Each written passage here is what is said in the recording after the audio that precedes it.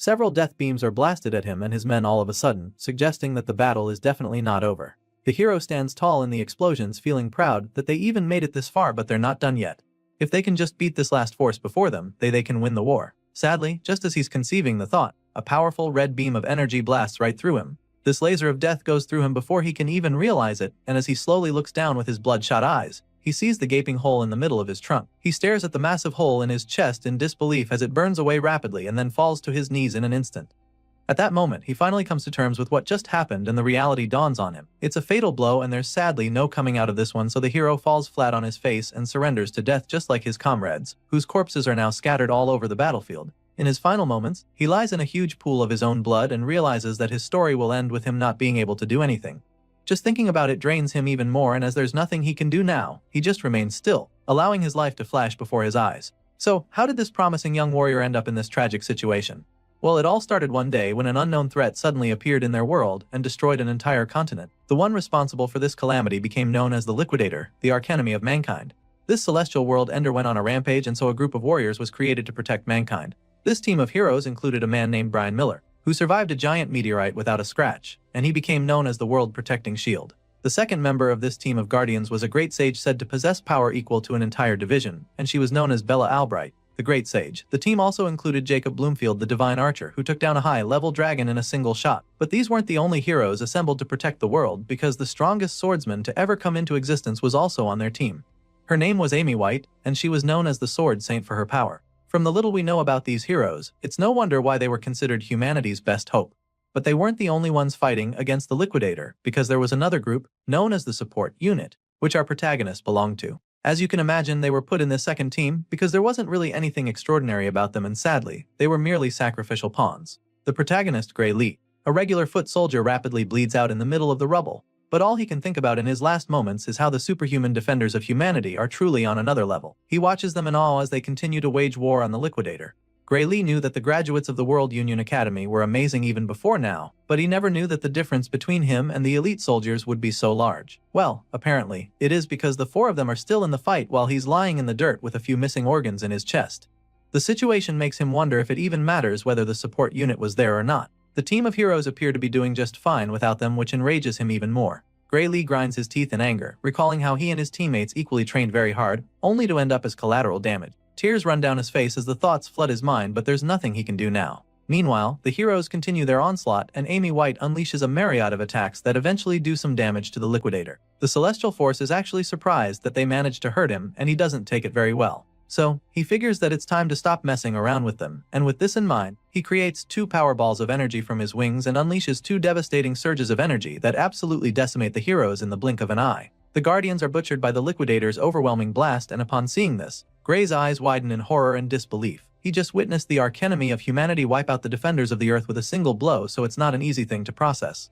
Even worse, the Liquidator said that he'd been playing around until now, so in that moment, the protagonist is convinced that there's absolutely no way they can win this war. To be honest, that should have been pretty obvious when this overpowered angel of death made his debut on Earth by destroying a whole continent. Anyway, the MC continues to weep as he awaits his demise, but then all of a sudden, he realizes that he shouldn't even still be alive right now. It's been a while since his heart got pierced, and for some reason he's still alive, so he looks down at his reflection in the blood, and that's when he hears the voice. The voice claims that he's finally found him and then tells Gray to come forth and wield great power. All of a sudden, the MC finds himself standing in the middle of a strange place and begins to wonder what's going on. He figures that this might be the afterlife, but feels that it's a bit barren if that's the case. The wide-eyed soldier looks around a bit, and that's when he spots a strange hooded being sitting cross-legged on what appears to be a throne. Gray looks over at the celestial being, asking who he is, so the alien-like figure simply assures him that he is not dead. The being tells him that his body's physical wounds have already healed, which sounds really impossible since he saw the fatal wound in his chest very clearly. Either way, he asks the alien if he was the one that healed him, but the big guy doesn't take credit for it. Instead, he informs Gray that he was healed by his own power. Surely none of this makes any sense to the foot soldier, and sadly, this celestial creature can't explain it to him either. Apparently, this alien is also unable to properly analyze Gray Lee's true power. However, what he can tell the MC for sure is that his power is stronger than what the Liquidator possesses, but that's only if he can control it properly. At this point, I'd start looking for the hidden cameras around if I were him, because this all sounds like one big prank. But I'm not the MC, so back to the story. Gray asks the hooded being if this means that they have a shot at winning this war. Sadly, the alien admits that he doesn't know the answer to that question and that he wouldn't have high hopes either. However, He also believes that they ought to get rid of the liquidator together. As soon as he says this, Gray isn't given a single second to process it before the black alien punches another hole right through him. After doing this, he tells Gray that he can now leave, promising to lend the MC the power he possesses to help him. At this point, we see the magic circle with a clock glowing brightly in front of Gray's chest, so it's pretty clear that our boy has just got a major upgrade in the power department. He wakes up on the battlefield right after his encounter with the strange alien and immediately gets back on his feet. Gray picks up his sword and is shocked when he sees that it's now completely surrounded with a strange power. The blade crackles with lightning, like energy, so he wonders what it is, and the voice reveals that it's his own power manifesting. As for the alien's power, it cannot be seen with the naked eye, so he explains this to Gray. Our boy is excited about this new power, especially since he literally just cheated death, and since the liquidator is still around, he decides to test out his new abilities on the ruthless angel of death. The evil alien suddenly senses something coming at him, and by the time he turns around, Gray is already on him. Our boy attacks with a brutal slash of his menacing sword, and the liquidator almost seems horrified by his presence. The evil alien can't believe what is going on because he didn't think there was any powerful opponent left. He can sense the power within our boy, so he knows how dangerous Gray is. This is confirmed when the hero lands a hit that does some real damage, and this boosts his confidence a lot, so he charges in for another swing and even starts to get cocky, feeling that he is stronger than the liquidator. However, the World Ender quickly reminds Gray why he should not be underestimated. Just like he did with the Guardians of Earth earlier, the liquidator uses a single slash to split Gray in two.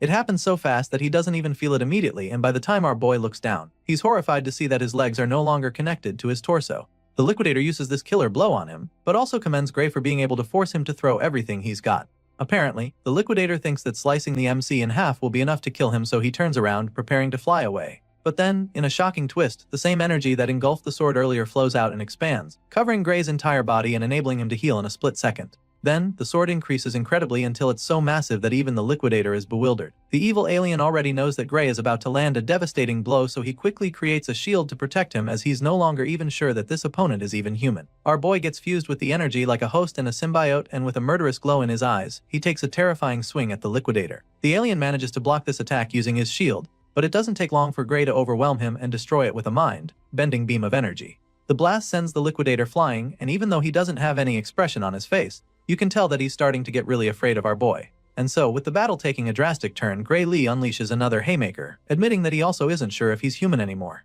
Despite Gray Lee's ferocious strike, when the dust clears, he finds that the liquidator is still very much in the fight. He's perplexed by this and doesn't even get how the alien is still alive after taking such a hit.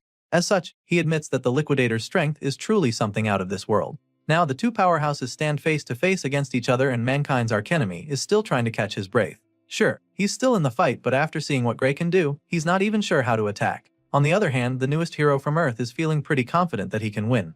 So, he looks at the liquidator dead in his alien eyes and vows to crush him over and over until he's dead.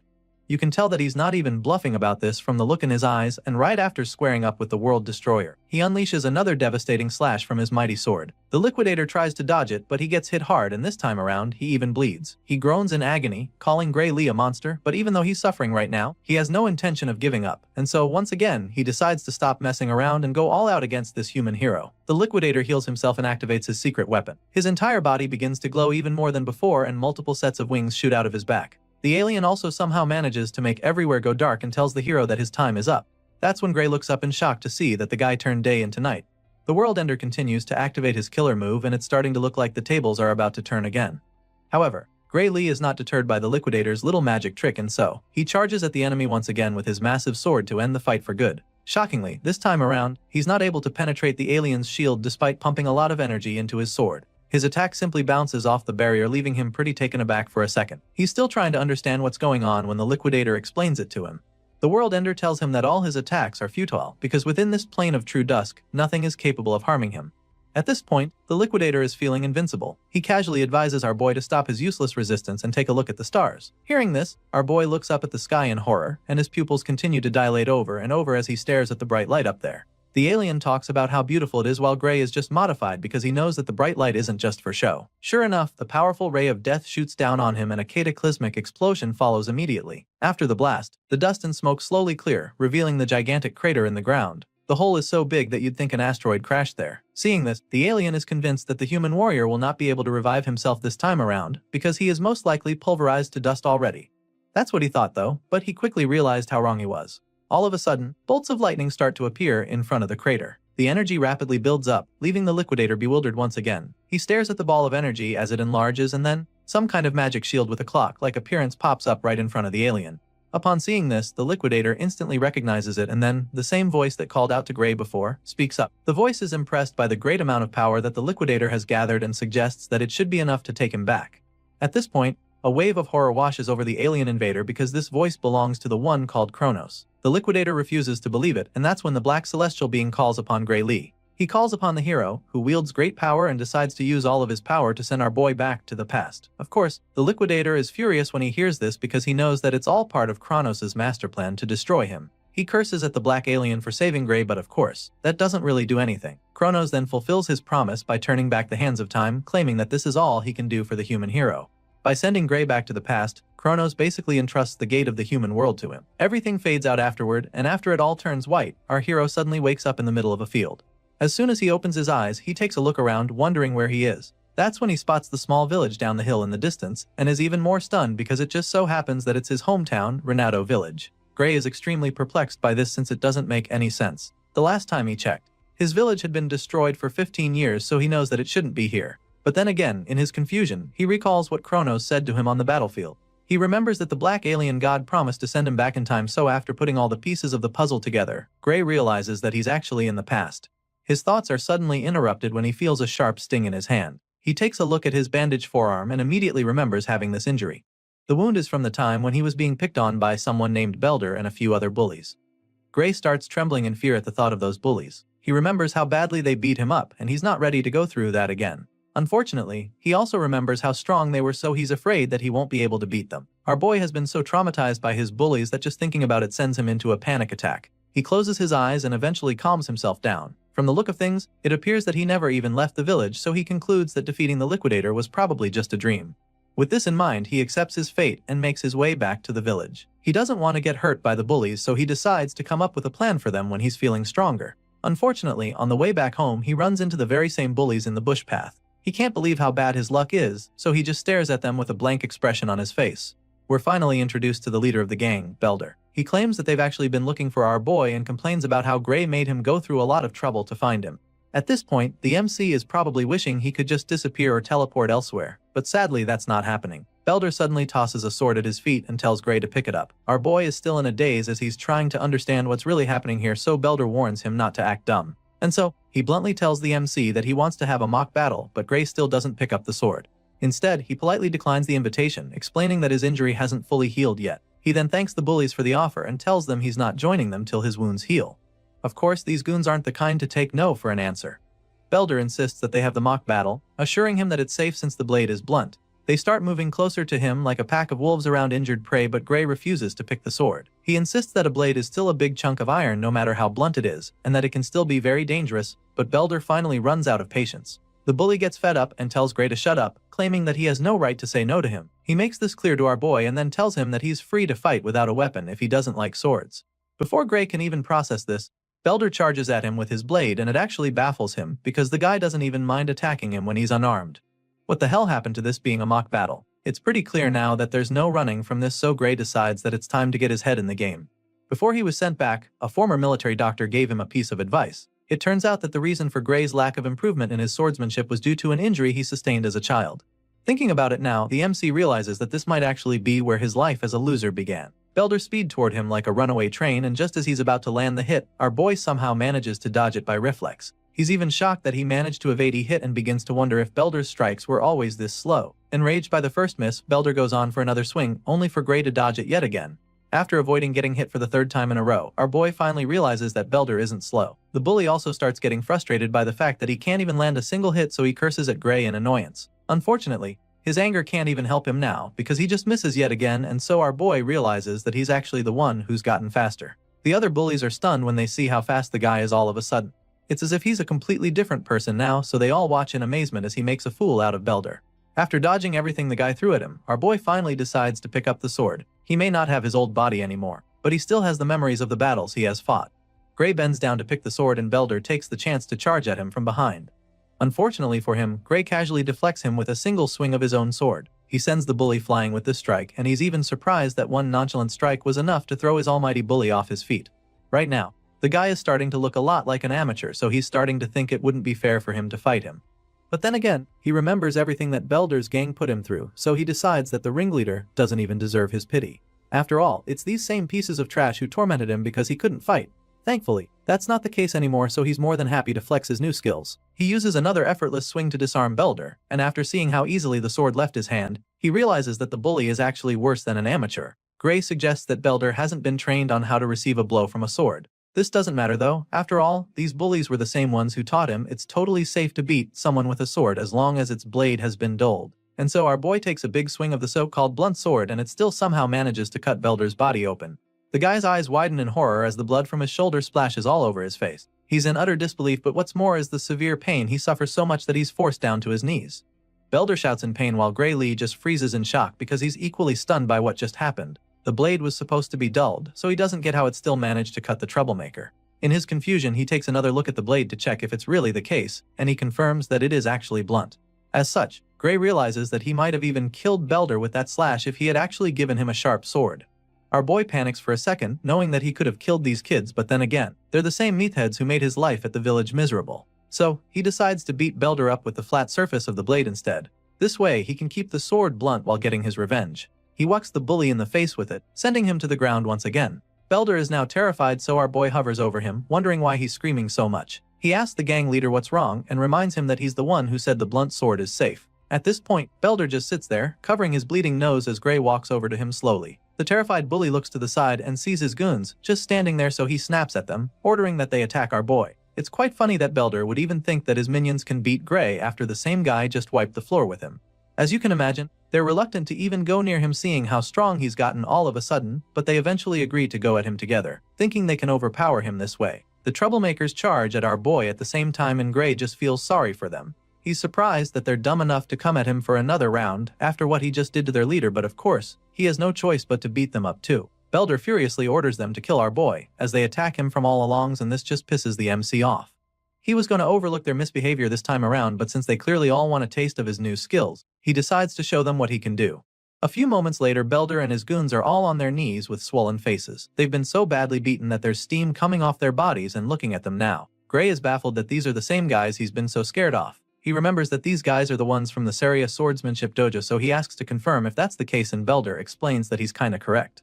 Apparently, they felt like they had gotten strong enough, so they haven't been going to the dojo lately. It's pretty baffling for Gray when he hears them say this, because he can't believe that their current level can be considered strong enough. With this in mind, he figures that he shouldn't expect much from the dojo itself, seeing the kind of students it produced. However, he still believes that it might be useful to him, and so he asks them to introduce him to this dojo they attend. After all, he heard that it's by referral only and would like them to invite him. For some reason, Belder is not really excited to bring Gray in because he'll be too embarrassed if he told his master that he lost a sword fight. He suggests that our boy find someone else to invite him, but he's in no mood to be denied. So, since Belder doesn't want to complain, he decides that they resume their mock fight instead. Before he can even say anything after that, the bully agrees to introduce Gray and starts running toward the dojo, leaving his buddies behind even. Eventually, they're all back in the village, and that's when Belder finally asks Gray why he actually wants to go to the dojo.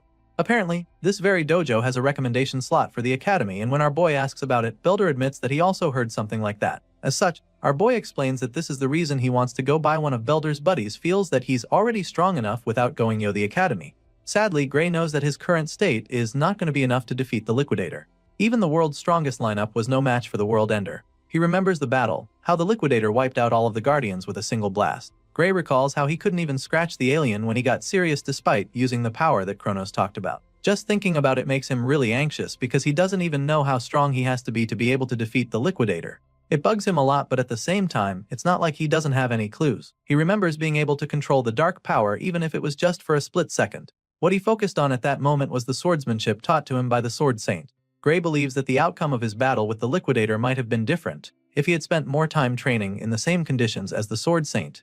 The hero realizes that this must be the reason why Kronos sent him back to the past. Gray eventually gets to meet the dojo master, but not before she punishes Belder and the rest for getting their asses whooped at her trying to pick on a civilian with the techniques she taught them. This is Saria, the swordsmanship dojo instructor, and right now, she's really disappointed in her students. Belder tries to tell her that it was a mock battle and not them picking on Gray, but she silences him immediately by sending him across the room with a single strike of her sword. The others start trembling at this point, and Saria continues to scold him for making excuses. After all, if beating up an unarmed person is a mock battle, then what she just did to him can be called the same. And just like that, Saria kicks Belder and his gang out of her dojo for good. Of course, they don't even protest because things would get worse for them, so they just run for their lives. After sending them away, Saria apologizes to Gray for all the trouble her former students caused him, but he assures her that there's no need to worry about that, and she thanks him for letting it slide. Once that's out of the way, she goes straight to the point, asking if he wants to get recommended to the academy. When he affirms this, she explains that she needs to confirm his abilities before she can do that. Gray understands this perfectly, so he braces himself for the test to come. Saria tells him that he's free to have the first move and encourages him to come at him whenever he's ready. Sure enough, the hero charges at her in a flash with several powerful slashes that actually surprise the dojo master. She can tell that his swordsmanship is quite practical for his age, and it's as if he's been through countless battles before from the way he's moving. Saria tries to counter a follow-up strike, but Gray just slips under and goes in from the side with blazing speed, which makes her certain that Velder and the others are no match for him. To her, Gray's style is mostly self-taught, but in the middle of each move, she gets a glimpse of swordplay that was taught at the academy, so it makes her wonder if someone there taught him. What she knows for sure is that he's a diamond in the rough with a lot of talent. After a short but intense defending, Sarah decides that it's time to wrap things up, so she charges at him, hoping to overpower him with ease, but he deflects her strike, leaving her quite shocked. She finds it strange that he was able to counter her like that because she expected him to falter eventually. Unfortunately for her, that's not the case because Gray Lee is matching her every move. She just wanted to test his skills a little, but now, she's found herself fighting with everything she's got. Even worse, she realizes that she's actually so afraid of this kid right now. There's a terrifying glint in his eyes all of a sudden, and Saria doesn't know how to handle the overwhelming feeling she's having all of a sudden. Gray taps into that dark energy for a second, which allows him to force the dojo master back for the first time. Meanwhile, Saria refuses to back down. She thought she sensed something ominous just now, but she can't see it anymore, so she concludes that the kid just took a really wild swing to scare her. With this renewed confidence, she goes in for another round to end the sparring session for good. Just when she thinks she's about to land a hit, she's shocked to see that her sword has been slashed. Saria stares at the broken sword in horror and disbelief. The other half is lying on the other side of the dojo, and even our boy is overwhelmed by what just happened. What he just felt is the same sensation as back then on the battlefield when he can feel the dark energy coursing through him, and he's shocked because he didn't think that he has that power even now. While he's still trying to figure it out, she feels the dark energy overwhelm him all of a sudden. The sting is so painful that he falls to his knees like he just had a heart attack, and even Saria starts to get worried about him. With a worried look on her face, she asks him if he's alright, but he can't even answer since he's still fighting for his life. Apparently, his body failed to keep up with the dark power he exerted just now, and so now he's trying to recover. After a few seconds, the pain subsides and he's able to get back on his feet, so he tells her that he's okay. He could barely stand a few moments ago, so after that experience, he realizes that he shouldn't use this power carelessly. Unfamiliar with this situation, Gray wonders if it would be a good idea to tell Saria about his power, but after seeing the puzzled and judgmental look on her face, he decides that it's best not to bother. Even if he told her, she probably won't believe, and it's not like he can control the power to prove what he's saying, so there's no point telling her. With this in mind, he forces a nervous laugh and claims that he just got carried away, which leaves the dojo instructor speechless and baffled by him. Right now, she's still trying to wrap her head around how this kid managed to cut her sword with a dull wooden sword. It's logically impossible, and she doesn't even think he knows what a big deal it actually is. Just then, Saria starts staring at him suspiciously, and when he notices, he nervously asks if there's something wrong. She can tell that he's hiding something and doesn't want to talk about the wooden sword he cut in two in one blow, so she lets it slide and changes the topic back the academy recommendation he asked for. Gray confirms this once more, claiming that he hears she could give him one. In response, Saria admits that she actually could give him a recommendation to the kingdom's finest educational institution, the Royal Academy of Swordsmanship. However, she tells him that she cannot recommend that he go there. Her next statement comes like a blow below the belt to our boy as she tells him that he's not suited for that place. Gray starts beating himself up for it the moment she says this, thinking about how he always knew he wasn't strong enough yet. After all, he could hardly do anything against her except in that last moment, so he's not surprised that she's not impressed enough. He's still feeling sorry for himself when she completes her statement, informing him that the place he should aim for is the World Union Academy, and his eyes almost pop out of their sockets when he hears this twist. Apparently, Saria doesn't want him going to the kingdom's finest institute, because she believes that he belongs in the world's finest institution. Our boy is blown away just thinking about that place because it's the same institution where the Sword Saint and the other heroes came from. He never imagined that someone like him could even get accepted there, and Saria assures him that it's not impossible. However, his body is nowhere near fit enough to be a swordsman, and so it's going to be a stretch right now. In the Royal Academy, she feels that he'll be able to take it with his skills, but it just won't cut it in the World Union Academy. And so, she's really perplexed by the young man in front of her, because she doesn't get how on earth someone can acquire such skills with a feeble body like his. Gray Lee knows that she's right. Everybody from that academy is a genuine monster, so with a body like this, he doesn't even stand a chance of competing with them. Saria doesn't hear what he's thinking, but from the look on his face, she can tell that he's already feeling defeated. So, she asks him why he's giving up when there are still 9 months until the entrance exam. It means he's got a shot, but he also feels that 9 months is not enough, and the dojo instructor agrees with him. It's actually not enough, but she encourages him to trust her. Clearly, Saria wants to take him as her student for the next 9 months, but she also needs to know if he's ready to suffer for that long. Obviously, he doesn't want to suffer. I mean, no one does, but he knows that he needs to, so he makes up his mind and asks Saria to take him in for the next 9 months. The dojo instructor is excited to hear him say this, claiming that it's a great answer. But the happy look is quickly replaced by a terrifying grin that scares Gray, and that's when she decides that it's time to begin his hell. Our boy's intense training begins from day 1, and after pushing his physical abilities to the limit, Saria pumps him full of proteins. She makes him train even when he's not in the mood and forces him to eat whether he likes it or not. This becomes his life from the day he stepped into the dojo for the first time, and 8 months later, Gray Lee's physical appearance is completely transformed. All of his muscles are finally defined with pronounced chest and arms, popping deltoids and chiseled abs. His 8 months of hell really pays off, and Saria is delighted to say that he's grown a lot more muscular. He's so ripped now that she doesn't even think she has anything to teach him anymore. And so, she encourages him to go out there with confidence. Gray is glad to hear that she's proud of him and the progress they've made, but he doesn't get why she's sending him out now when there's still a month until the exam. So, she explains to him how difficult it can be to take an exam in a place he's not used to. Which is why she feels that it's best to get there early. While he's still trying to wrap his head around it, she hands him a bag of coins, claiming that it's enough money of the trip and a month's worth of food. Gray is reluctant to take the money from her, feeling that going a month before the exam is too soon. It's almost as if she's trying to chase him out of the village all of a sudden, and when he says this, she just laughs, feeling that he's overthinking it. Our boy heard rumors of an ogre's nest that was recently found near the village, and he's aware that there are hardly any guards in the village. At this point, Saria nervously admits that she heard about that too, but she assures him that it has nothing to do with them.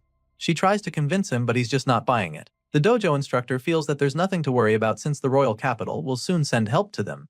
That being said, she encourages Gray to head to the exam without any worries. Our boy keeps staring at her with a blank expression on his face even after she says all of this because he doesn't believe her. He already knows that no help will ever come to this village because he's seen the future. He's literally lived it. Gray knows that his master will lose her life right before the village is destroyed. Apparently, they said she was killed when she went to kill the ogre by herself, so he knows how everything is going to play out if he doesn't do anything about it. Even though he has no intention of leaving, he tells her that he'll be leaving. Saria is glad to hear this and prays for him to pass his exam. After successfully convincing her student to leave the village, Saria sneaks out to the forest later that night. From the bloody skeleton remains scattered all over the place, you can tell that this is a dangerous region with some deadly creatures. The dojo instructor has obviously come to hunt down the ogre just like our boy predicted. According to the scout's report, the nest is right over here, so all she has to do to find it is follow the trail of blood on the ground. Just as she's about to start moving closer, a voice calls out to her, asking where she's going. She looks up the tree and is shocked to see Gray smiling down at her from a very high branch.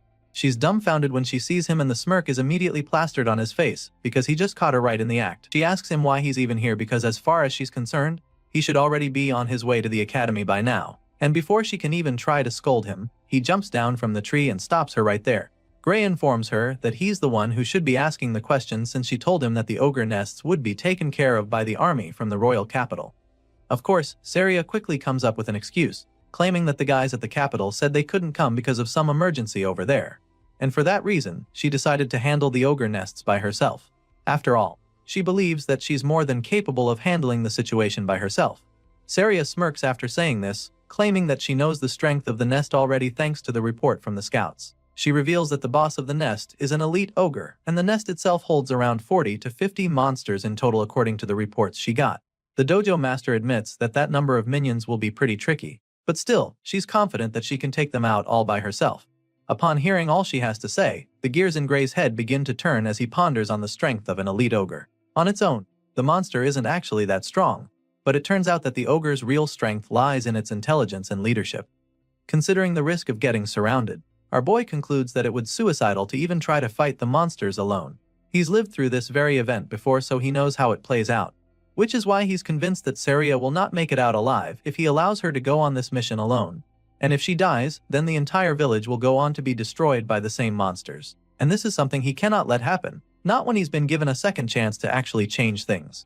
The hero has seen that tragic future with his own eyes, and it's still a very fresh memory, which is why, after pondering for a moment, he suddenly asks his master to take him with her. Without even thinking about it, Saria shakes her head in refusal, insisting that she will be able to handle it by herself. Of course, Gray wouldn't want to blow his cover and tell her that he knows she's going to die because he's from the future. So, he takes another approach to try to change her mind, claiming that this could be his first chance to gain some real combat experience. After all, it's exactly what he needs to put his training to the test, so he makes his request once again, suggesting that Saria thinks he's just going to get in ready during the mission. Of course, his master doesn't see him as a liability in battle, and she's sure that he also knows that too. I mean, she can't even beat him in a mock battle anymore. That's how good he's become. However, she also makes it clear to him that nobody knows what might happen in a real fight, especially when it's a monster's nest that suddenly formed like the one they're faced with.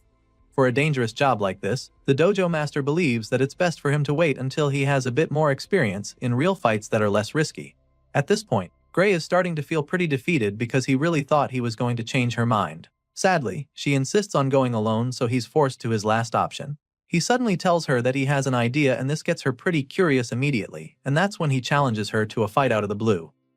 Apparently, this plan involves him knocking her out cold so he can deal with the ogre by himself. He informs Saria of his intentions as he points his sword at her face. The white-haired master just smiles as she tries to process what the hell he just told her. She stands still for a couple seconds, probably thinking he would rethink his decision, but Gray stands his ground and keeps the tip of his sword inches away from her face. At this point, it's pretty clear that she can't get him to go away, and she doesn't actually want to fight him, so she just shuts her eyes and surrenders. Saria agrees to take him along but makes him promise her that he'll come back alive no matter what. Upon hearing these words, our boy finally lowers his blade, and then assures her that he definitely plans to come back from this mission.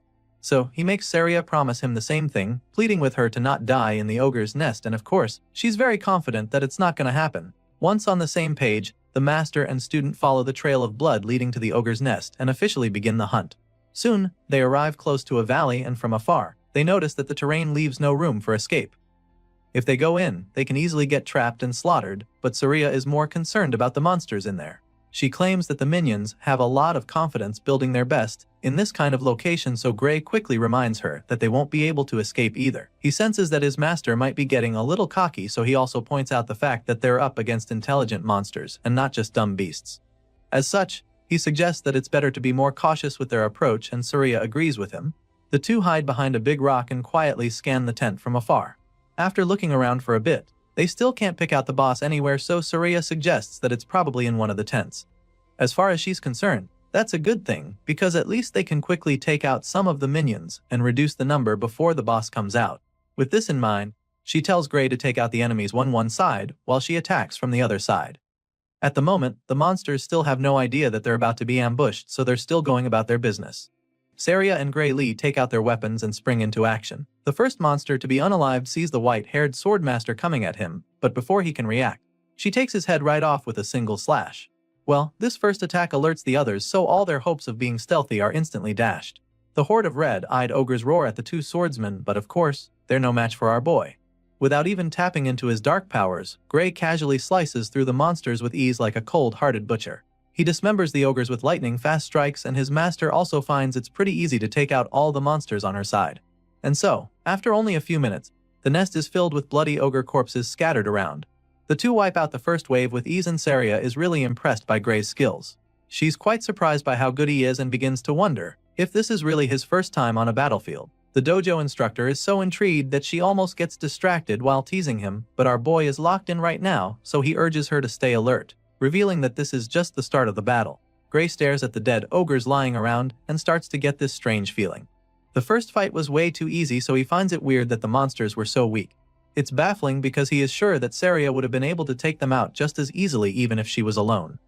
It doesn't make any sense because in the original story she was killed in this very nest.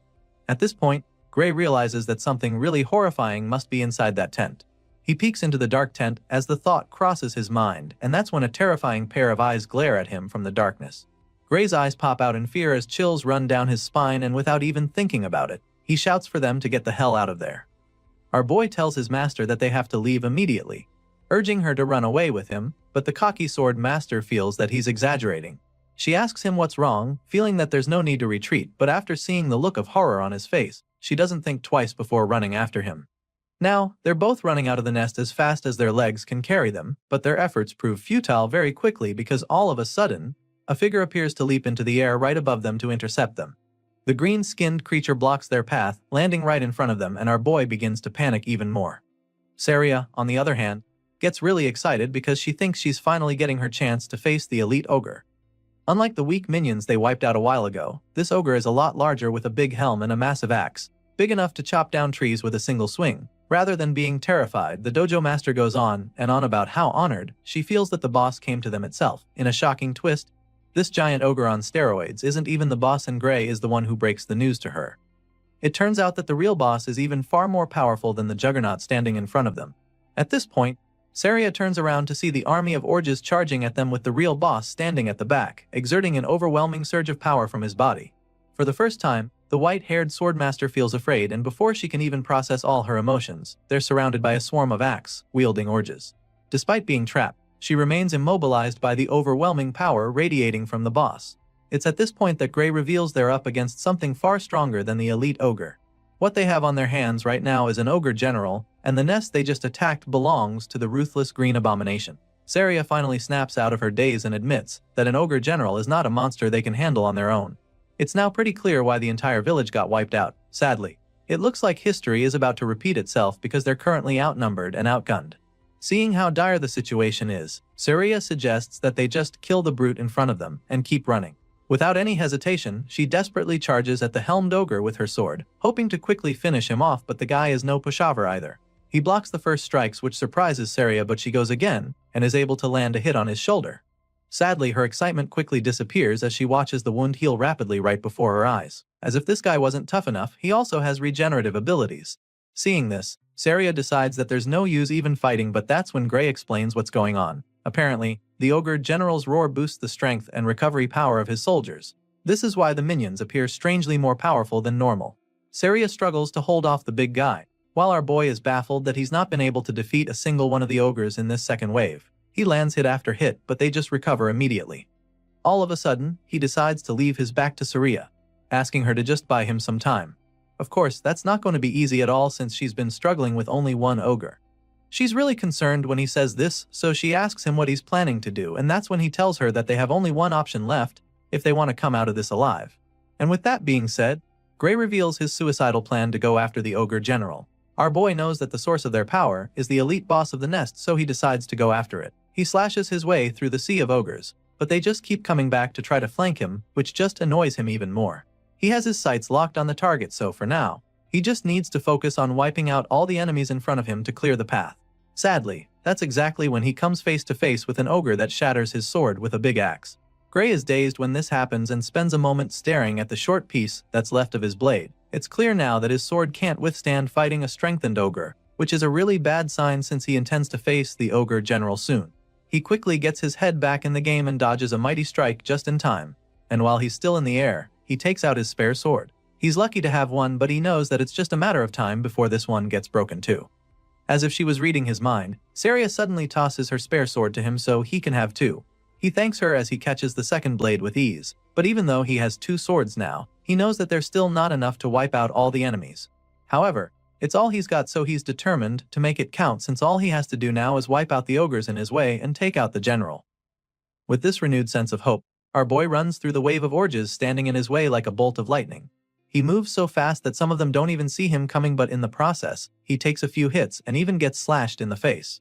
Still, this doesn't deter him as he pushes on relentlessly through the horde of bloodthirsty monsters. The general notices the hero getting close, so he lets out another powerful roar to strengthen his soldiers even more.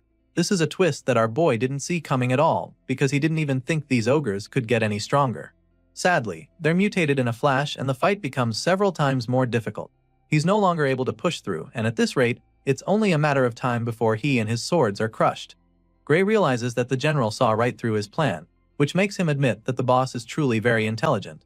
It's obvious now that the boss's high intellect isn't just for show. Our boy continues to struggle in the fight, and he almost gets squashed but quickly gets out of the way and regains his footing. He creates some distance between himself and the monsters and decides to change his approach. He doesn't have the time or the power to deal with these minions anymore, so he attempts to run past them without actually fighting them, but this plan is quickly thwarted when one of the ogres suddenly tackles him like an NFL linebacker. The hero suddenly finds himself immobilized as the monster refuses to let go, and as if that's not enough, an even bigger ogre comes around with a massive axe to split him in two. Thankfully, he's able to use his tackler as a shield to save himself from the first strike, but then, he's forced to defend himself against the sheer might of the subsequent blows. Gray uses his sword to block the attacks. Before he can even think of his next move, the beast follows up with another devastating blow that sends him flying. This time around, he takes a direct hit that leaves him coughing out blood, and by the time he looks at his hand, all he finds is another broken sword. Our boy is now down to his last sword, which is a very bad position for him. He's badly injured and exhausted, but still has to take on the horde along with the overpowered general pumping them with fresh energy every 5 minutes. Gray struggles to get back on his feet to face the ogres now charging at him, but the gears in his head are now turning even faster, because he needs to come up with a plan to save himself. From the experience he gathered as a foot soldier, he knows for sure that he can't win this fight, and since that's the case, he decides to sacrifice himself. He suddenly shouts for her to run away, while they're focused on him, but she just smiles when she hears. Without hesitation, she lets him know that she can't do that, and not just because that big-helmed powerhouse is still in her way. Hearing this, Gray tries to scold her, wondering if she's got a death wish or something. He's afraid that she wants to die for nothing just to look brave, so he assures her that he'll run right behind her once she starts moving. However, she's not even refusing because she's worried about him. Apparently, Saria literally can't even run anymore because there's a nasty cut on her thigh, making it difficult for her to even stay on her feet. Gray gets to see the wound and is instantly horrified because his master is basically a sitting duck in that state. Just like that, saving her by sacrificing himself becomes impossible, and he immediately runs out of options. Gray's life begins to flash before his eyes just like they did in his previous life. He was sent back in time so that he could defeat the Liquidator, so it's pretty sad for him to realize that his new life is going to end just 8 months later in a filthy ogre's nest.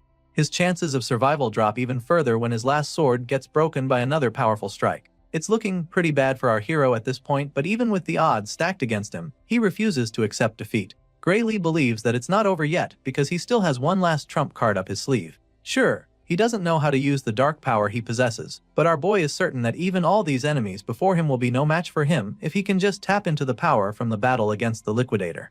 So now, with that being his last and only hope to survive, Gray forces himself to remember how he felt when he first unleashed that power. He doesn't have much time to do this though, since the red-eyed ogres are charging at him. Our hero closes his eyes to focus so he can remember the sensation from that time, and while doing this, he points his broken sword at the enemies, hopeful that the dark power would transform it into a deadly weapon in no time. Sure enough, our boy manages to activate the power in the nick of time. Just when he's about to be smashed by the monsters, his broken sword comes to life with the dark power, allowing him to destroy the ogres before him permanently. Saria is very shocked when she sees this, and she's already pretty worried, but before she can freak out, Gray turns to her with half of his face consumed by the dark energy. And then, he smiles at her, assuring her that everything is alright. Our boy's not kidding, and we're able to see why he just said that. Gray is now a lot more powerful than he was a few moments ago, which is why he's able to casually wipe out the horde of the ogres in front of him.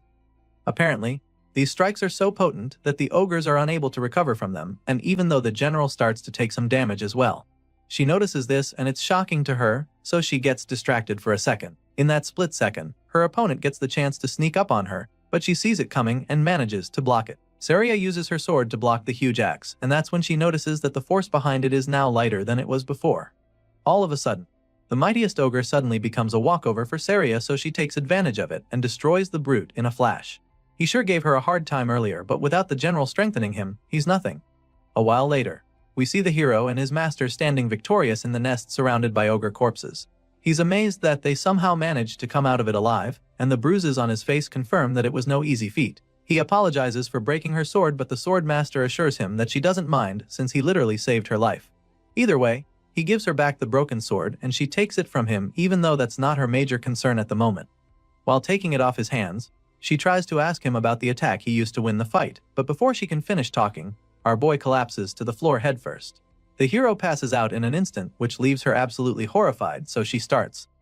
While she's trying to wake him up, we see that our boy's consciousness is actually elsewhere. He finds himself standing in a dark, empty place filled with shallow water. In the middle of the place, there's a huge door with chains on it, which he finds very strange.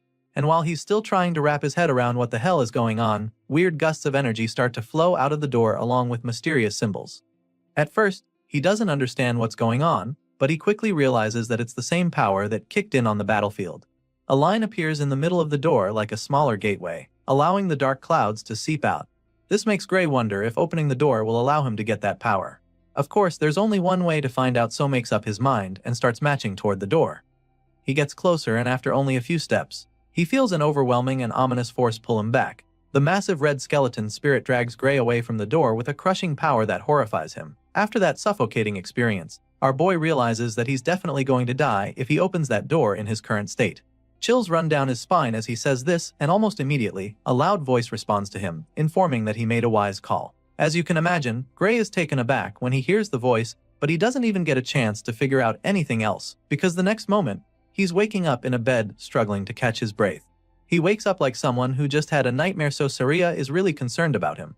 Thankfully, Saria is in the room, so she comes to check on him, seeing that he's finally awake. She clearly has not fully recovered from the damage they suffered in the ogre's nest.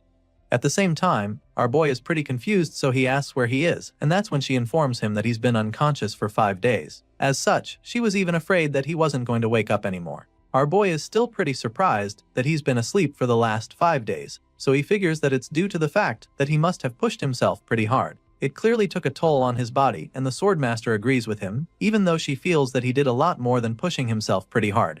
Anyway, she's concerned about his condition, wondering what the state of his body is. She asks him if he can move, and since he also does know the answer, he decides to give it a try. Sadly, Gray suddenly realizes that he can't move his right arm at all. He can't muster any strength in it, and even though he knows he can move a bit, he's afraid that he might not be able to hold a sword with it. As if that's not bad enough, he also notices a weird bruise on his bandaged arm with dark energy spreading. Saria notices that he's struggling with it, so she asks him about it. Hearing this, Gray is a little surprised because it means that she can't see the dark tattoo, like bruise on his arm. Since that's the case, he simply admits that he can't put any strength into his dominant arm. Apparently, the Swordmaster isn't actually surprised to hear this. It's just as she thought, and so she also knows that it won't heal back to normal anytime soon. After all the bones in his right arm are in pieces. Clearly, the hero didn't know about this, especially since it doesn't even seem hurt at all from the outside.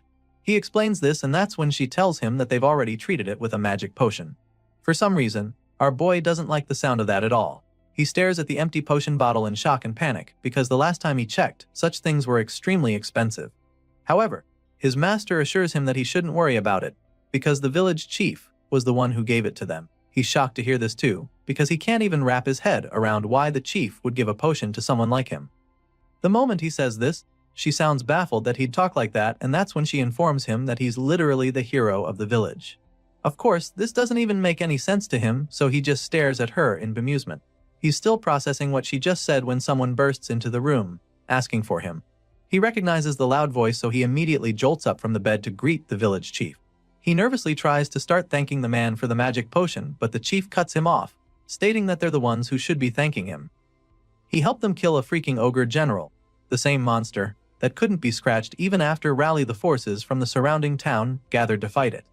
The chief is certain that the entire village would have been destroyed if Gray hadn't killed the monster, and he's not wrong. So once again, he thanks our boy for his help and places the potion bottle back in his hands.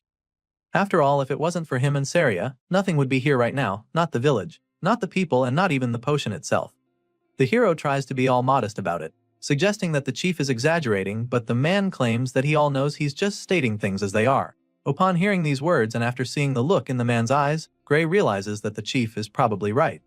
In the world before he was sent back in time, this village was supposed to have been destroyed by the ogre's attack. So, indeed, if it wasn't for him, they wouldn't be standing here right now. Seeing how puzzled Gray looks, the chief offers to explain in great detail to him what he's done if he still doesn't realize its significance. Moving on from that, he asks our boy if he's really going to take the entrance exam at the World Union Academy. It turns out that our boy had forgotten all about the one thing that made him train hard for the past 8 months. So, when the chief brings it up, it's like a dagger to the heart because he realizes how much he's messed things up. He went after the ogres just over a week to the entrance exam, and he's been asleep for the past 5 days in this infirmary, which means that he only has 2 days left till the main exam. Getting to the World Union Academy alone takes 3 days on foot, so walking there is no longer even an option. He could get there in a day on horse, but he doesn't have that kind of money, and so he summons the courage to ask the chief to lend him a horse for his trip. Surprisingly, the man already knew he'd make this request, which is why he had already prepared the best horse in the whole village for Gray in advance. The chief believes that our boy should be able to get to the academy in no time with the legs on that horse.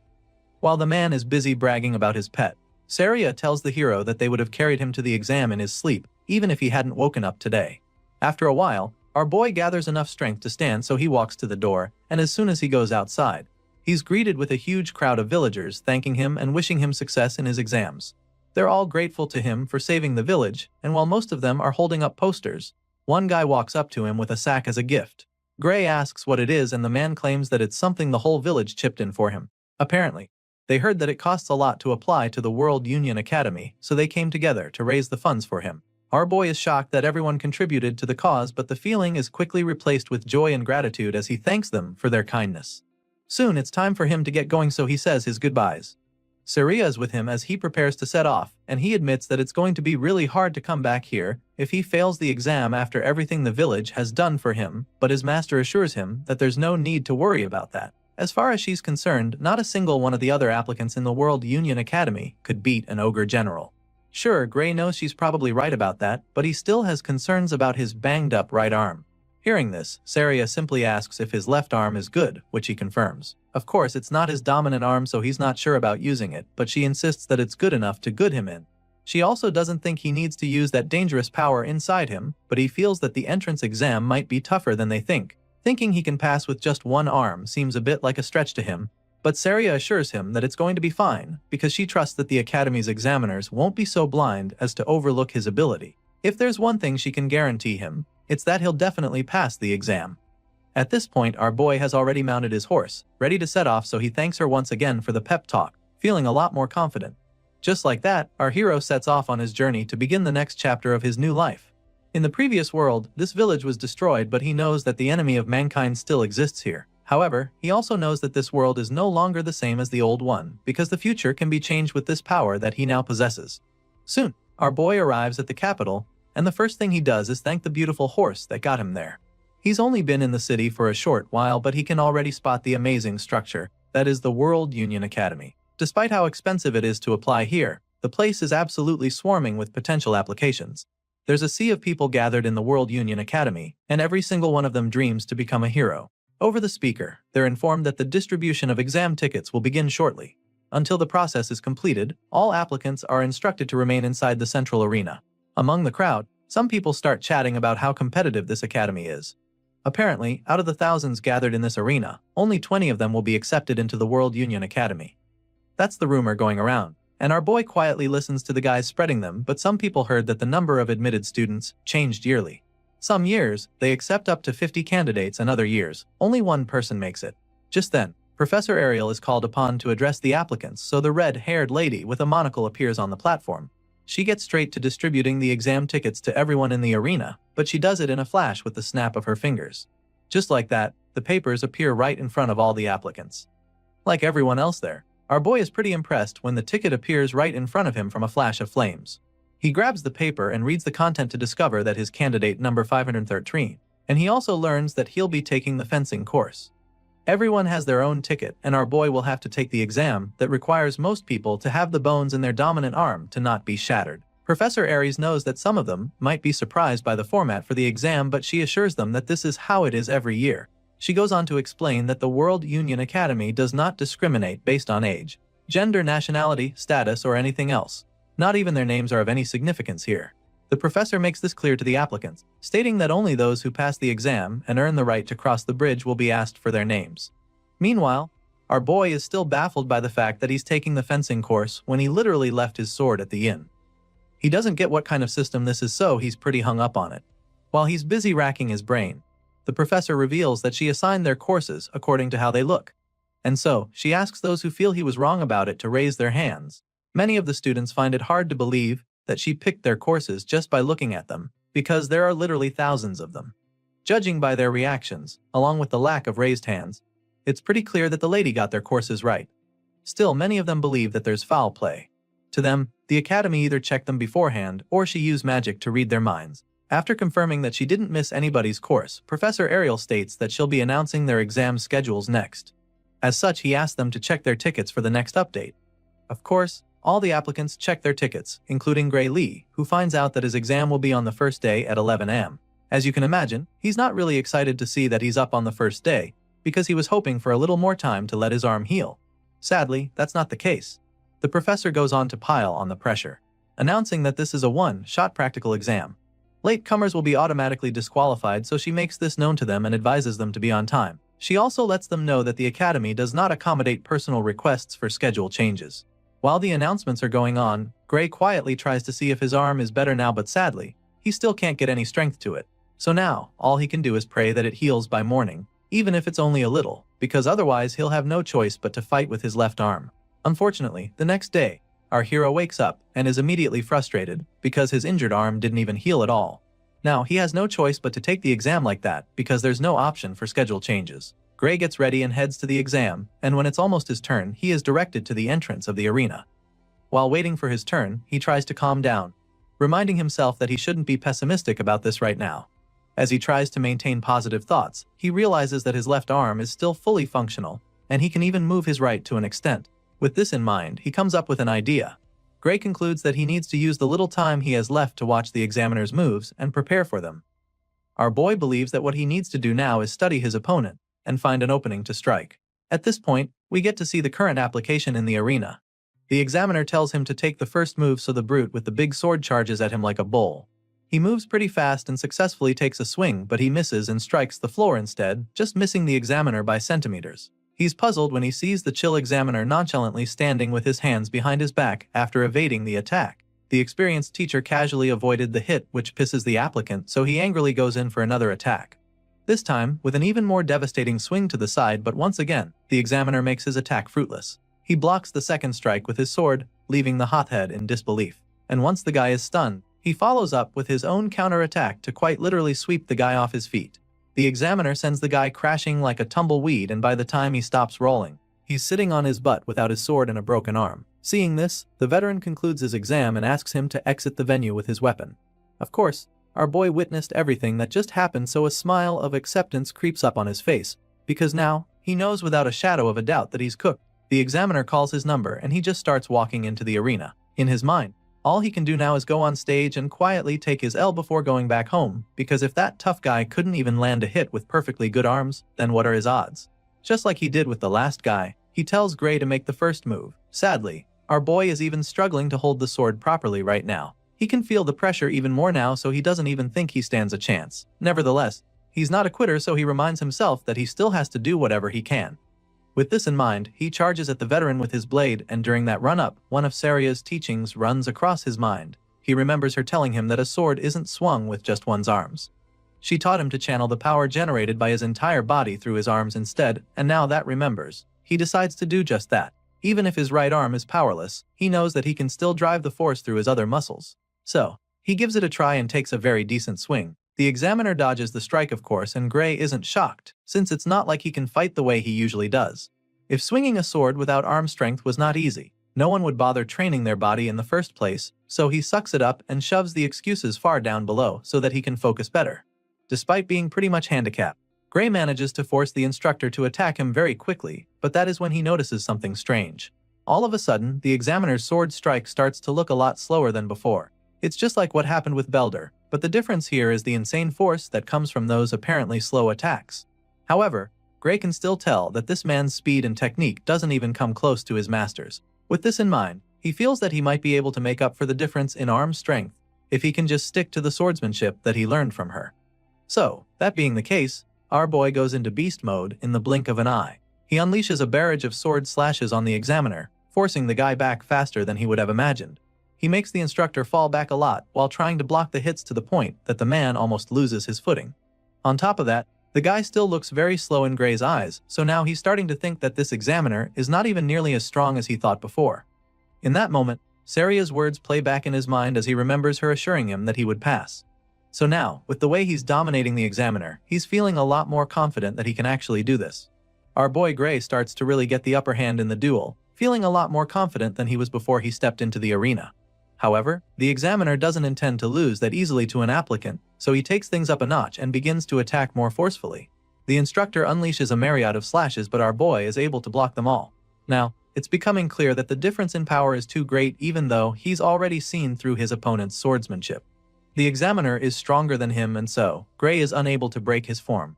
After blocking most of the attacks, he gets an opening to strike, so he thrusts his sword forcefully, but the instructor deflects it swiftly. At this point, our boy notices that the man's movements are becoming rougher, so he comes up with a plan that could win him the fight.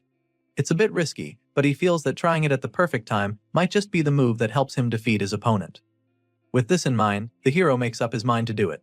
He lures the instructor to throw powerful moves at him by being more defensive, and this causes the man to leave himself vulnerable for a counterattack. As soon as Gray sees this opening, a grin appears on his face because his plan worked. After all, in a fight like this, there's nothing more likely to expose an opening than a big predictable swing. With blistering speed, the hero goes in for the finishing blow, which makes the instructor lose his balance. The examiner struggles back in shock when Gray capitalizes on his mistake, and before he can recover from it, our boy launches another strike, determined to seal the deal. Now, the odds are in his favor despite being weaker and having less experience. No matter how great the difference in power is, he's convinced that he'll win if he can just get behind his opponent. Gray takes the bold swing to secure the win, but then a loud commanding voice orders him to stop. So, he halts his strike midway despite being pretty baffled. He looks up at the official, wondering if the match is over already because it seems a bit too early to stop now. Well, it turns out that the limit for the exam has been reached, and with the duel that was on display, the result will be a draw. Hearing this, our boy just stares at the official in shock. He was so close to winning, but he couldn't do it in time, so he sighs in defeat, feeling bad that he didn't make it. It's a crushing outcome for our boy who's trained so much to get to this point, but he knows that he can't protest or argue, because that would be pointless. So, he quietly makes his way out of the arena, believing that he's actually done his best. Of course, it's not so easy to accept a loss like this, especially when it determines his future. The fact that he couldn't even win the first examiner makes him feel that things will be pretty difficult for him. At the moment, his fate looks pretty bleak because his chances of getting into the academy this year are now 0 since he failed to beat his examiner. So, he decides to come back the following year to take the exam again since his arm would have healed by then. With this in mind, he simply thanks the examiners and the academy for even giving him the chance to apply. Fast forward to 1 week later, and it's time for the final round table meeting to decide the students that will be getting accepted into the finest institution in the world. The meeting is held in room 53, and once they're all seated, the chairman asks what they think of the candidates now that they've all completed the exam. The first examiner immediately admits that he's overwhelmed by how tough it is to pick out only a few students, while another one states that the current method of everyone observing together is rather inefficient. As such, he suggests that they divide the workload the following year. It sounds like a good idea at first, but then, another professor doesn't agree with him. The man insists that they can't afford to overlook a talent simply for the sake of making things easier for themselves. At this point, the oldest man in the meeting reminds them that he asked to hear their thoughts on the students and not their opinions on the examination system. That being said, he decides that they start with the swordsmanship course and asks his professors to let him know which of the candidates passed in this category.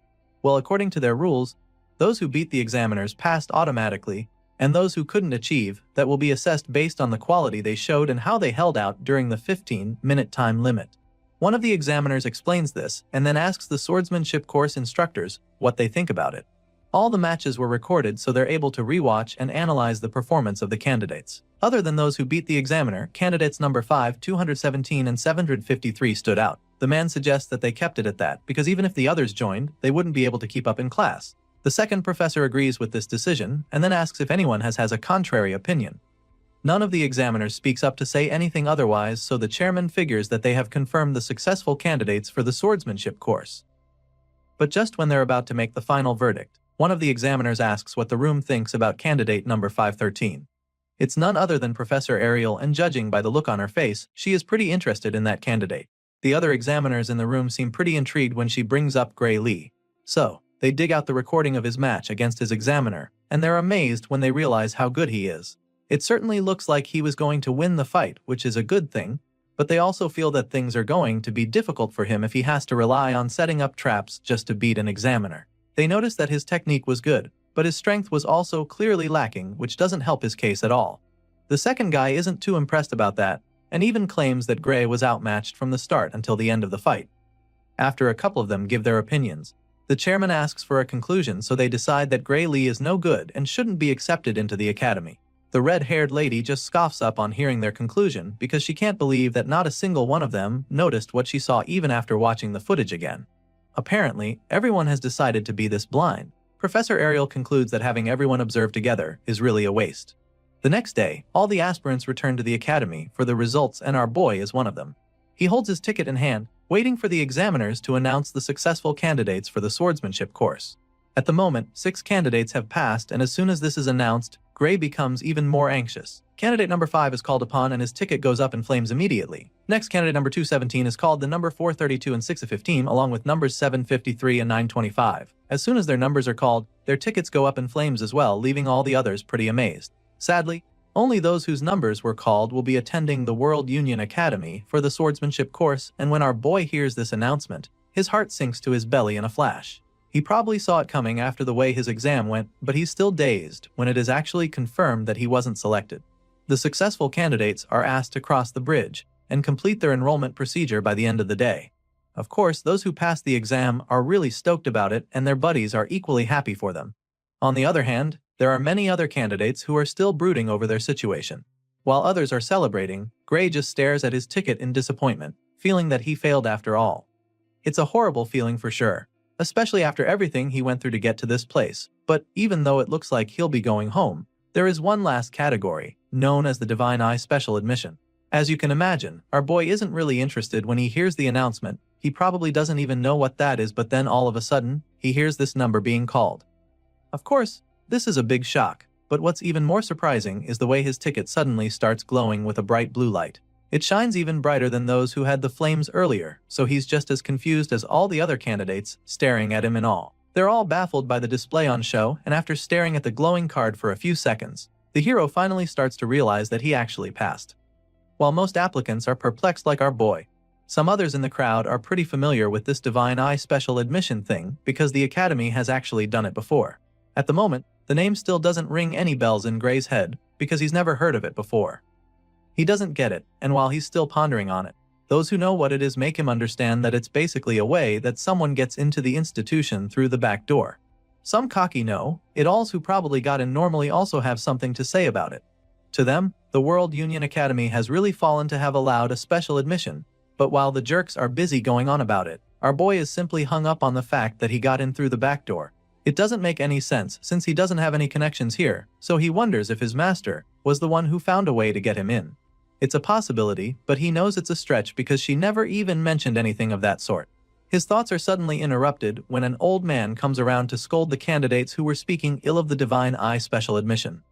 And seeing that they've decided to be ignorant, he decides to enlighten them. He explains that the Divine Eye Special Admissions is an honorable category that has produced heroes for over 100 years.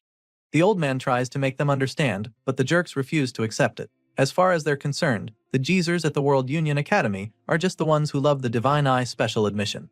Besides, the last time they checked, those who got in through this path were only impressive back in the day. Apparently, recent successful Divine Eye candidates include Amy White, Bella Albright, Leek Mueller, and Jacob Bloomfield, who are considered complete failures at the World Union Academy. Some of these names probably ring a bell to you, because these are the names of the heroes we saw in the first chapter.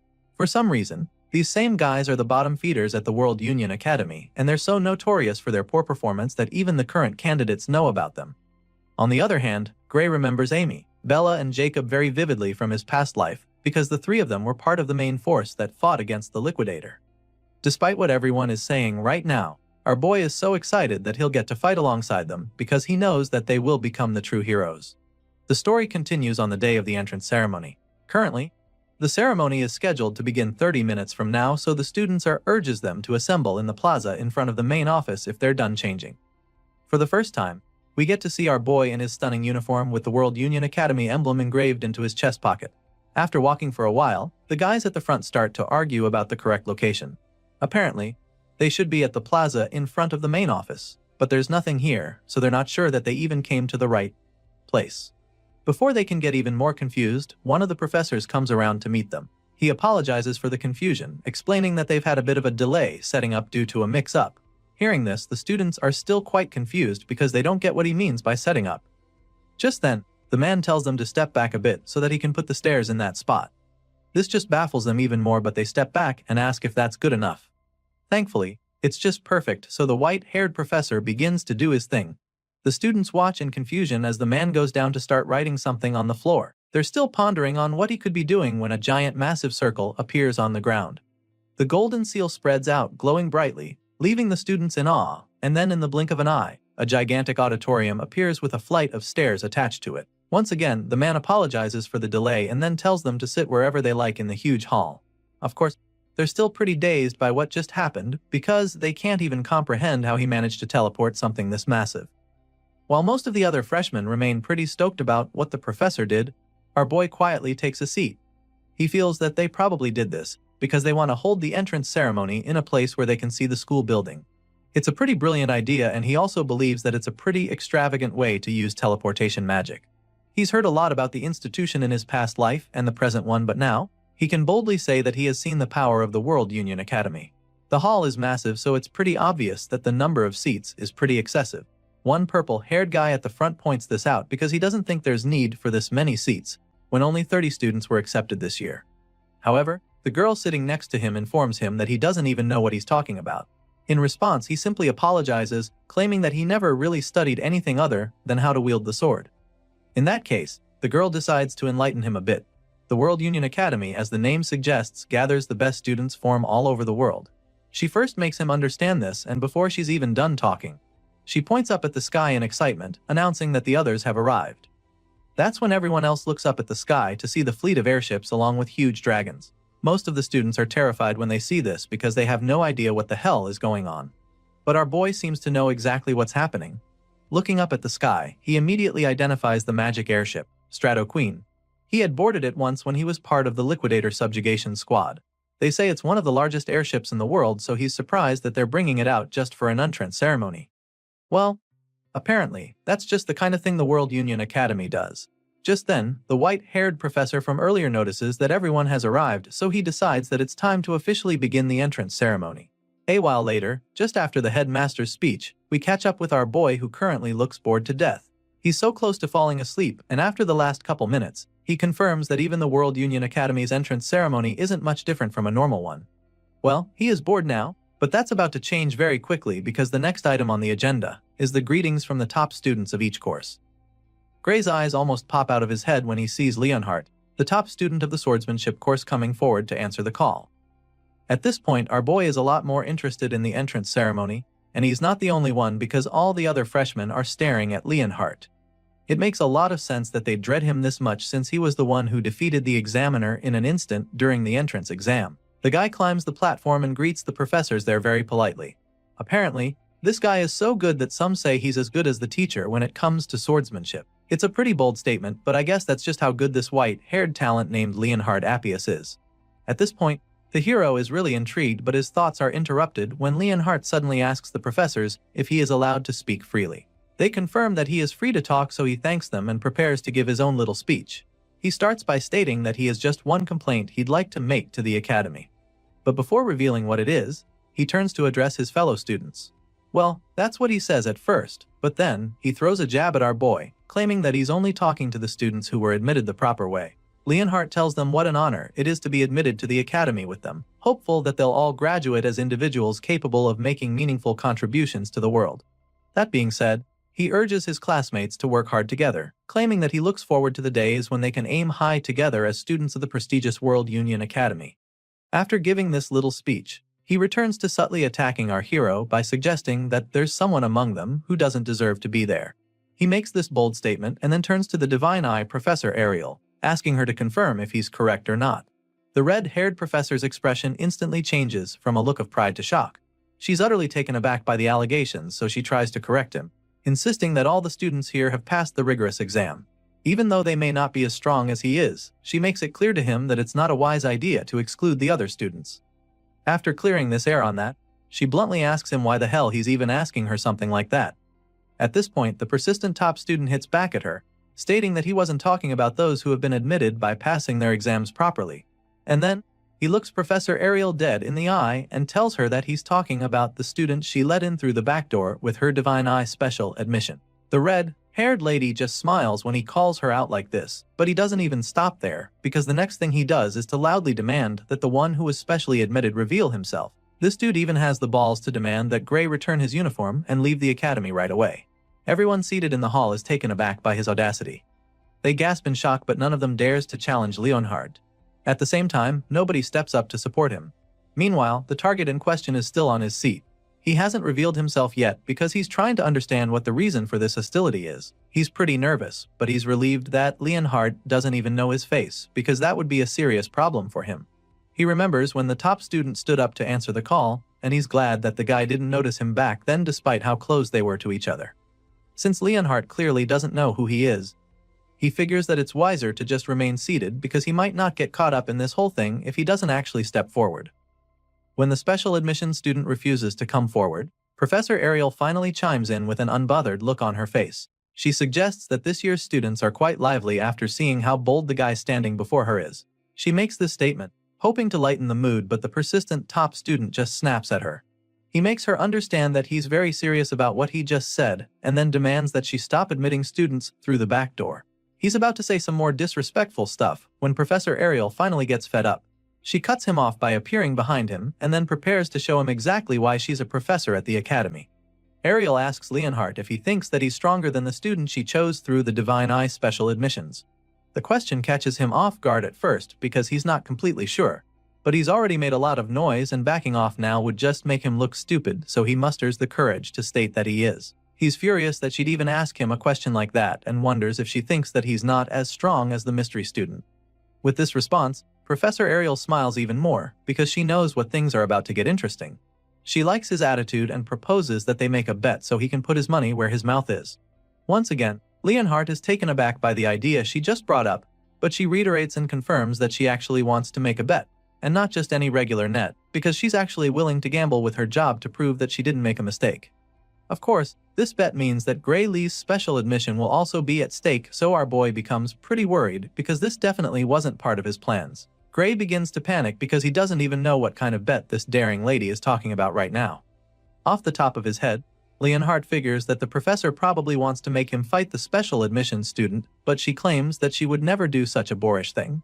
After all, she believes that Leonhardt would end up dead if our boy goes all out against him. She literally tells him that he's no match for the special admissions student, and then assures him that she wouldn't intentionally make them fight because as an educator, she must not put the lives of her students at risk. Of course, the only person she's worried about is Leonhardt, so she makes this clear to him, which of course causes him to become absolutely livid. The veins in his head start bulging out as his blood begins to boil, and then he asks the lady if she's actually trying to provoke him. In response, Professor Ariel bluntly tells him that she meant every word of what she just said. As such, she suggests that they make their bet about monsters since it would be safer that way. Rather than making them fight and risk hurting each other, it's safer to see which of them is better at killing monsters. Professor Ariel makes the proposal and still manages to piss the top student off by teasing him about how he's better at fighting monsters than humans. Despite being really mad, he admits that she is truly well informed and then asks her what their bet will be exactly. Now that they're on the same page, Professor Ariel reveals that the conditions for the bet are very simple. All they have to do is kill the monsters that she picks as targets. Each round, the target monster will get stronger, and whoever fails to defeat their monster first loses the bet. That being said, the red-haired lady reveals that she will retire from her position as a professor if her candidate loses the bet. And of course, this also means that the special students will be expelled. Of course, our boy feels very uncomfortable listening to the lady gamble with his future, but then again, she's the one who got him into the academy in the first place. As for Leonhardt, she informs him that he'll have to do whatever she says if he loses the bet instead. The blondie is a little reluctant to accept these terms, because it could very well be a trap, so when the professor asks if they've got a deal, he asks her to tell him what the target monsters will be first. The guy assures her that he's confident he can handle any opponent, but also he's smart enough to try not to be caught up in some weird setup. The professor can't argue with that, so on the spot, she suggests that the first target would be an ogre general. She casually proposes it and then asks Leonhardt if that will be too easy for him, even though she knows that it won't be. Meanwhile, all the students around gasp in shock when they hear this because they also know how dangerous an ogre general is. At the same time, our boy starts to get a little suspicious because he doesn't get why she specifically chose that monster as the first target out of all the creatures she could have thought of.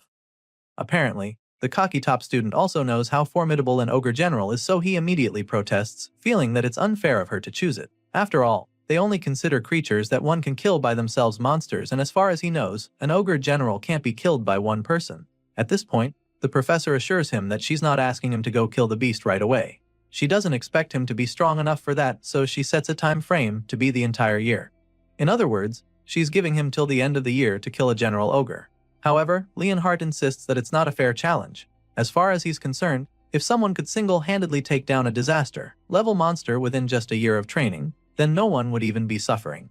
That being said, he demands that she choose a more realistic target, but then all of a sudden, an idea hits him.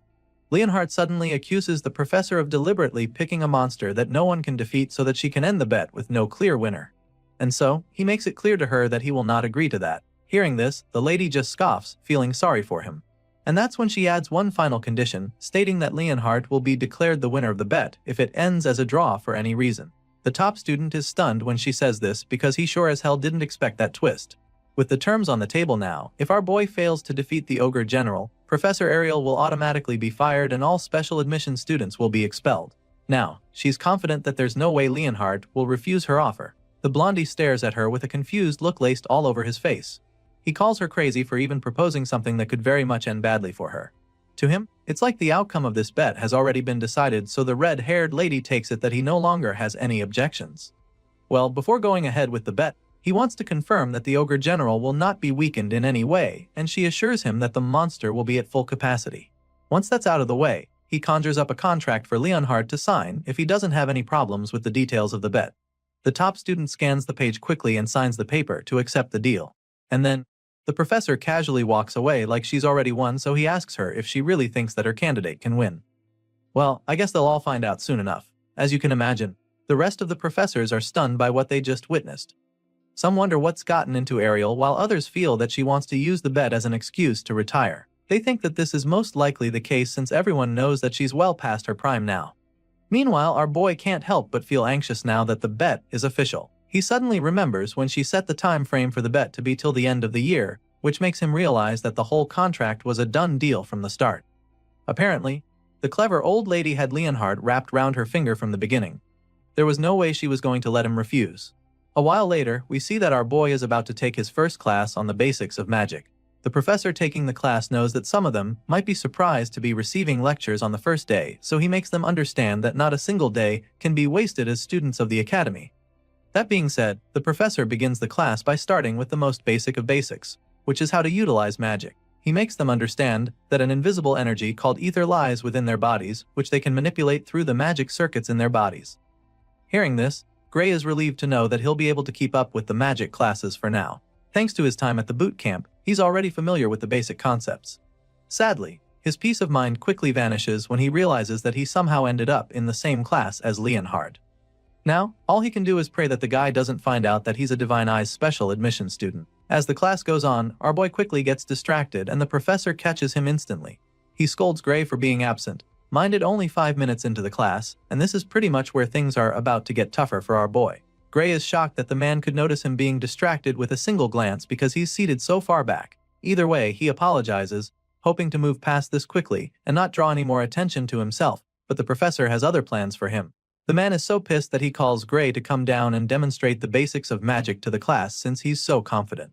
Desperate to get out of this, he reminds the man that they're in the swordsmanship course and don't really need to be able to use magic. Regardless, the man insists that those with the sword still need to know the basics of magic to coordinate with a mage. The way the man is talking right now reminds him of his time at the boot camp, so he suddenly starts to wonder if they're going to practice the same spell as back then. So, he asks the man if the spell he has in mind is the Ether Bullet, and this intrigues the professor because he didn't think the freshman would know about that. Thankfully, our boy can also use this spell, so he confidently reveals this when the man asks. His time at the hellish boot camp wasn't a waste after all. Sadly, the professor suddenly gets the bright idea to demonstrate the spell to the class using a match. And guess who he matches up against our boy?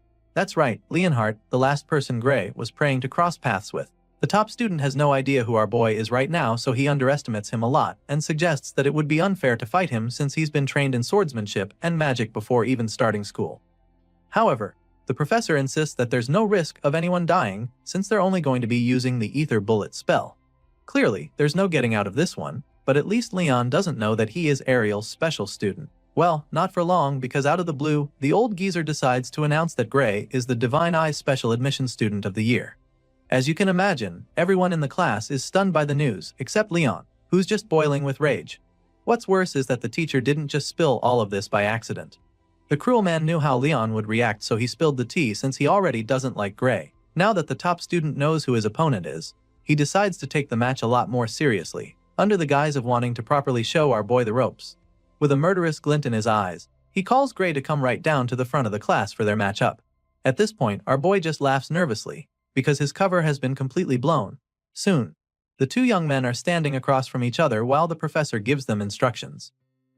At the moment, our boy is pretty worried because he's almost certain that he won't come out of this unscathed, especially when he only spent a few days learning magic at the boot camp.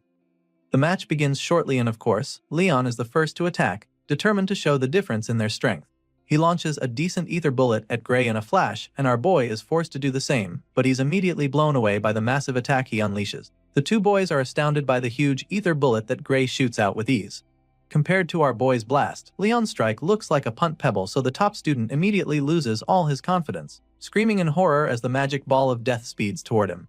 Luckily, the professor intervenes just in the nick of time and uses his own magic to stop Gray's ether bullet, saving Leon's life in the process. The man sighs in relief as he watches his shield stop the attack, but then all of a sudden, Gray's ether bullet shatters the barrier and causes a huge explosion in the classroom. The blast sends Leon flying, so the professor rushes to check on him even before the dust clears. The top student is literally shaking like a leaf right now, but he assures the teacher that he's fine. Thankfully, he's not hurt, but now, our boy might be in some trouble. If the barrier hadn't dampened the impact, Gray's ether bullet could have killed Leon, which is actually a big deal. Apparently, even among the professors at the academy, no one can cast an ether bullet that strong, so now, the man is very curious about this young man named Gray. He calls out to the hero, sternly asking him what the hell he just did, but right now, our boy is still trying to figure out the same thing. Thinking back to the exchange, he can't believe that they even used the same spell because Leon's ether bullet was so feeble compared to his. It makes him wonder if the ether bullet taught to those in the subjugation squad is different from what they teach at the academy. With this in mind, he curiously asks the professor if he accidentally used the wrong spell by any chance, but the man assures him that it was definitely an ether bullet. However, he makes Gray understand that the quality of his own was very different and informs him that it was by no means normal ether, but actually super, compressed ether.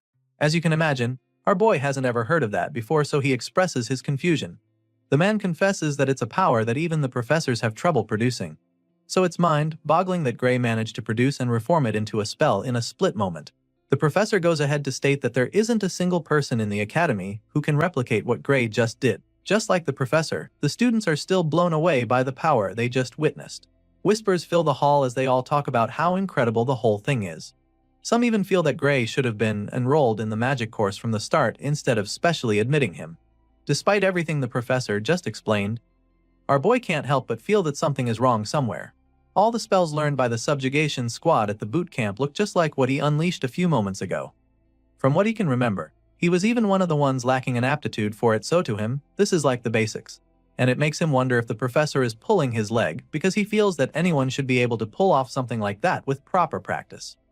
Hearing this, the man just starts laughing, which catches our boy off guard. He's so confused, but the professor just laughs even harder, like a maniac.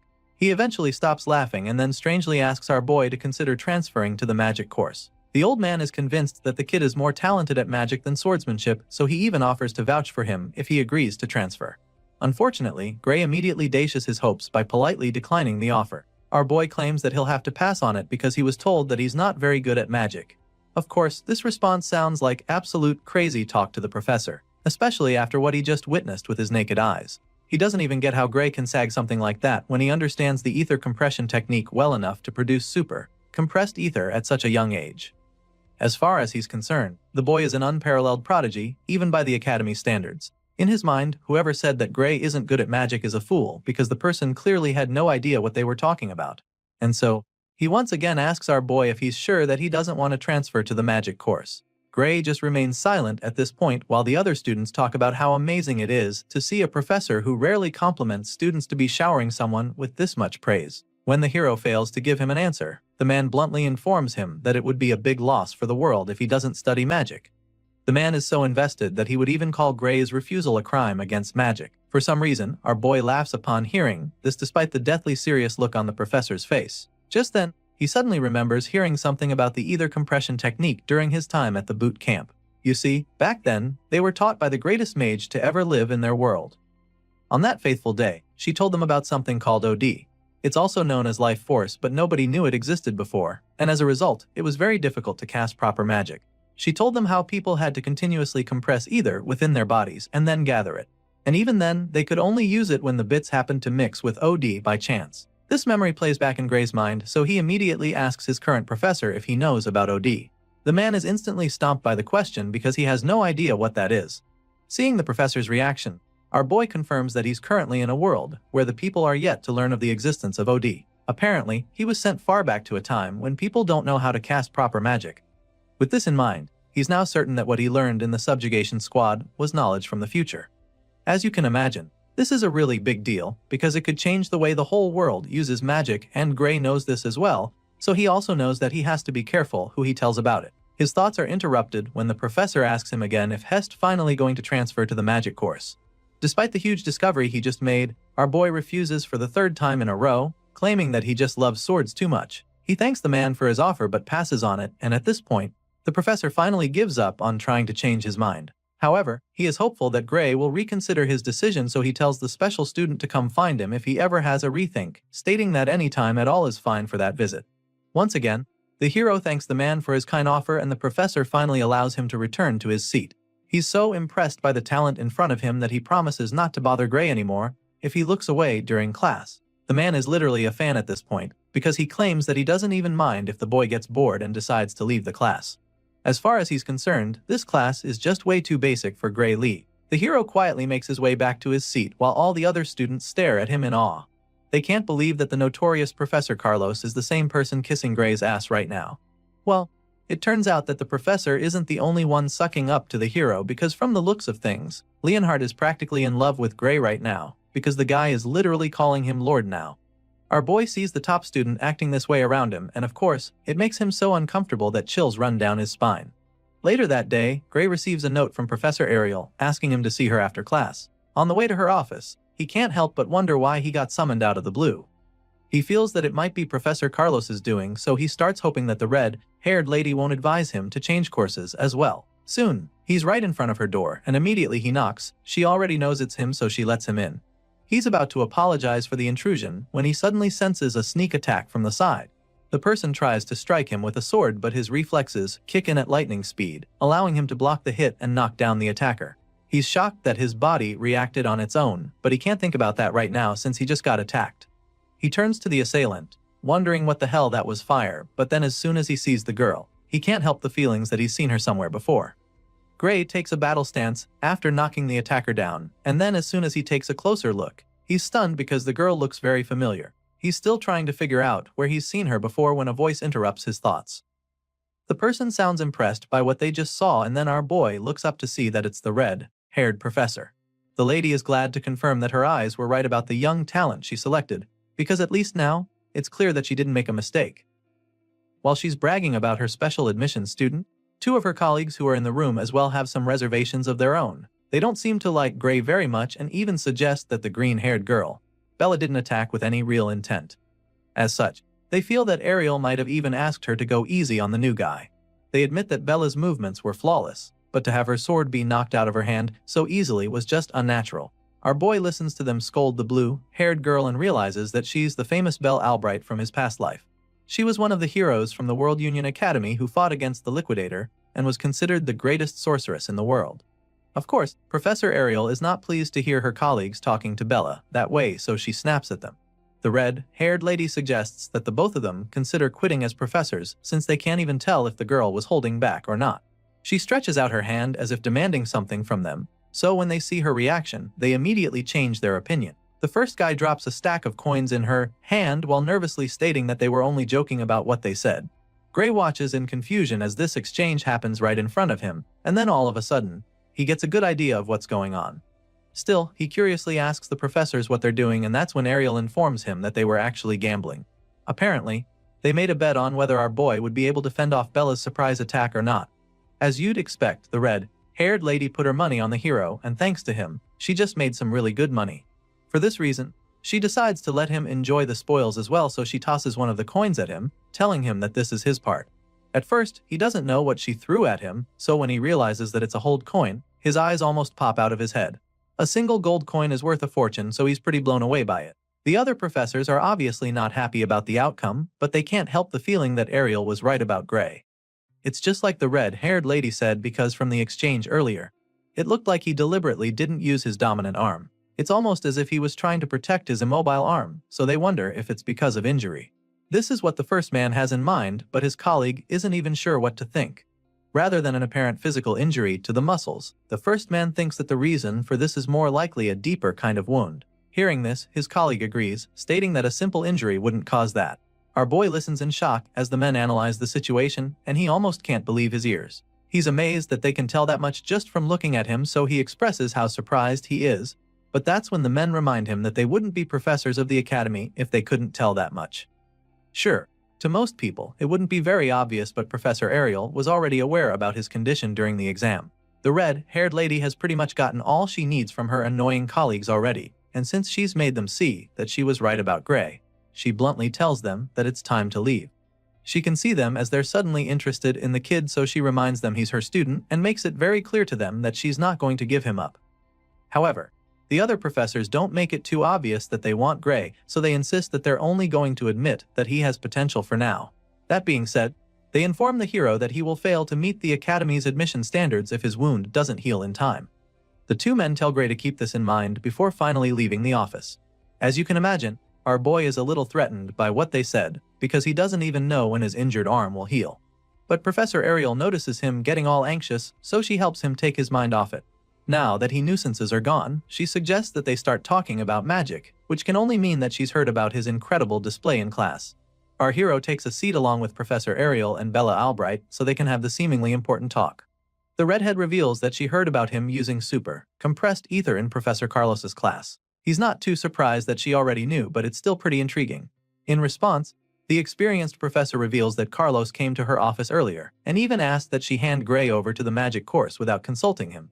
Of course, Ariel didn't do that, which is why they're even sitting here having the conversation right now. She declined Carlos's request because as far as she's concerned, Gray is more suited to wield the sword than magic. The hero is pretty shocked when she says this because he literally uses magic that nobody in this world knows how to use. But for some reason, Professor Ariel doesn't think that he looks like he's good at magic compression. To her, he doesn't even show signs of having practiced it before. At this point, Gray realizes that he's dealing with a professor that's truly on another level from the others. It turns out that her divine eye is at it again, and she managed to see right through the facade that Carlos couldn't. All she needs to do is look at him to get the truth, so he realizes that it would be best for him not to lie to her. With this in mind, he calmly takes a sip of his drink and tells her that she's absolutely correct. The red-haired lady is glad to see that he's cooperating, so she asks him to tell her what sort of trick he's using to fool everyone else. She knows for a fact that he's not really using ether compression magic, so she urges him to confide in her. She promises not to divulge the information to anyone, and even offers to reward him if he lets her in on his secret. She's desperate to get answers, but it's not even for her. The reason she needs to is because of Bella. Of course, the hero is shocked that she would even say this, because Bella is literally the sorcerer who taught him the very same magic in his previous life. He's so shocked that he almost addresses her as the sorceress, but he quickly dodges the bullet. Gray is truly stunned because he knows just how good Bella is. Professor Ariel can understand his confusion, so she decides to explain the situation. Apparently, even though the girl is a genius at magic theory, she's far from the best when it comes to actually using the magic. For some reason, the girl just can't use the ether compression technique properly, and it's the same reason she can't create super compressed ether. Hearing this, Gray suddenly remembers what he heard about Bella Albright being a late bloomer. She might have been the most powerful sorcerer in his previous life, but her time at the academy wasn't actually impressive. After hearing what the professor just said, he now understands why that was the case. Moving on, the professor goes on to reveal what she noticed. From what she heard from Carlos, when Gray used the super compressed ether, he didn't even look like he compressed ether at all. And so, if there's a way to use super compressed ether without actually compressing ether, then it means Bella won't have to be sent to Professor Bradley. As soon as Gray hears this name, the gears in his head start turning. He suddenly remembers the man known as Professor Varian Bradley, and judging by the horrified look on his face, it's pretty clear that the man might be a problem for students. Seeing the look on his face, Professor Ariel is intrigued that he knows of the man. Well, it's practically impossible not to know him since he's extremely infamous. After all, he has conducted countless experiments of humans, murdering many in the process. On top of that, he has caused magic disasters that resulted in the death of tens of thousands of people. To cut the long story short, Professor Varian Bradley is history's worst magic criminal. The fact that Ariel talked about Bella being sent to the man puzzles our boy a bit, because he can't believe that the man still hasn't been caught in this period. Sadly, that's the case, and if Bella can't create super compressed ether by the end of the year, she'll be sent to him, where she will undergo surgery. As you can imagine, Gray is mortified by this information, so he immediately informs the professor that it's likely a bad idea. It turns out that Ariel even knows that it's not wise. Even though the surgery is under the pretense of enhancing her magic abilities, it's actually human experimentation, and she is fully aware. Professor Ariel knows about his shady ways already, but his activities haven't been made public yet. But then again, rumor has it that he's the reason some people have died, while others were left broken. It's dangerous and scary to the blue, blue-haired girl, but she doesn't have much of a choice because she will be expelled by the end of the year if she can't use super compressed ether. Of course, Professor Ariel doesn't like the situation, and she'd even prefer that Bella quit the academy to having that man mess with her body. Now, our boy is really tempted to tell them the truth. However, the magic he knows is knowledge that does not even exist at this time. As such, telling them might end up changing the course of history, but then again, seeing how terrified Bella is right now, he suddenly remembers what happened during the battle against the Liquidator. He remembers how the alien invader overpowered them and defeated humanity's last hope with ease. With this in mind, he immediately decides to help the blue-haired girl, because as far as he's concerned, that hellhole people call the future is much better off changed. Gray makes up his mind and promises to teach her how to use super compressed ether. The scene shifts and the next thing we see is that our boy is already training Bella in the arena. He quickly concludes his lecture with her, admitting that he just gave her all the knowledge he has about magic. Just as they agreed, he reminds them not to tell anyone that he taught her this. Of course, Ariel intends to honor her word, so she even creates a signed magic contract, which states that they would literally die if they break the deal. Now that they've gotten that out of the way, he asks them what they think about what he just taught Bella. In response, the red-haired professor reveals that just learning about OD alone blew her mind. However, the knowledge of magic he revealed is beyond that. As for Bella, she thinks that it's brief yet well organized. His lecture was pretty good for her to the point that she felt like she was listening to a magic class from hundreds of years into the future. In other words, just hearing Gray's explanation has definitely advanced the history of magic by 100 years. Of course, our boy doesn't tell her that he just remixed the lecture she gave him 10 years from now. The red-haired lady admits that she couldn't even judge properly, so she's not even sure what Gray said is true. In response, Bella suggests that there's a good chance the theory is correct. After all, nothing he said contradicts the current theory of magic. But then again, the quickest way to find out is to test it. So, she writes down a spell and shows it to him, feeling that it should work if everything he said is true. She proceeds to demonstrate what she believes is her full strength according to that theory. But this leaves our boy pretty anxious, because the last time he checked, Bella's full strength is said to be capable of burning down an entire city. Moreover, she was said to be unable to properly control her powerful magic output. The timid young girl lifts her staff to cast the spell using Gray's teachings, and before anyone can even process what's going on, a mind-blowing blast follows. Our boy tries to stop her from using her power, but she unleashes the terrifying blast of flames in the blink of an eye. They all take cover to protect themselves from the explosion, but then Gray looks up and discovers something really strange. He looks up at the overwhelming power and sees the flames suddenly flowing back to her staff.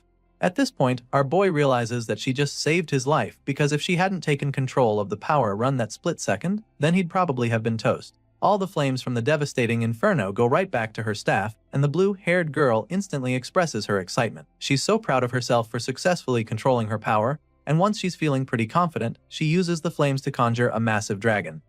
For the first time since entering the academy, Bella Albright can finally enjoy using magic, but the final is short-lived because she suddenly runs out of ether. She starts feeling really dizzy and collapses instantly. Bella falls face flat on the floor, so Gray rushes to check on her. He calls out to her, trying to wake her up, but Professor Ariel tells him to just let her rest, explaining that she fell asleep because she ran out of ether. Hearing this, our boy is a lot more relaxed, so he just smiles at Bella, feeling pretty proud. Her spell is still active even after she passed out, so the professor takes some time to admire her magic. To her, it was a really marvelous sight, and she's really impressed that Bella managed to put together magic on that scale in such a short amount of time. But just then, the half-conscious girl mumbles something about how Gray's theory is what's truly amazing. If only she knew it was her own theory. Now that she can easily create super compressed ether, she no longer needs the surgery, so Ariel can't wait to tell Bradley that they won't be needing his services anymore. The red-haired professor is glad that Bella no longer needs the surgery, but she's even more grateful that the girl didn't lose her magic control. When she says this, our boy is pretty intrigued, so he asks the lady what she's talking about. At this point, Ariel explains that Bradley's surgery comes at the expense of control, even though it increases one's magical output. Even though the details of how it works are a secret, Ariel knows for sure that the surgery forcibly breaks one's limiter. This information is quite new to our boy, but it also makes a lot of sense because in his previous life, he remembers that Bella couldn't control her magic. Well, thanks to Gray, Bella doesn't have to go through that anymore, since she can now create super compressed ether. Since he's done his part, Ariel states that she will now fulfill her own part of the contract. First of all, she would like to help fix his arm, and she has a special type of magic she wants to use on it. Of course, our boy is stunned to hear this, but he doesn't refuse, so he lets her do her thing. The professor releases a surge of magic into his right hand, and the magic fills the air, leaving our boy speechless. He watches in awe as she attempts to heal his hand, and by the time she's done, she asks him how he feels. The moment of truth arrives as Gray tries to move his fingers. Sure enough, he's able to control his hand, so he's truly astounded. He thanks the professor for what she just did, revealing that a magical healing potion could cure him. To this, the lady just scoffs and then tells him to never compare her nerve-restoring magic to his average magic potions. She trusts her skills, but she's also curious to know if his hand moves the way it did before, so she tells him to try swinging a sword. Our boy is more than happy to try this out because it's been ages since he held a sword with his dominant arm. He takes the first swing and is a little surprised by the outcome, so he tries a couple more slashes and he remains speechless. At this point, he informs the professor that his hand doesn't move as well as it used to. He explains this to Ariel, but she's not even surprised. She actually suspected that she might have repaired his nerves, but she also knows that her magic cannot heal the wounds in his soul. Gray is a little taken aback when she starts talking about his soul, so she assures him that he heard right. Today's magic knowledge hasn't proven the existence of one's soul yet, but she believes that it does. After all, she can see it with her divine eye. And even now, from what she can see, Gray's soul is slowly healing. She assures him that it will heal naturally as long as he doesn't overexert himself. He's not sure how to achieve this, so he asks the professor if this means that he should refrain from practicing with swords. Thankfully, that's not the case. Ariel assures him that it's fine for him to exercise as he normally would, but at the moment, she's even more concerned in finding out what kind of swordsmanship could harm one's soul this much. Hearing this, the hero just laughs nervously, hoping that she doesn't start asking too many questions. Apparently, Ariel is aware of someone who uses a swordsmanship that uses one's soul to move the sword, but Gray doesn't know who she's talking about, so she reveals that it's Amy White. She figures that our boy might know Amy, but he's just stunned because he doesn't get why she's talking about the Sword Saint. In the present timeline, he shouldn't even know Amy. The professor notices the confusion on his face, so she realizes that she might be wrong. Her guess was wrong, but in her defense, the way Gray wields the sword gave her the impression that he learned it from Amy. But on second thought, she admits that he is slightly different. As such, she figures that the person he trained under might be a bit more skilled than Amy. However, she's confident that the girl will be just as skilled as Gray's master in a few years. After listening to the professor's multiple theories, our boy is just blown away that she managed to think that far in such a short time. Either way, he finally reveals that he learned swordsmanship at a dojo in his hometown. Still, he knows that he needs to change the topic now because if he lets the conversation continue, he might end up spilling everything. With this in mind, he asks her if it's even possible for someone's soul to be damaged because of swordsmanship. In response, the professor explains that ordinary swordsmanship cannot do this. To begin with, she doesn't believe that something ordinary can defeat an ogre general with just one slash, not to mention cutting down surrounding ogres. Apparently, Professor Ariel already knew of his feat, and this explains a lot. She somehow found out about his past, and so now, she's already won the bet she made earlier. She reveals that she was shown some of the remains left at the scene. She found the sight magnificent because even the most sophisticated cleaving magic couldn't have done that. That being said, Professor Ariel reveals that she knows about the mysterious power within him, and then asks him if he used it. The jig is up at this point, but he's curious as to whether she can see the power with her eye, and she confirms this, revealing that she can even see the power leaking through the chain door. The response sends chills down Gray's spine as the memory of that ominous door flashes across his mind. It's not something someone can just guess, so now, he's certain that the red-haired lady can actually see it. It's not a new thing for her though, because she's seen power like this before, but it's not exactly the same despite having a similar vibe. Our boy is taken aback by this because he didn't think there were people with similar power to him. At this point, Professor Ariel reveals that they do exist, but she also admits that she's not sure they are human, from what she's heard. The one she's talking about is the Liquidator, and the moment she reveals this, the hero's eyes widen in horror because he has no idea why that name is being mentioned in this time period. Seeing that he knows that futuristic kind of magic theory, it's not so surprising though. Hearing this, Gray confirms that what he's been using is really knowledge from the future. However, no one has truly figured out that part yet. Just then, the professor asks him how much he knows about the Liquidator, and this leaves him dumbfounded for a second. Regardless, he tells her that all he knows is that the celestial being is an extremely dangerous threat to humanity. As far as Gray is concerned, the Liquidator has to be stopped before he appears because if that happens, then he must be destroyed no matter what it takes. For some reason, the professor thinks that his explanation is a little extreme, but she does agree that the Liquidator is dangerous. Even so, Varian Bradley seems intent on continuing his experiments, and she reveals this to our guy. As you can imagine, Gray is taken aback at this point because he's not even sure how Varian is related to this. Apparently, the professor is convinced that there's a connection. As far as the lady is concerned, the Liquidator is the very being that the man is trying to summon. This definitely comes as a shock to the MC because the last time he checked, the Liquidator was supposed to be an alien. He's blown away by the fact that the liquidator was actually created by a man because no one had ever mentioned anything like that. But then again, the Academy in the last timeline acted as if they knew exactly where the liquidator would appear. He remembers the war and how they had predicted the location of the battlefield. Memories of their fleet heading over there flash across his mind, and so now, it starts to make a lot of sense. It's a truly shocking discovery, but it's now looking very likely that the Academy was involved in summoning the World Enders all along. Now that Gray knows what's really going on, he strongly suggests that Varian's dangerous experiment be stopped immediately. Professor Ariel agrees with him of course, but the look on her face suggests that it's not going to be an easy task. The red-haired lady also wishes for the experiment to be stopped, but there's a major obstacle in the way. Unfortunately, the person running the project is a professor just like her, so she doesn't have the authority to shut him or his experiments down. Sure, she doesn't have the power, so she already pushed the higher-ups to cancel Varian, but they refuse to listen to her. Hearing this, Gray immediately demands to know who exactly these higher-ups are because he can't understand why anyone would sit back and watch someone start an apocalypse under their noses. He's definitely ready to go meet the authorities, but the professor sadly reveals that she is not allowed to reveal their identity to him either. She wishes she could, but she doesn't even have the authority to do. The bottom line is that no one can force the experiment to stop unless the orders come from above. As you can imagine, Gray is disappointed that he couldn't even get a name from her. And now, it's looking like the Academy's leadership is more tangled than he thought initially. The situation is looking pretty bleak, but then all of a sudden, an idea pops up in his mind. It is already clear that the higher-ups don't want to stop Varian, but if the man in question is a criminal, that should change things. This is our boy's train of thought right now, because he remembers that the man in question killed tens of thousands with his illegal experiments in the previous world. If that was the case back then, it shouldn't be much different now. The MC knows where the mad scientist's lab is, so he feels that they should take action right away. With this in mind, he informs the professor that he knows where Varian is conducting his illegal experiments and proposes that they try to catch him red-handed. After all, that's the best way to prove that he needs to be shut down. Sadly, before he even finishes stating this idea, the professor explains that this won't work either. As you can imagine, Gray is so confused when he hears this, so he asks her why they can't bust the mad scientist. Apparently, entering an academy professor's research facility without permission is a very serious crime on its own over here. That being said, the red-haired lady makes him understand that they'll be the ones getting locked up if they are unable to produce hard evidence after breaking into the lab. And so, she straight up asks Gray if he's trying to say that he already has proof of Varian's crime already. Sadly, our boy doesn't have any concrete evidence at the moment. He's working with the events that occurred in his previous life, so he can't say for sure that it's the same now. So, he doesn't say anything, confirming that he's got nothing on the shady professor. At this point, Professor Ariel suggests that they shelve this whole issue for the time being.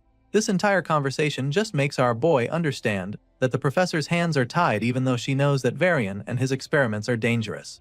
There's really nothing he can do at this point, so he assures her that he understands the situation. Now that they've got that out of the way, the lady suggests that they pay more attention to the more important matters at hand, which are his powers. She knows that he probably wants to learn how to be able to control it, so she offers to help him with that. Gray is blown away when she says this because he didn't even know that she could do that.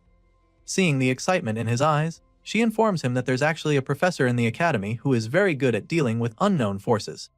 The man goes by the name Heathcote Longfellow, and Professor Ariel reveals this to Gray. Our boy is blown away by this because he's actually heard of the man before. It turns out that Heathcote Longfellow is the one who trained the Sword Saint, so it's a pretty big deal to be tutored by a man like that. Professor Ariel can tell that he's stoked about it, and she's not even surprised because she had a feeling that news would catch his interest. That being said, she offers to arrange for him to start private training with the man the following day. Of course, our boy doesn't have any issues with this, so he begs her to see to it. The very reason Gray came to the academy was so that he could master this mysterious power inside of him, but he definitely didn't expect to find a lead this quickly. The scene shifts, and the next thing we see is a very intense training session between the powerful professor. Our boy is already receiving private lessons from the one and only Heathcote Longfellow, so it's a really big deal for him. At first glance, you'd think these two are in the middle of a tough sparring session based on the strained looks on their faces. But we suddenly get to see the full picture and learn that they're actually running at insane speeds through the woods. As you can imagine, our boy doesn't get why they're doing this, but he doesn't complain and just follows the professor's lead. Surprisingly, the man is somehow able to sense that Gray's mind is wandering. This is not something that he's ready to entertain, so he tells Gray to pick up the pace since he's clearly not focused enough if he has room for stray thoughts. He demands that our boy keeps running until his body is at the absolute limit. Heathcote Longfellow insists that our boy keep running and only stop once he's burned away every drop of physical strength inside him. Because only then will his soul's power awaken. The professor informs him that they will not touch the sword as long as the MC still has even a scrap of stamina left in him. In other words, Gray will have to be on the brink of death before his new tutor will be satisfied. For most people, this might just be a deal breaker, but our boy knows what he came here for, so he's not going to shy away. After all, if this is the training that the legendary Heathcote Longfellow chose for him, then it must surely have a meaning. But then again, he can't shake the feeling that while he's here running laps, Varian is already carrying out his experiments to summon the Arbiter. He really wants to focus solely on the training as the professor demanded, but Gray is not even sure if this is what he should really be doing right now. Well, despite having these doubts at the start, our boy keeps going back every day, and after a week, he reports back to Professor Ariel. He goes to see her in her office then, and she asks him how it's been going with Heathcote. Of course, our boy takes the opportunity to say what's been going on. He tells her how it's mostly been running and adds that they do a bit of sword drills at the very end. Regardless, he does feel a bit stronger, and he admits this too. Of course, the lady isn't surprised to hear this because all of this sounds exactly like Professor Heathcote Longfellow. Their discussion is suddenly interrupted when someone suddenly knocks on the door. Professor Ariel lets him in, and the man gives her a letter that just arrived for her. He hands her the sealed envelope and takes his leave. Gray just watches the whole thing play out, looking all confused, but then the lady opens the letter to start reading through, and the look on her face informs him that there's something wrong, so he asks her what's up. Rather than telling him, she simply turns the paper to his face for him to see for himself. And by the time he sees it, his eyes widen in horror because the whole thing is just a report that Bella Albright has succeeded in producing super compressed ether. It appears that she has indeed gained a power closely resembling it. However, upon examination, it's clear that she has not actually compressed it. As a result, her new ability cannot be recognized as super compressed either. Therefore, the contract remains valid, and the operation will proceed as scheduled. This whole letter was sent by Varian Bradley, and after reading it, Gray is absolutely furious. As far as he's concerned, this is insanity, and the professor agrees with him. So, she suggests that Bradley is determined to force Bella into surgery by all means, even if she doesn't need it anymore. The mad scientist wants to make sure that he achieves his goals. Hearing this, our boy is pretty worried about Bella and wonders if she can refuse to partake in the experiment. Well, the contract is airtight, and the red-haired lady explains this to Gray. It turns out that the only way Bella can get out of doing the surgery is if Bradley himself voids it. That being said, Bella's only choices are expulsion or the operation. In other words, if she refuses, she'll be kicked out of the academy. Of course, this is horrifying news for our boy, so he expresses his displeasure, slammed his fist on the table. Seeing that this is the way things are going, Professor Ariel tells Gray that she needs his help, and then all of a sudden, she asks him to tell her where Bradley's lab is. Apparently, the letter he just sent to her was some kind of trigger that is enough to change her mind. Remember when she said that they can't enter another professor's lab? Well, now the lady is suddenly fine with busting the mad scientist, because if they are blue to expose him as a criminal, then his contract will be null and void. As soon as Gray hears this, the worried look on his face is suddenly replaced with a smirk. Sure, he's excited about this, but he's also curious as to why she suddenly changed her mind. After all, she was the same person who just said that it would be too dangerous to go after him without proof. Hearing this, she simply tells him that they're just going to have to find the evidence they need. She makes this bold statement and then informs Gray that she's putting her faith in him right now. You can tell that she's nervous about this whole plan, but then again, she realizes that she's actually even put her faith in him from the start. She was bold enough to do this because her divine eye had already told her that our boy was telling the truth the whole time. Apparently, she's known this for a while now, but it just took her this long to get herself to finally admit it. Our boy listens to her saying all of this, and it makes him feel very good about their plan. Professor Ariel confesses this to him, and then finally asks him to show her the way. It's clear that he knows the things that can help them, so she urges him to share in order to bring Bradley's crime to light together. And judging by the look on our boy's face, it's pretty clear that he's all in. Now that they're definitely on the same page, our boy finally reveals that the evil professor's laboratory is located in the mountains near the village of Torul. As you can imagine, the red-haired lady is already familiar with this place. It's not the first time she's hearing about it, and she definitely remembers Bradley Varian having a laboratory there that was authorized by the academy. She confirms this, which leaves Gray pretty surprised, because why would anyone do illegal experiments in an authorized lab? Well, the professor doesn't think he should even be surprised, because as far as she's concerned, there's no better place to conduct illegal experiments if not there. I mean, no one will bat an eyelid even if he stays there for too long, since it's a place that's been reserved for him and his research. On top of that, No other professor in the academy has the authority to interfere with his lab, so the Torwal Mountains are just perfect for the mad scientist. Now though, that's about to change because Ariel is determined to get evidence of his crimes, since they won't be charged with breaking into his lab that way. While they're plotting and scheming on how to bust the evil professor, Bella interrupts them with a knock on the door. Of course, Professor Ariel lets her in, so the blue-haired girl comes in with a paper in her hand. From the look on her face, you can tell that she's kinda nervous. She reveals that she just received the letter, and before she can even say anything else, Ariel snatches the envelope from her. The red-haired lady tells her not to worry about anything, promising to take over from here. Of course, Bella doesn't know what the letter is even about yet, so she's pretty confused when the professor says this. She tries to ask Ariel what she means, wondering if her professor is planning to fight Bradley Varian for her sake. Going after the mad scientist is already risky enough, but Ariel seems to be doing this all by herself, which makes it even more scary to Bella. Ariel senses how worried her blue-haired student is right now, and she just finds it amusing. She simply scoffs in response before informing the worried girl that she alone is more than enough to handle the task. As you can imagine, this definitely gets Bella very anxious, especially since it's all happening because of her. She is pretty terrified now, and even our boy is starting to get concerned, so before the professor can leave the room, he calls out to her, begging her to wait before telling her that he's going with her. As soon as he says this, Bella doesn't even think twice before announcing that she will go too. The girl is determined to help out since all of this is happening because of her.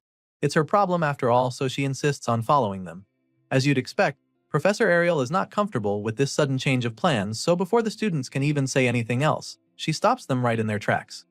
And then, she reminds them that the person they're talking about is not some ordinary man.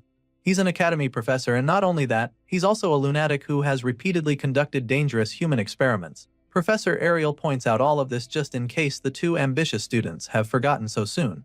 There's no telling what Bradley Varian will do to them if he catches them poking their noses in his business. He's just that dangerous and erratic, so the red-haired professor bluntly makes it clear to them that she cannot let the both of them go to such a place.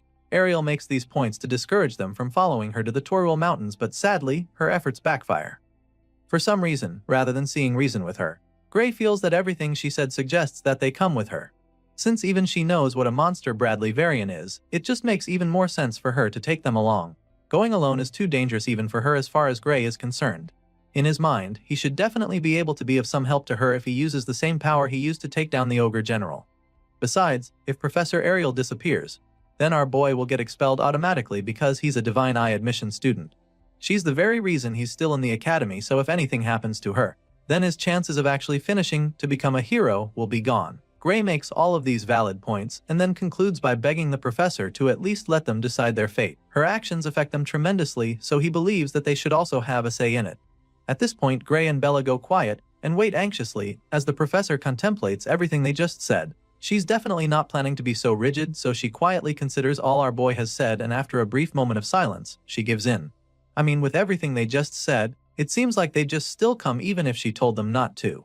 And so, there's really no point stopping them. That being said, the professor agrees to let them go with her, but under one condition. Hearing this, our boy eagerly waits to hear the terms, and then the lady tells them that they are to prioritize their own safety first no matter what happens. She reveals this non-negotiable condition to them and sternly asks them if they understand completely. Of course, they are pretty fine with the terms, so they loudly confirm that they understand. If that's what it will take for them to be involved on this important mission, they don't mind the terms. Sure enough, after that deal they made, Professor Ariel takes them along and the scene shifts. For a lab that's supposed to be a secret, the building is pretty massive. Anyway, the trio arrives after the moon comes up, and while they're hiding in the bushes, Bella keeps trying to wrap her head around the fact that the man is really doing his illegal experiments in this place. It's probably strange to her as well, but that's what it is. Professor Ariel confirms that this is really the place and reminds her of the objective. Now that they've arrived, the next course of action is to look for evidence of Varian's illegal experiments. Just to be 100% sure, she asks Gray to confirm everything she just said, and our boy assures her that they're on the same page. He definitely remembers this place from his past life, and he doesn't have a single doubt in his mind. Seeing how confident he is, Bella decides that she doesn't have any reason not to trust him. She's all for taking down the mad scientist, but she's still not sure that they can actually gather any evidence without getting in any trouble. That's her major concern now that they're here and she's seen the kind of place they're breaking into. Ariel can sense that the blue-haired girl is worried, so she attempts to calm her down. As far as she knows, Varian should be at the Magic Society's conference right now, so she's pretty convinced that he's not here at the moment. Still, The fact that the mad scientist isn't around doesn't necessarily mean that sneaking in will be a walk in the park or anything like that. She has a strong feeling that the entrance is rigged with all sorts of traps, so going in through the front is not really an option anymore. With that fact established, she concludes that they'll have to bust in through the side wall. Such a move has its own consequences as well, so Bella is pretty worried still. At this point, it's kinda obvious that Miss Blue Hair over here doesn't really have the stomach for a mission like this. She's been on edge since they arrived and worried about everything, so the professor reminds her that they came here to break into an academy, authorized lab. That in itself is already a crime, so whatever approach they take is still likely going to land them in trouble, especially if they're not able to find any concrete evidence. Either way, the professor tells her that she doesn't have to go if she doesn't want to. After all, she was the one who insisted on coming, so if she's no longer feeling up for it, she can always go back. Ariel is still very open to going on this mission by herself, so she wouldn't mind if they change their minds. She makes this very clear to Bella, but it just motivates the timid girl to stand strong. She claims that she's still going, but a part of her still doesn't get if all of this is worth it. As far as she knows, Professor Ariel is doing this for someone like her, so she doesn't think they should be going this far. However, Ariel simply informs her that that is where she's got it wrong because stopping Varian's experiments is for the sake of the entire world. Right now, Bella doesn't understand the gravity of letting the mad scientist get his way, so Gray explains that countless people will die if they don't stop Varian. He says this but quickly corrects himself, claiming that the whole world will be sacrificed if they don't stop the evil professor. Of course, Bella doesn't understand what they're talking about, so she expresses her confusion. She was already worried before, but after hearing all this, she's probably gonna have a panic attack. The professor can foresee this already, and that's not what they need on this kind of mission right now, so she tells Bella that Gray is probably just exaggerating. Nevertheless, she agrees with what he said about how the mad scientist needs to be stopped at all cost. She knows that the girl might still be bothered, so she keeps telling Bella not to worry, assuring her that they're here for her and will literally put their lives on the line for her. Ariel says these words with a reassuring smile etched on her face, hoping to calm the timid student. Once they're able to get all the doubts and worries out of the way, the professor finally gives the signal for them to move out. The three of them blast off with blistering force toward the lab, determined to find the evidence they need to take down Varian. Ariel casts an insanely powerful spell mid-air and instantly unleashes a devastating blast that blows a hole in the side wall of the facility. So much for being stealthy. The blast is truly incredible as it leads to a mind-blowing explosion that almost sends them flying. The force from the blast is so much that Gray barely manages to avoid being thrown off his feet. Of course, he also didn't expect a blast of that magnitude, so he finds it amusing. Ariel just had to do something way over the top. Anyway, now that they've got an opening, they make their way to the freshly opened hole in the wall. It's a miracle the facility is still standing after taking such a devastating blast, but I guess that's a good thing. Gray Lee takes the lead since he's the one who knows the way, but as soon as he steps into the lab, his eyes widen in horror. Our boy is instantly met with a very shocking surprise. Remember, this lab was supposed to be filled with enough evidence to enable them shut down Varian's illegal experiments. Well, what our boy finds is even more horrifying than what he imagined. It's literally a huge prison with several cells lined up one after the other. Inside these cages, there are human beings bound in chains, and those of them who are not already corpses look like they're on the brink of death. Most of the bodies are covered in blood scattered all over inside the cells. Clearly, they're now 100% sure that Varian is an evil piece of trash. This is proof that he's been carrying out inhumane research, and it wasn't even that hard to find. Looks like there's no need to make an effort searching for the evidence they came for. There's literally so many dismembered corpses in the cells that it's sickening, and Bella is probably doing her best not to freak out right now. The professor is speechless at first, but then she's finally able to organize her thoughts. For her, just a glance is enough to see 14 forbidden spells that have been used on these poor victims. Using such spells is undeniably a criminal offense, which just shows how terrible Varian is. There isn't even a need to mention the unauthorized human experiments, as far as she's concerned, because merely using these forbidden spells is an equally serious offense in the eyes of the Academy. They're still taking a tour of the horrific research facility when they suddenly come across some more disturbing stuff on the other side. Of course, they all go to investigate, and that's when they get a better view of this ominous-looking magic circle on the floor. It's surrounded with lit candles, which is even more creepy. At first glance, it looks like some sort of altar, so after getting close to it, they're a little confused. They've obviously seen more than enough proof that the scumbag professor is up to no good, so Bella asks what they should do now, because their original plan was to leave with evidence. However, she doesn't think it's right to leave just like that, because they also need to rescue the people who are trapped in the cells. At least the ones who are still alive. Gray is the first to respond to her, reminding her that they shouldn't stay here for too long. He's afraid that Varian might return and find them there if they're not careful, but before he can even finish explaining this, he's suddenly cut off. Our boy is interrupted by an ominous voice in the shadows, and that's definitely not a good sign. As you've probably guessed already, this voice belongs to the one and only Bradley Varian, who sounds really amused by the presence of unexpected visitors. They were just talking about him, so he tauntingly asks if they were calling for him. The evil professor slowly walks out from the darkness, and his colleague is the first to confront him. With a confident smirk on her face, Ariel asks him what happened to his conference. After all, that's where he's supposed to be right now. She calls his name, and that's when we finally get to see the face of this notoriously dangerous man. After Varian reveals himself, our boy is taken aback because the man actually isn't supposed to be here. He doesn't understand what went wrong, but he braces himself for anything that might happen. The evil scientist finally responds to Ariel, revealing that he arranged for a double to attend the conference in his stead. Apparently, he has an important experiment to do here, so he couldn't leave. The Twisted Man explains this, which leaves Ariel a little puzzled because she doesn't know what he's talking about. He confirms that the experiment is way too important, stating that he even managed to get some fresh materials for it. By fresh materials, this madman is actually referring to the human corpses he's hung in one of the rooms. He claims that he wanted to use them while they're still fresh, but now that he's got visitors, he's changed his plans. Varian says this with a truly terrifying look on his face that sends chills down their spines. He doesn't mind changing his plans though, since he wanted materials with more potential for magic than an average person anyway. Clearly, he's basically telling them that they're his next victims, and they definitely understand. Varian admits that he doesn't know how they caught wind of his experiments since it's a secret, and he's also pretty sure that they didn't tell anyone they were coming here. That being said, he concludes that no one would suspect a thing if the three of them suddenly went missing, making it very clear to them that he's ready for them. But Varian is more than happy to put them to use as best as possible. The guy is still talking trash when he looks up to see the massive ball of flames headed right for his face. He's shocked by this, but despite seeing the fireball, he can't do anything before it hits him. A huge explosion follows as soon as the flames reach him, and as the fire rages on, that's when we see who unleashed the blast. Professor Ariel looks to her side in shock to discover that Bella with her staff still smoking. Apparently, the blue-haired girl was done listening to the twisted scientist. After a brutal blast like that, you'd think that Varian won't even be able to get back on his feet, but that's not the case. Bella and Ariel watch anxiously as Varian emerges from the flames without a scratch. The mad scientist admits that Bella's powerful blast was really magnificent. He's truly impressed with the girl and commends Professor Ariel, because her divine eye clearly hasn't lost its edge for her to have picked such a talent. He didn't think that a special admission like Bella would be such an exceptional talent, but he was clearly wrong about that. Seeing how amazing Bella's abilities are, Varian suddenly begins to consider looking closer at the other divine eye recruits as well. The man makes this cryptic threat with a sinister look on his face, and then proceeds to address the blue-haired girl who just hired a mini inferno at him. He claims that he's not impressed with what just happened, informing her that she's an academy student who just tried to assassinate a professor. Despite being terrified, Bella musters the courage to hit back at him, telling him that it is better to kill than be killed. Sadly, she missed her chance to do that now, and she knows it.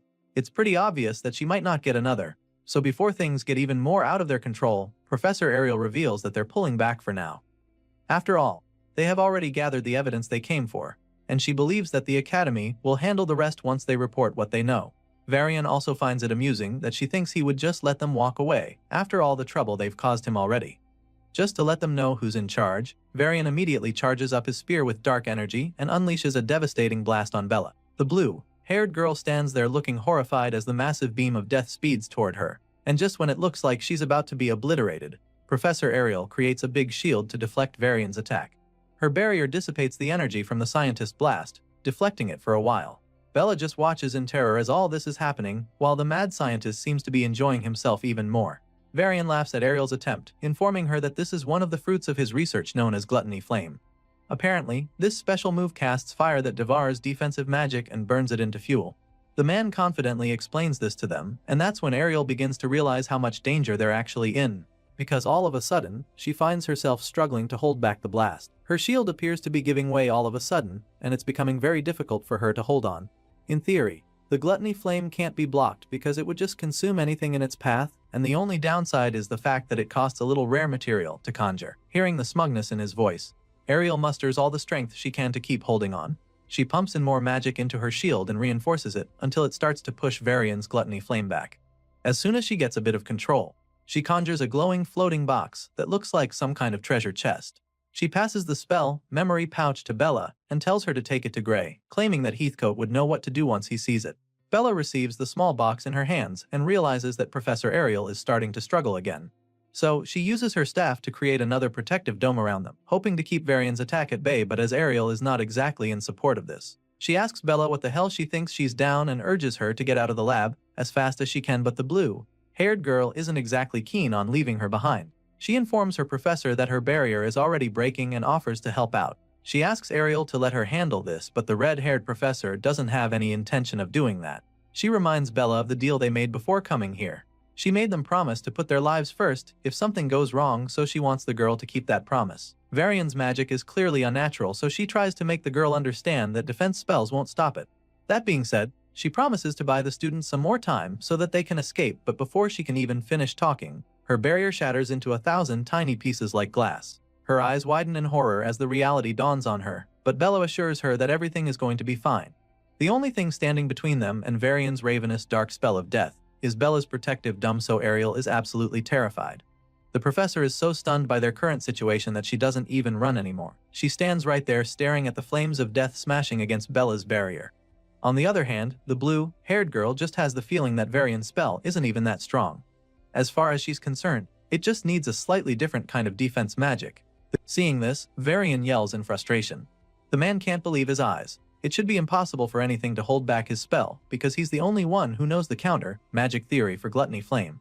And so, the mad scientist begins to wonder how the hell she knows the formula to make his attacks useless. In response, the blue-haired girl simply reveals that she managed to crack his code so easily because someone recently taught her a new theory. Using that theory, using the spell to counter him is just that easy. Hearing this, the evil scientist just grits his teeth in rage as he begins to rack his brain. He's so confused by the fact that someone taught her the spell, so he loses his shit and furiously demands that she give him a name immediately. The man is so desperate to find out who the traitor is that he promises to give a clean death if she gives him the name. For some reason, he thinks that's supposed to make her want to tell him anything.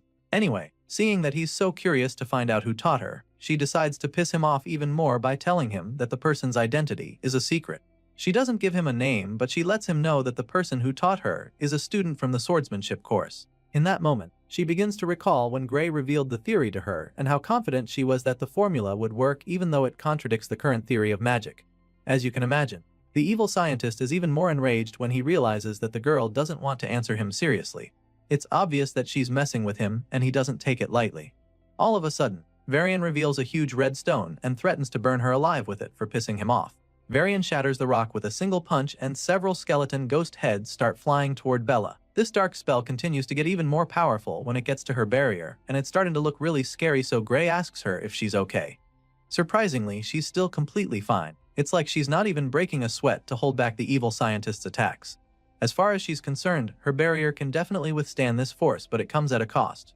Apparently, her mana reserves won't last the longer. She holds up the shield and Varian is very much aware of this. With the extra magic she's using to keep the barrier up, the man estimates that she's got just over a minute left with how low her mana reserves probably are now. It's just a matter of time before the shield gives way, so Bella urges Professor Ariel to attack now. She's got her hands full and can't hold for much longer, so the redhead swings until action. She activates her divine eye to assess the situation, and it only takes her a second to see that the flames from Varian's attack are thin at a particular spot. This is the weak spot she can take advantage of, and she doesn't waste another second, since she can also project mana outside the barrier. Professor Ariel goes to the edge of the dome to cast her spell and shoots out mana at that point to exploit the weak spot in Varian's attack. Her mana seeps out of the dome and moves through the flames, headed right for the evil scientist, but just when it looks like her attack is about to get to Varian, they get weaker and weaker until they finally disappear. Seeing this, Varian just laughs at her for trying to counterattack because she can't even reach him, let alone actually do any damage. At this point, Ariel begins to panic because it's clear now that hurting the guy will be a lot harder than she thought. And so, she immediately starts brainstorming. You see, Professor Ariel's offensive magic is one of the weakest among the staff, and when you factor in the properties of the Gluttony Flame, then it's very likely that her spells are being absorbed until there's nothing left. In other words, Ariel can't get to Varian, and as if that's not bad enough, it looks like Bella is about to collapse. She struggles to keep up the barrier, but eventually gets drained completely, so she tells the others to brace themselves. Upon hearing this, Professor Ariel begins to regret her decision. She knew that something like this could happen, which was why she told Bella to run away earlier. Sadly, it's too late for that now and they have no choice but to face the evil scientist head-on. Just when it looks like they're about to be sitting ducks, Gray steps forward, telling the ladies to leave this fight to him.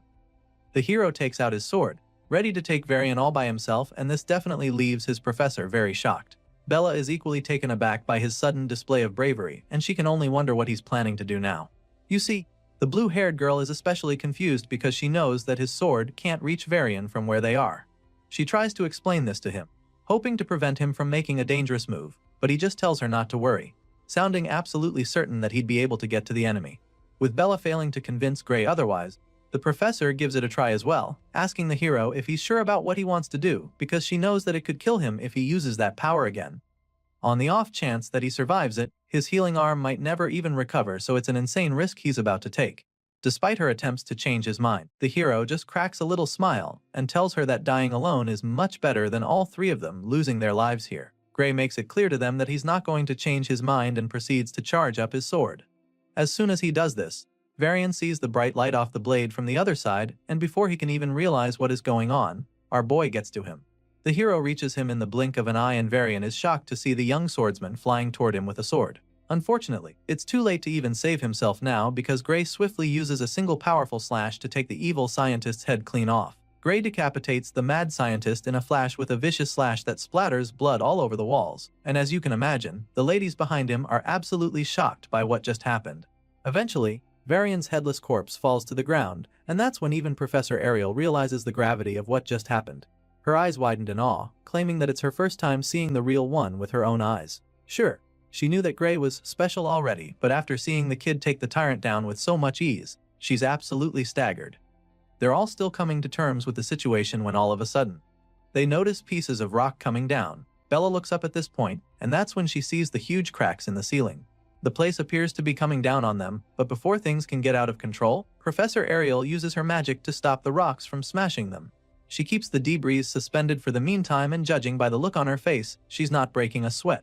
She then turns to the young swordsman and admits that his actions were beyond her expectations. She's definitely impressed but also pretty concerned about his body, because he used that self-destructive power earlier. The moment she asks how his body is, the sword falls right out of his hand, confirming that something is wrong. It turns out that his little gimmick just now came at a cost, just as the professor predicted. At the moment, Gray's dominant hand is starting to hurt quite a bit and somehow feels numb at the same time. On top of that, those dark tattoos are still all over his arm, which explains the problem he is having right now. Despite all of this, Gray insists that he can still move the arm, so he picks up the sword just to prove that he is all good, and of course, this display leaves the professor really impressed. With a small smile on her face, she suggests that his training appears to be paying off a lot and showing results, which he agrees with as he sheathes his sword. Right now, the hero can actually confirm that he's getting a lot stronger because he knows for a fact that he would have passed out for days and woken up unable to move his arms if he had tried using that power back when he was still in the village. He remembers so clearly how he woke up in an infirmary to see that he had been unconscious for days. On the other hand, now using that dark energy only leaves him with a hurting harm, so he can't help but feel that it's quite the improvement. Looking back now, all the difficult things that Heathcote put him through start to make sense. Gray confirms that the training was really worth it because his mentor pushed him to the limit of body. Heathcote made sure that every drop of physical strength was drained to ensure that he activated the power in his soul, all while ensuring that they did not even touch the sword until Gray was ready. All the memories of his training run through his mind, and while he's thinking back, Ariel notices him clenching his fist like he's fighting back the pain he's feeling.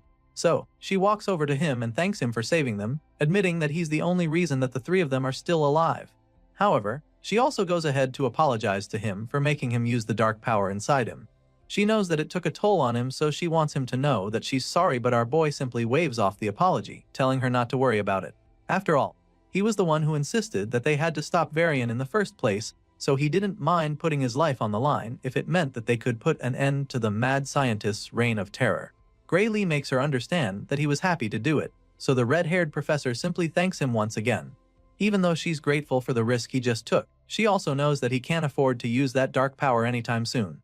It might be too much for his body to handle, so she advises him to try not to tap into the power for a while, making him understand that the damage that will follow will be irreversible. The professor makes this very clear to him, with a pretty scary look on her face, which leaves the young hero quite worried. Gray's eyes widen in horror when she says this because he knows that she's right, so he doesn't bother saying anything else besides assuring her that he understands the situation. Right after this little exchange between the two, the timid student who came along finally chimes in. Bella calls out to Gray and nervously asks him if the energy he just used was magic. Apparently, the blue-haired girl is a little confused right now, because she didn't sense any other at all when our boy was using the dark power. All this while they've been talking, she's been trying to figure out what that energy really was, but now she's come up with the conclusion that it's just impossible to even call that much power magical energy. It just doesn't make any sense to her, so she tries to get answers from the hero, but the professor cuts her off immediately. As you can imagine, Ariel doesn't really want the young girl getting involved with something as dangerous as this, so she just tells Bella that it's better if she doesn't pry into the matter any further. Of course, the blue-haired girl is just left speechless at this point, and she's probably even more curious now. So she asks the professor to tell her why she shouldn't ask questions. At this point, the red-haired lady appears to be losing her patience. Seeing that the timid student isn't ready to cooperate with her, she begins to cast a spell, and then threatens to erase Bella's memories if she can't promise to stay out of the matter and keep all of this a secret. An ominous-looking ball of magic begins to form in Ariel's palm as her divine eye glints menacingly, so when Bella sees that her teacher isn't bluffing, she finally agrees to back off. The girl is pretty terrified all of a sudden because she's on the verge of having her memories wiped, so she quickly suggests that they make a magic contract to keep her talking to anyone about what happened here. Seeing that the girl is finally on board, Professor Ariel cancels the spell and agrees to write a magic contract. The two ladies sign the contract, and once that's out of the way, Ariel starts to wonder what they should do next. She asks Gray what he thinks, and the hero doesn't even hesitate to suggest that they start by helping all of Varian's victims who might still be alive. Even though he's concerned about the experiments that the tyrant was working on, he believes that the first course of action should be getting these ones back to safety. Hearing this, the professor takes a look around and concludes that most of them look like they're just being out to sleep with magic. She confirms that they're not in any danger at the moment since Varian is gone. But they're not looking good either, so she figures that it would be a good idea to take them to the Academy's medical facilities just to be safe. Still, she's eager to see what the mad scientist was up to, so with this in mind, she snaps her finger to cast another spell. This time around, she uses the magic to encapsulate all the victims inside a magic bubble while they're still lying in the cells. Ariel explains that this spell will protect them from any external harm for the meantime. After covering them all in protective bubbles, she decides that it's time to investigate further inside. The trio make their way deeper into Varian's lair and continue to get creeped out with every step they take. Now that she's looking at this place a second time, Ariel realizes just how insane this dungeon lab actually is. They look into the cells, and it's one horrifying thing or the other. They come across a cell with human corpses hung in a row inside, and she doesn't even need her divine eye to know that illegal activities were being conducted here. Almost everything that Varian did involved the use of human sacrifice to produce magical catalysts or enhance a human's magical abilities. There's dozens of dead bodies with pipes running through their mouths and other parts of their bodies, used to drain the life out of them for the twisted experiments. They've definitely seen a lot of crazy stuff, but Ariel can't help but notice that there's not a single experiment relating to the liquidator. And so, this makes her wonder if Varian's ties to the world Ender could be in a different facility. And it's pretty strange to our boy that they haven't seen anything about the liquidator here, because in his past world, an incident that killed tens of thousands of people occurred in this very place. Things aren't adding up right now, so our boy starts brainstorming. He doesn't understand how the mere production of a magical catalyst could cause such an incident of that scale. As he's trying to put the pieces together, a horrifying realization suddenly hits him. Chills run down his spine when he suddenly remembers that the thing that killed all those people in his past world was a miasma that welled from the ground. It's at this point that our boy realizes that they've been searching for the wrong thing, and judging by the look on his face, he's not ready to go up against that thing called a miasma. Ariel looks back suddenly to see him looking like he just saw a ghost, so she asks him what's wrong, but he doesn't say anything. He just stands there, looking hopelessly terrified, so Bella calls out to him as well, hoping to snap him out of his dazed state. Apparently, our boy is no longer in any mood to talk, because it dawns on him that there might actually be something very dangerous lurking beneath this facility. Eventually, he gets his head back in the game and finally responds to the ladies. Since they still haven't come across anything that could be related to the liquidator up here, he suggests that the thing they're looking for might actually be underground. Gray figures that there could be hidden passages that lead down there, and his professor begins to consider the possibility. She looks around the place with her divine eye, hoping to see some suspicious patterns or something like that, but even after a few seconds of looking hard, she's unable to see any hidden passages. Ariel is just about to give up the search when her divine eye suddenly picks up something in the distance. So, she immediately rushes over to that point to see what it is, but while she's tracking down the clue, it slowly starts to fade away. At this point, she's struggling to stay on it because of how faint it is. Regardless, she's very sure that it's there. Apparently, She picked up traces of short-distance teleportation magic on that spot, and upon closer investigation, she can still see the faint traces on the floor. Ariel believes that the underground area Gray was talking about is probably a space that can only be accessed with teleportation magic, and based on the traces, the professor figures that the teleportation distance is around 300 meters. Even though she just confirmed his hunch, Gray can't shake the anxiety he's feeling. 300 meters underground is a pretty far way to go, so he's worried that they might not be able to reach the place, but that's when the red-haired professor reminds him that she can use a short-distance teleportation gate as well. She's definitely eager to see what her evil colleague was hiding down there, so she is more than happy to give the teleportation spell a try. And so, with the snap of her fingers, Ariel conjures up a big magic seal on the spot beneath them, which represents the teleportation gate. It's a pretty dangerous attempt they're about to make because there's a possibility that nothing is down there. And if that's the case, the other end of the gate would lead to nothing but Earth. Despite the fact that it's pretty risky, all three of them are ready to take those chances, so they let the professor know that they're on board and she goes ahead to transport them through the teleportation gate. The moment they go in, a bright flash follows, and all they can see for a while is nothing but white. After a few seconds, the three of them open their eyes again and are absolutely blown away by what they see. It appears that they've made their way down to some kind of hidden underground city, with tall buildings all over the place. It's pretty enormous, so it's quite mind-boggling for them to discover that there's a space this big right under Varian's facility. The place looks like a sleeping city with no color. It's all pale and foggy like some kind of dream, but even though they're not sure exactly what this place is, Bella confirms that she can feel a tremendous output of ether coming from all over the place. It's a little overwhelming for her, but she's able to pinpoint the area with the largest output of magical energy. The blue-haired girl points to the huge structure in the middle of the white city, and Ariel immediately begins to panic when she sees it too, because she realizes that ether isn't the only energy flowing in this place. The professor confirms that there is also a different kind of energy, completely different from magic, that's leaking out of that tall structure. She is not sure what this strange energy is, but she knows for a fact that it's greater than anything she has ever seen before. Hearing this, Gray starts to get a few ideas, so he puts the pieces together and asks the professor if this power she's sensing is similar to what he has. He's so nervous just asking her the question, because he's not sure he's ready for the truth. But as you can imagine, this dark potent surge of energy is identical to what he has, so before he even gets to ask, the professor confirms his guess, and in that moment, she reveals that it is indeed the Liquidator's power she's sensing. Using Professor Ariel's teleportation magic, the three of them make it to the secret underground city hidden beneath Varian's facility. And after confirming that the ominous energy they're sensing is the same as the Liquidator's, they have no choice but to investigate further. The group of heroes make their way into that huge structure where the energy was radiating from, and they're absolutely taken aback by what they find inside. It's a huge empty hall that definitely looks creepy, but on the other side of the tall building, there's a door. They're all very curious at this point, but they can't get any answers if they don't dig deeper. While the students are still trying to process what exactly is going on, the red-haired lady takes the initiative and starts walking across to the other side.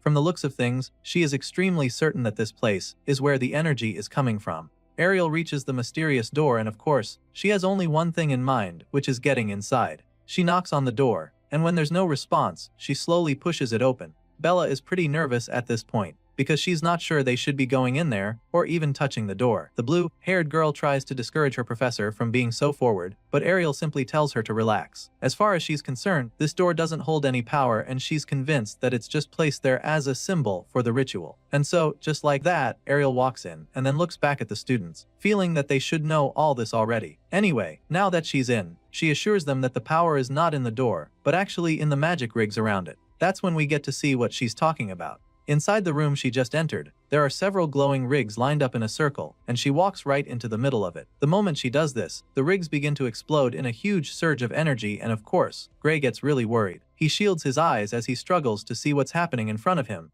and asks the professor if she's trying to summon the Liquidator. The shockwaves from the magic rigs are so powerful that they almost send the two students flying like pieces of paper. Bella is particularly having a hard time staying on her feet. It's all really scary to her, and she feels that this kind of magic is too dangerous for them to handle, so she concludes that they have to shut it down right away, regardless of what Ariel says. The blue-haired girl isn't even done saying this when the professor stops her. Ariel warns them not to rush into the circle, and then explains the situation to them.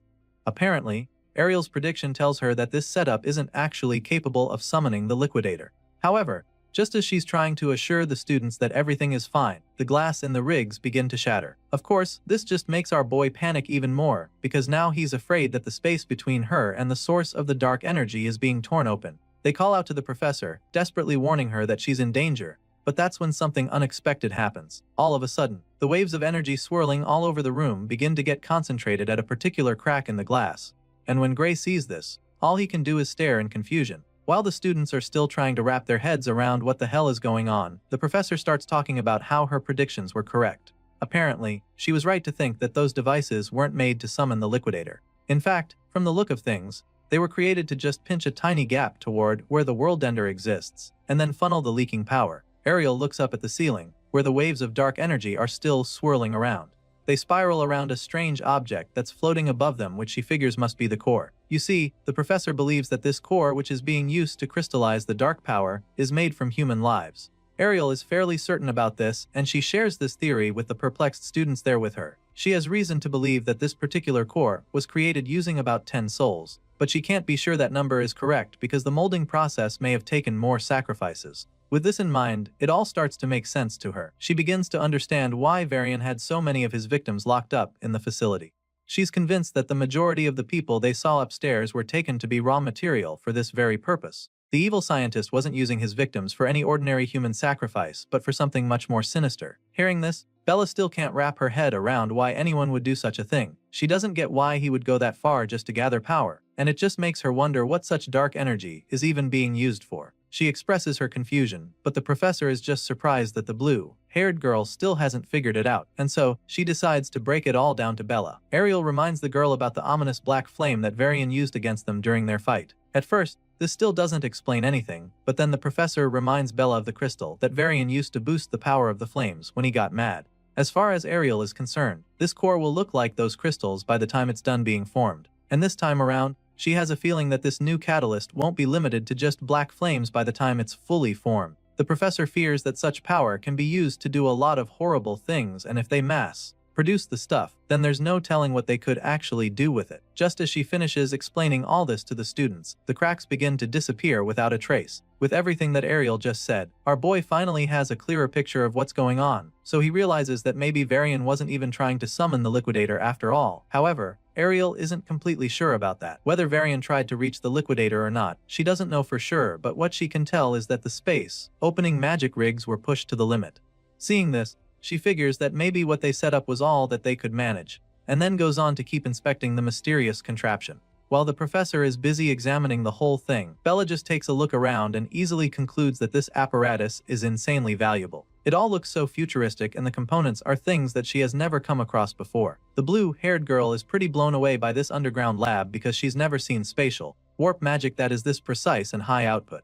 As you can imagine, the professor confirms her assertions, boldly stating that making one of these setups would literally cost a nation's budget. That's definitely a bold statement, but the truth of the matter is that Ariel isn't even trying to exaggerate, which is why she's shook by the fact that there are practically 8 of the magic rigs in this secret laboratory. It's a mind-blowingly expensive project for sure, so there's only one organization that comes to her mind. Hearing this, Bella takes a quick guess, wondering if her professor is thinking about the Discar Empire, but Ariel explains that those aren't even the suspects she has in mind. Sure, everyone knows that the Discar Empire is the biggest country in their world, but for some reason, Ariel doesn't think they're the ones behind this. You see, the professor doesn't think that the Discar Empire has the magical research resources to build one of these. At this point, the blue-haired girl is left completely stumped because she has no idea who could be behind this if Ariel doesn't think her guess is right. Well, the professor is convinced that there has to be some kind of organization running the show, and this organization has to be one with magical research that's far greater than anything the Empire has. Ariel shares her thoughts with the students, hoping to get them on the same page with her, but Bella still looks pretty confused, so our boy is forced to spell it out and reveal that Ariel is talking about the World Union Academy. Gray is convinced that they are the ones behind this based on everything that the professor said, and when he asks if he's correct, the red-haired lady reveals that he's absolutely spot on. You see, as far as Shess concerned, no other research body can support this scale and budget, so she has very good reason to believe her instincts. Even after listening to everything, Bella still finds it pretty hard to believe that the Academy is behind something like this. It just doesn't make any sense because the World Union Academy is supposed to defend the world from threats and not be the ones threatening humanity. Seeing the horrified look look on Bella's face. The professor can understand why she doesn't want to believe. It's not easy to come to terms with it, but Ariel tries to make the girl understand that there's no other group capable of pulling this off. Gray is equally shaken by the harsh reality of the situation, and even though it's a hard pill to swallow, he gets his head in the game. However, he still knows that this new discovery shouldn't mean that the whole academy is their enemy, because most of them could still be on their side. At the very least, before the reset, the Academy's top forces were the ones on the front lines during the battle against the Liquidator. Even beyond the subjugation sausage, they kept protecting civilians right until the very end. And so, after seeing that future, Gray can't just believe that everyone in the Academy is an enemy to humanity. Thankfully, the professor agrees with him completely, admitting that most of the Academy probably acts for humanity and wouldn't allow experiments that waste lives. However, she is also aware that the Academy has countless researchers, and she makes this known to our boy. The Academy has countless facilities as well, and hardly anyone in this world truly knows the whole picture. Besides, they still don't even know for sure who is behind Varian.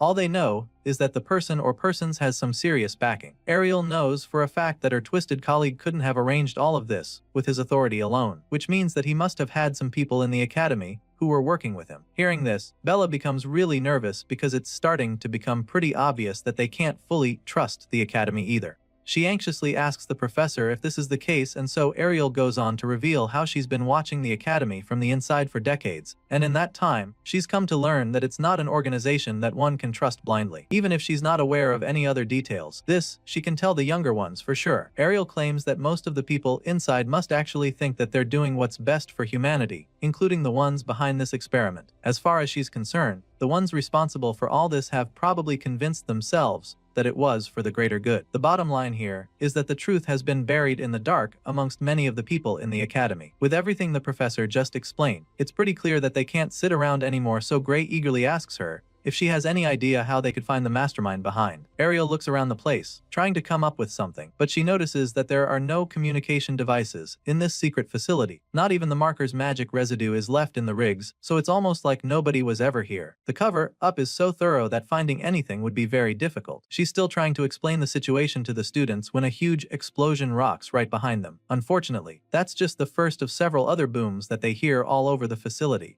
Gray begins to panic, wondering what the hell is going on, and that's when Ariel suggests that some sort of evidence erasing mechanism was set up as well. While the students are busy freaking out, Ariel calmly analyzes the situation. Apparently, the ones responsible for this didn't blow the place up the moment Varian died, which she finds a tad suspicious. It makes her wonder if they were planning to lure the ones snooping around deeper inside before detonating the place. Of course, Bella definitely wants to leave right away before they get buried by the debris, so she calls out to the professor, reminding her that this is not the time for hypotheticals. Bella feels that they need to get out immediately, but Ariel casually tells her to calm down, stating that these are just magical explosives. As far as she's concerned, the World Union Academy's professors aren't weak enough to be killed by something like this, and so she activates her divine eye and begins to cast a protective spell to show the students exactly why she's not panicking. The red-haired lady crouches down to cast the spell, creating a glowing magic seal on the ground beneath them. Despite her calmness, the students are still pretty troubled by the situation, so they just stand behind her, waiting to see what she does. At this point, the entire place is coming down right on top of them, and Ariel sternly warns them not to step out of the magic circle she just created. She pumps in some more magic into the spell, and the rigs begin to glow with the same bright light from her magic circle. They keep getting brighter and brighter, until all we can see is a white flash of light. As soon as this light appears, everything goes blank, and the next thing we see is the trio reappearing back on the surface. Apparently, Professor Ariel was able to teleport them back to safety just in time, before the whole place could come down on top of them. Not just that, she also managed to save all of Varian's victims too. Remember those magic glowing bubbles she covered them in? Well, she was able to teleport the captives too despite being far away, and she's pretty glad to see that everyone made it out safely. Belle still hasn't gotten over the feeling of fear that consumed her a few seconds ago. The poor girl is still shivering, because she definitely thought she was going to die when everything got out of control. Even though Ariel saved them in the end, Gray can't help but feel a little worried because that was way too close for comfort. Hearing this, Ariel simply explains why her spell took so long to actually work. You see, they had more baggage than she expected, so it slowed down the teleportation process. Still, the red-haired lady is pretty glad, because it was definitely worth it. That's when she shows the kids the baggage she was referring to. Lying a few meters away is a pile of magic rigs, the same magic rigs that they found in that secret underground facility. It turns out that the professor managed to save them before they could be destroyed by the explosions. And now, she can't wait to show them to the Academy, because they'll finally be able to create some awareness. The Academy will no longer be able to ignore them anymore when they see the rigs as far as Ariel is concerned. The scene shifts, and the story continues with the trio going back to the World Union Academy where they present their findings. They're summoned and informed that the survivors they rescued are being treated in the Academy's medical wing. The World Union Academy headmaster, Orodram Alexandro, also thanks them deeply for stopping Varian's illegal experiments. Once that's out of the way, he goes ahead to talk about the magic engines that the twisted scientist was using. He examines the schematics of the rigs, and after taking a good look at them, he confirms what Ariel says earlier. Just as the professor predicted, each one of the rigs is worth more than a national budget. Of course, Ariel is glad you see that the headmaster is on the same page with her. She points out how there were 8 of those rigs, and insists that there's no way Varian could have gathered that kind of firepower all on his own. I mean, she can't even begin to imagine how he managed to obtain these components if he did it all alone. In that moment, the headmaster suddenly reveals that these parts she's talking about are stolen goods. Orodram Alexandro states that they were hijacked mid-transport, adding that 78 transport agents were even wiped out during the heist. As you can imagine, this is pretty shocking news to the students, so they have a hard time processing it all. But Ariel just has a cold blank look on her face like she's not surprised to hear this. Apparently, she's heard of an incident like this before where 78 agents of the Academy were killed, so she asks the headmaster if he's talking about the incident from 15 years ago. Ariel is actually hoping that it's not the same one, but the headmaster confirms that her guess is right, explaining that the stolen cargo back then carried these very engines. Hearing this, Ariel begins to think back, trying to recall details from that incident, and before she can even say what she remembers, Orodram Alexandro states that the one responsible for the heist back then was the Blood Drinker. He can tell that she's familiar with the name, and she's not the only one who knows about it. You see, our boy Gray has also heard of the Blood Drinker, because it just happens to be the biggest crime organs in their world. Even Bella is familiar with the group, calling them the parasites of the world that always crawl back no matter how many times people crush them. As you can imagine, it's pretty surprising to see the shy girl sounding so ferocious all of a sudden, so Gray sneaks a glance at her, wondering what's gotten into her, and that's when he sees her looking absolutely livid. Apparently, the reason Bella hates the group so much is because they killed her parents. She reveals this with a murderous glint in her eyes, and the headmaster goes ahead to confirm everything they've said. Orodram admits that the Blood Drinker is one very stubborn group, because they will always resurface, no matter how many times they're exterminated. The main reason for this is that no one knows where they hide or who their leader is. It's a group that remains impossible to eliminate for good, which makes them such a big problem. Some say that they are even responsible for 70% of all crime-related deaths in this world. The headmaster seems to know so much about how bad these criminals are, and they're so ruthless that it wouldn't even surprise him if some of their people were already inside the academy. They're truly a powerful force to be reckoned with, but Orodram feels that the worst part is the fact that there's no way to tell the members of the Blood Drinker apart from actual people of the Academy. And on top of that, the Academy wouldn't act even if there was a way to fish the intruders out. The headmaster explains all of this, and of course, Gray doesn't like what he hears. He asks the old man to explain what he meant by that last part, saying that the Academy wouldn't act even if there are criminals hiding amongst them. Bro looks like he's about to snap at the old man, but before he can say anything else, Professor Ariel cuts him off, informing him that this is just how the Academy operates now. She explains that anyone with talent gets a chance to grow stronger in the Academy, regardless of their bloodline, their race, or gender. At this point, the headmaster chimes in, confirming all that the lady just said, and then goes on to say that all candidates who are talented enough are accepted freely into the Academy, and that it doesn't matter if they're criminals. Of course, this is a pretty insane way to run things, and Bella doesn't hesitate to let them know how absurd she thinks their tradition is. As far as she's concerned, any criminals that are currently in the Academy should be seriously dealt with, and she angrily states this before the headmaster. In response, the man simply claims that he agrees with her. However, he makes it known to her that the higher-ups don't seem to share that view. If it were up to him, all known criminals in the Academy would be hunted down, but clearly, it's out of his control. The blue-haired girl is pretty confused when he says this because the last time she checked, he's literally the headmaster of the institution. She feels that he should at least have enough power to oversee something like this, but the man explains that he's nothing more than an underling. He may be the face of the Academy on paper, but in reality, he's just a figurehead, and the authority he actually holds is laughable. The headmaster reveals all of this shocking news to the students, and then asks them if they really want to know who is truly running things at the Academy. Of course, the intense looks on their faces are enough of a response for him to know that they want the answer. However, he also explains to them that they'll have to grow stronger if they want to know. As far as the Academy is concerned, the more power one has, the deeper they will be allowed into the Academy. and the more secrets they'll uncover. The headmaster admits that he can't call any names, but he informs the students that they have an upperclassman who has enough influence to shape the academy's entire direction. Apparently, this extremely influential senior is so powerful that he was the one who came up with that crazy policy of accepting criminals into the academy. Hearing this, Gray immediately begins to put it all together and concludes that maybe they could be able to change the traditions of the academy if they somehow managed to become stronger than this mysterious and powerful senior. And of course, the professor confirms this, admitting that strength is everything around here. At this point, both Bella and Gray clench their fists forcefully, almost as if they make the strong resolve to become as strong as they possibly can. While explaining this to the students, the headmaster can't help but ponder over something. It's a thought that he still finds pretty amusing. You see, Orodrom Alexandro knows for a fact that Professor Ariel wouldn't have been able to stand a chance against Varian at all, especially not on her own. So the fact that they were able to take down the extremely powerful mad scientist makes the headmaster conclude that one of these students did it. With this in mind, he just feels even more impressed, thinking that Ariel's divine eye must be sharper than ever for her to have been able to notice these two amazing talents. Just thinking about this, a small smile creeps up on his face, especially because he can't wait to see what kind of monster she creates by the time she's done training them.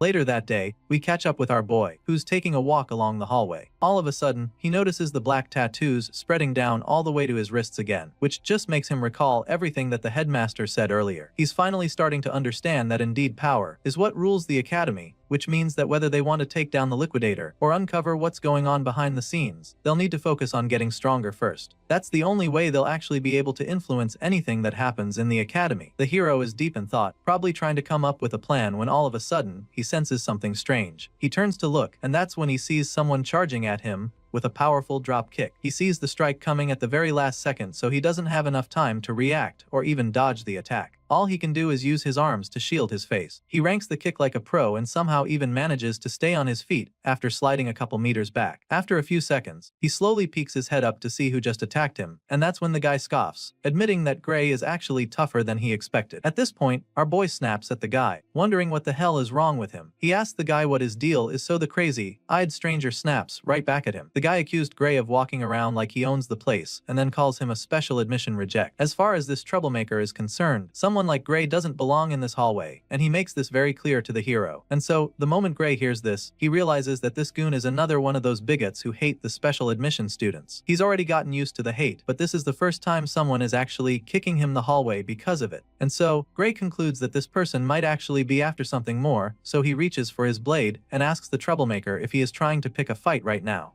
Well, it turns out that this crazy-eyed student would actually love to go toe-to-toe with our boy, but that's not his priority right now. Apparently, he's not exactly interested in fighting Gray right now, because it seems that reject number 2 just showed up. At this point, the hero looks back to see what the bigot is talking about, and it turns out to be the red-haired professor strutting down the hallway toward them.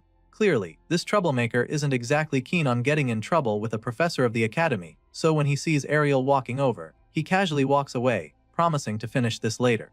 As he's walking away, he can be heard talking to someone, as if he's talking through a communication device. Mr. Crazy Eyes apologizes to someone over the phone, claiming that surveillance is too tight for him to get any closer to the target, and then promises to send someone else there soon. It just so happens that this finger-biting brainwashed hater is reporting back to Varian, which is absolutely shocking because the evil scientist is supposed to be dead. As soon as the hallway stalker leaves, Professor Ariel gets to Gray to see how he is, and she's definitely so she asks him what happened. The truth of the matter is that the hero still isn't even sure what the hell just happened, so he simply tells the red-haired lady that some random student just kicked him for no reason. He also tells her how the crazy-eyed stranger said that a divine eye special admit like him shouldn't even be walking around the academy's halls. As you can imagine, the lady is taken aback by this report, so she takes a second to process before going on to check our boy's body for wounds or bruises. Since there was no weapon and Gray wasn't injured, she informs him that there's not much she can do about the situation officially. That being said, she suggests that Gray chase the troublemaker down and punch the lights out of him for what he did. She gives him this idea with a really mischievous grin on her face, and you can already tell that she can't wait to see Gary mop the floor with the guy. On the other hand,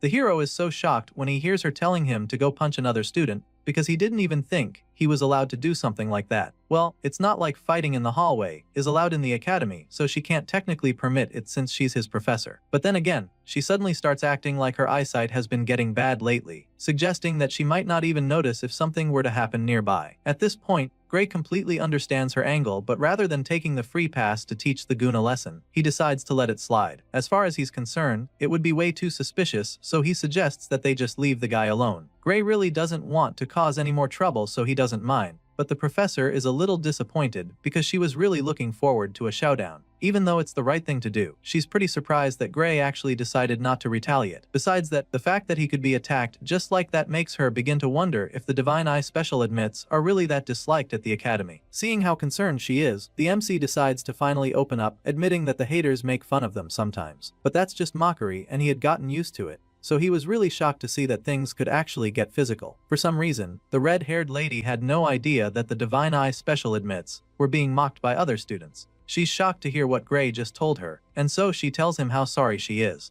Ariel feels really bad about it and starts wishing she has a bit more authority around here. At this point, Gray notices that she's getting upset, so he immediately tries to make her feel better, assuring her that she doesn't have to worry about it. I mean, she's already done a lot for him with the limited authority she has in the institution. Heck, if it wasn't for her, he wouldn't even be in the academy right now. Besides that, he's also very confident that Bella and the others will eventually prove that the Divine Eye program wasn't a mistake. After all, it's no news that Professor Ariel has a good eye for picking out extremely talented students. Even if he hadn't seen it in this lifetime, he definitely saw it firsthand in the previous world when she single-handedly picked out some of the strongest heroes in the world who eventually became the guardians of humanity. This remark leaves the professor stunned for a second because she's never heard Gray say it to her. She's truly flattered by the compliment that her cheeks turn pink all of a sudden as she thanks him for his kind words. Despite being really touched by Gray's confidence in the others, she also tells him not to act like it's someone else's problem. Just in case he wasn't already aware, Ariel makes him understand that he's the one she expects the most out of everyone in the Divine Eye group. She hammers on this fact and starts calling some of the older students, like Amy White, Leek Muller, and Jacob Bloomfield.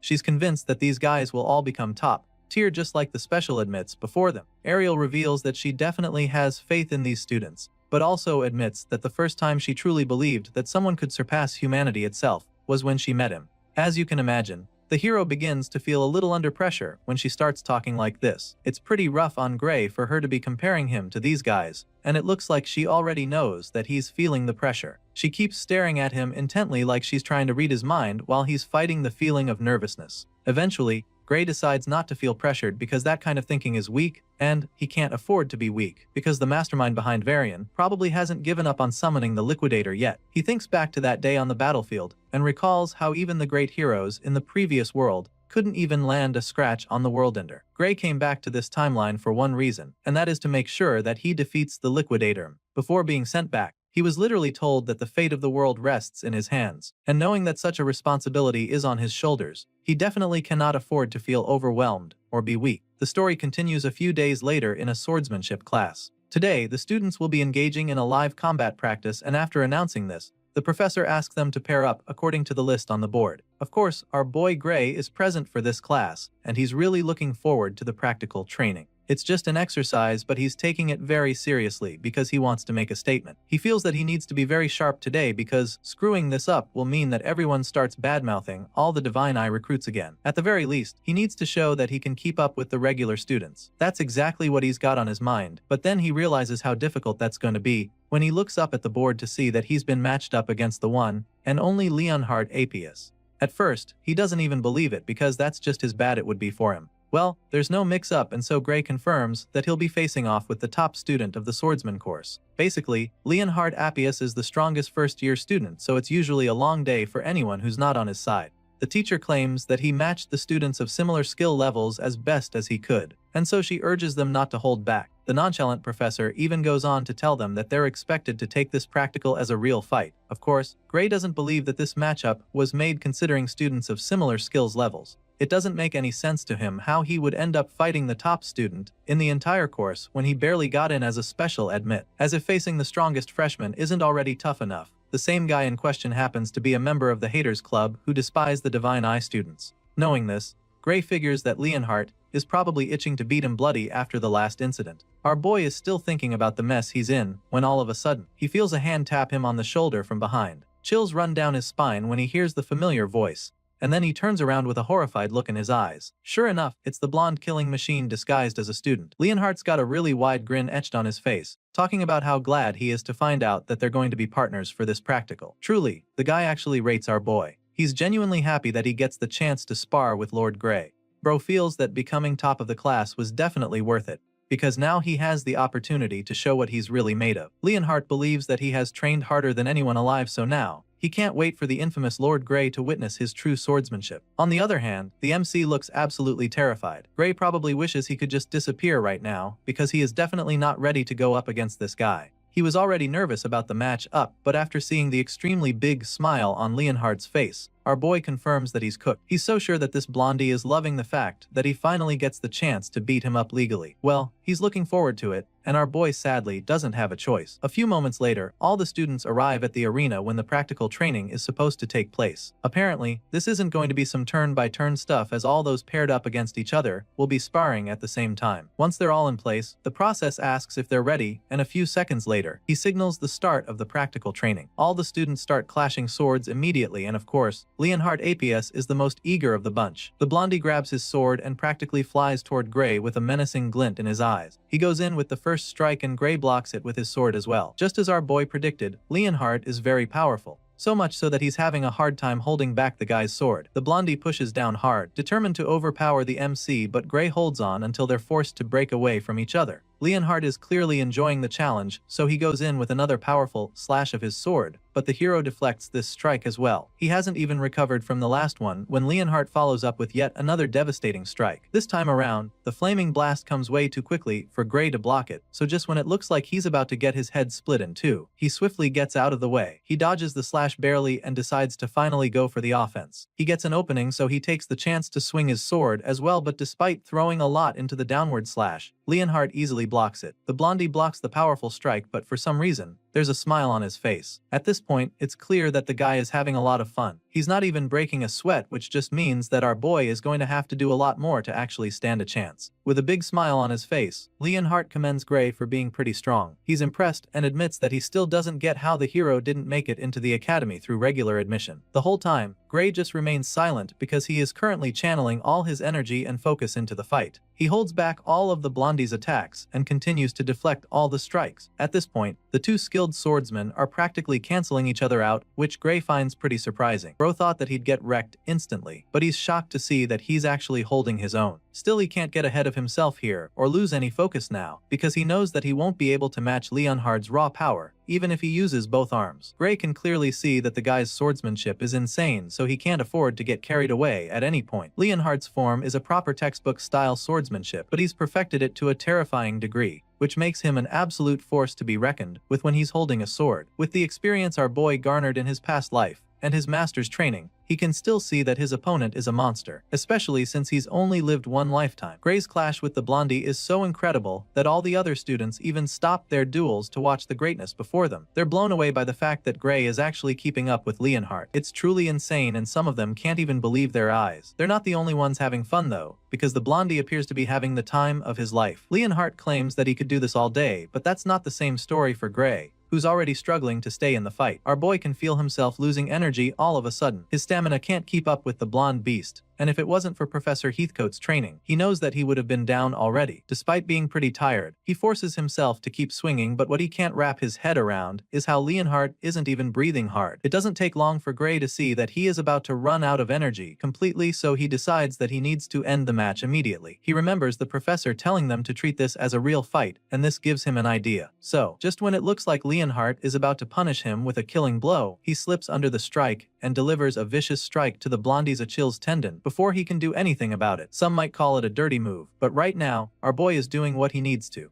Grey slips under and dodges his opponent's brutal slash just in the nick of time. He lands a hit on the guy's leg, and at this point, Leonhardt's eyes widen in horror. He's shocked to see that Grey is actually taking this fight seriously, and now that it's clear that the fresh man is no longer messing around, he decides to be even more brutal, because as far as he's concerned, he simply cannot afford to lose this fight.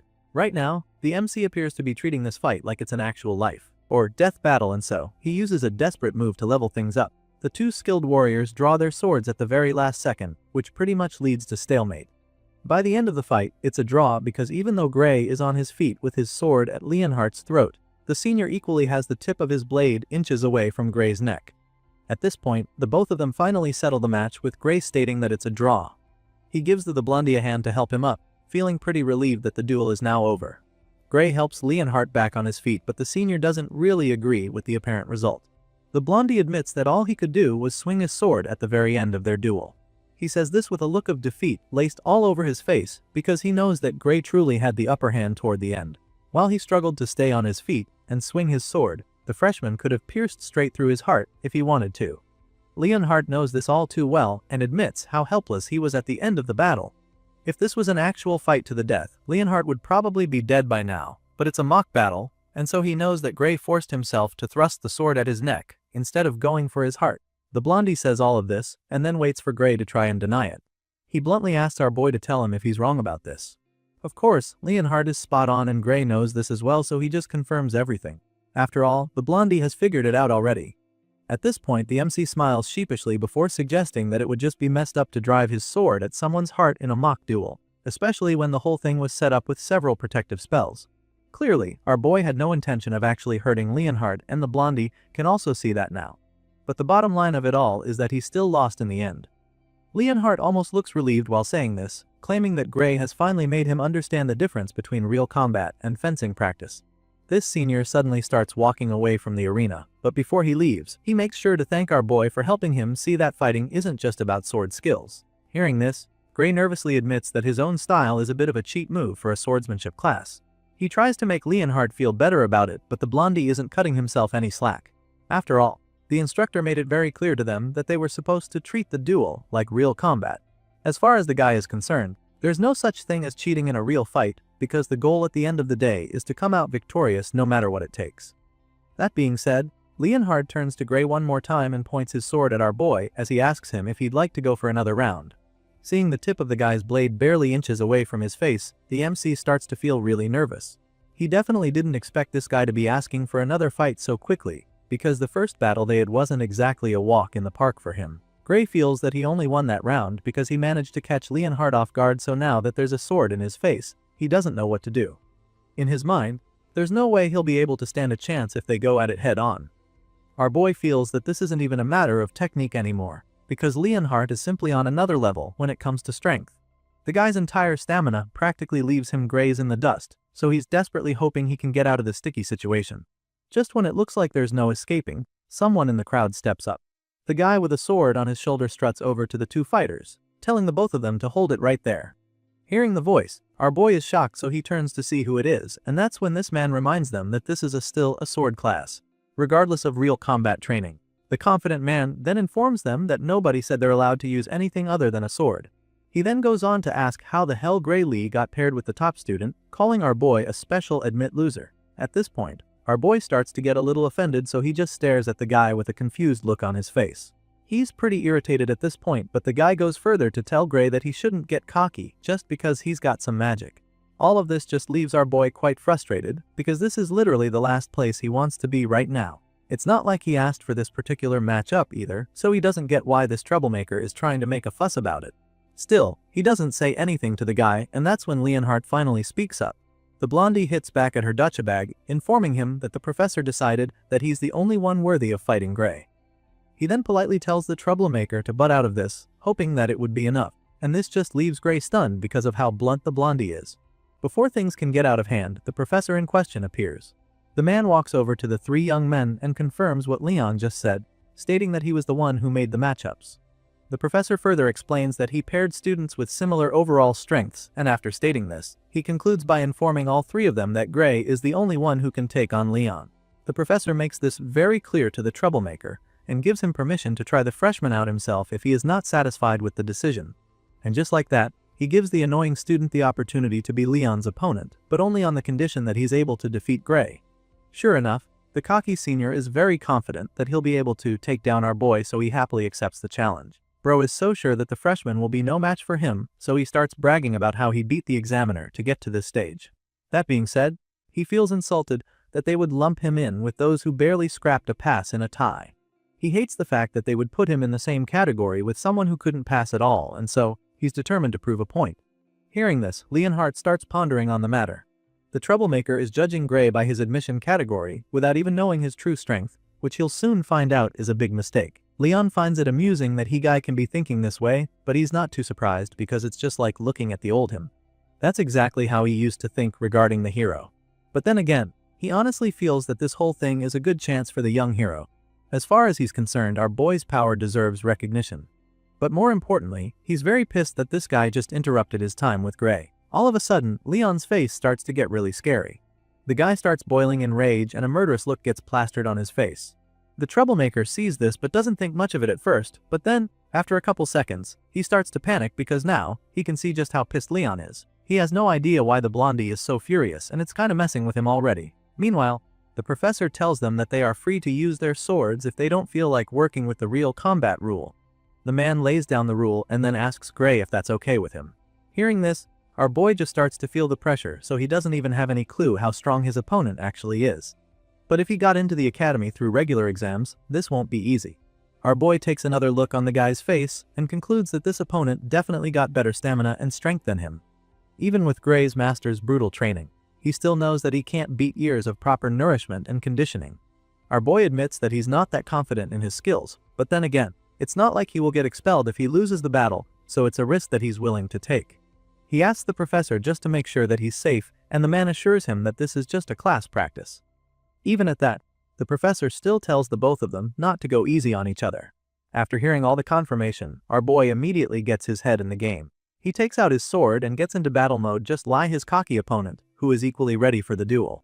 Once both students are armed and ready to clash blades, the professor signals the start of their duel and the challenger doesn't hesitate to charge at our boy. He dashes over to the hero with a murderous look in his eyes. He feels that it's finally time for him to put the special admit in his place, so he yells at our boy, telling him to know his damn role. Sure enough, Gray blocks the hit with his own sword, and that marks the start of an intense sword fight.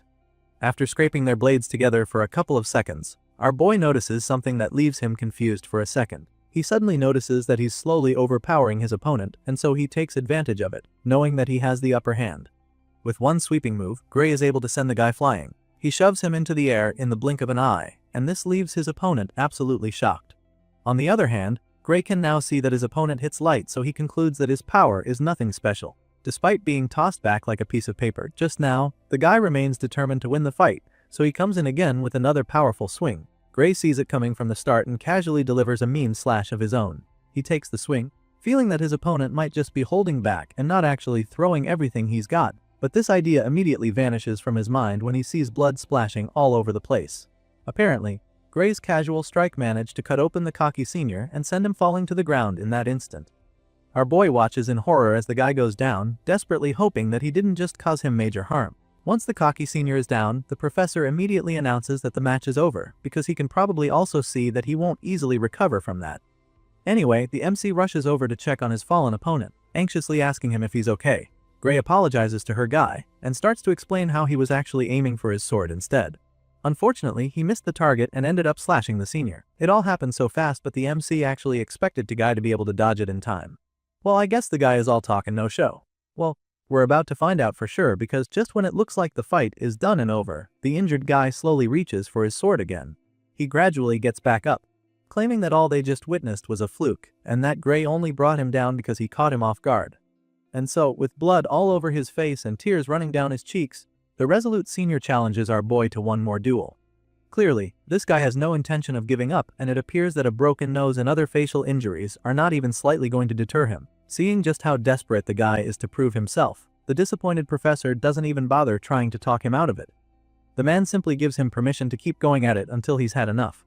At the same time, other students at the back are starting to get worried about the challenger, because he looks like he's in a great deal of pain. Well, it's looking like pain is just fuel for this guy, because right after getting back on his feet, he charges at the MC with his sword once again. Our boy sees this attack coming from a mile away, but he's not even slightly dazed by it. He already knows that he can take anything that this guy throws at him, so he just stands there, bracing himself for another round of clashing swords.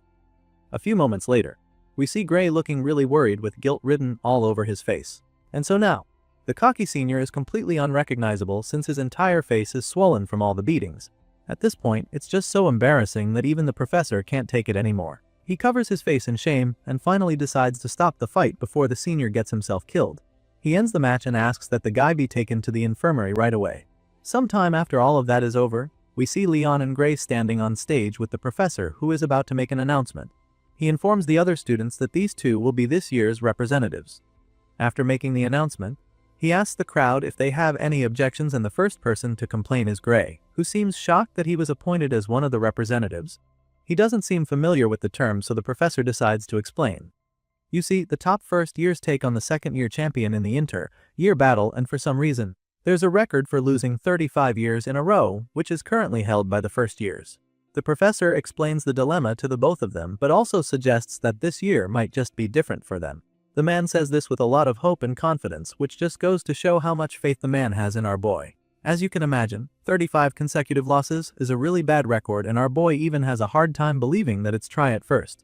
It leaves him quite stunned and makes him wonder if the power gap between the first years and the second years really is that big. Well, it just so happens that this is exactly the case, because the professor sharply confirms it without any iota of doubt in his mind. After all, a year at the academy is huge, and there's a lot that can be learned in that time frame. Anyway, the professor goes on to remind Gray that losing isn't an abnormal thing. It's actually pretty normal to lose from time to time, and one should even expect it. That being said, he's almost 100% sure that history will repeat itself once again, so he assures Gray that it would truly be impressive enough if he even manages to put up a decent fight against his direct seniors. But more importantly, if he somehow wins, the professor tells him that it would go down in the academy's history as a miracle, since just being chosen to fight as a freshman is already considered an honor. The man pats our boy on the shoulder as he explains all of this, and then tells him that he shouldn't stress too much, before finally ending the class for the day. Even after the professor leaves, our boy still finds himself pondering over what the man said. Since the man told him not to stress over it, he figures that the inter-year battle might not be as serious as he thought. Regardless, as a Divine Eye special student, he knows that this is the perfect chance for him to prove that he can actually fight, and so he makes up his mind to train hard for the upcoming competition.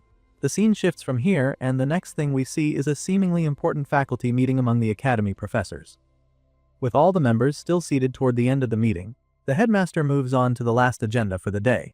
This last subject happens to be Professor Budra's proposal, and so the man in question doesn't hesitate to get straight to it.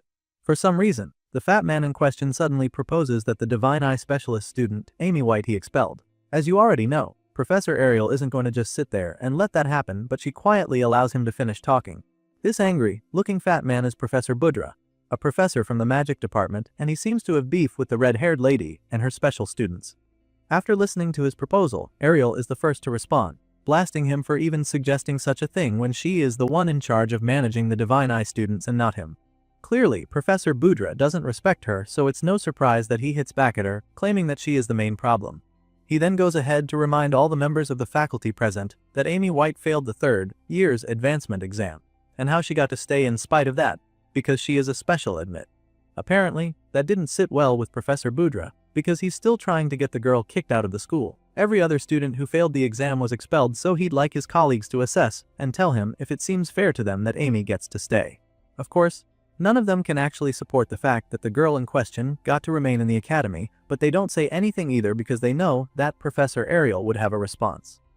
Sure enough, the red-haired lady answers Professor Budra, reminding him that Amy White is progressing steadily toward top-class, world-level combat ability. She stands up for the girl, explaining that the student is unable to display her full power at the moment due to the harsh backlash on her body currently.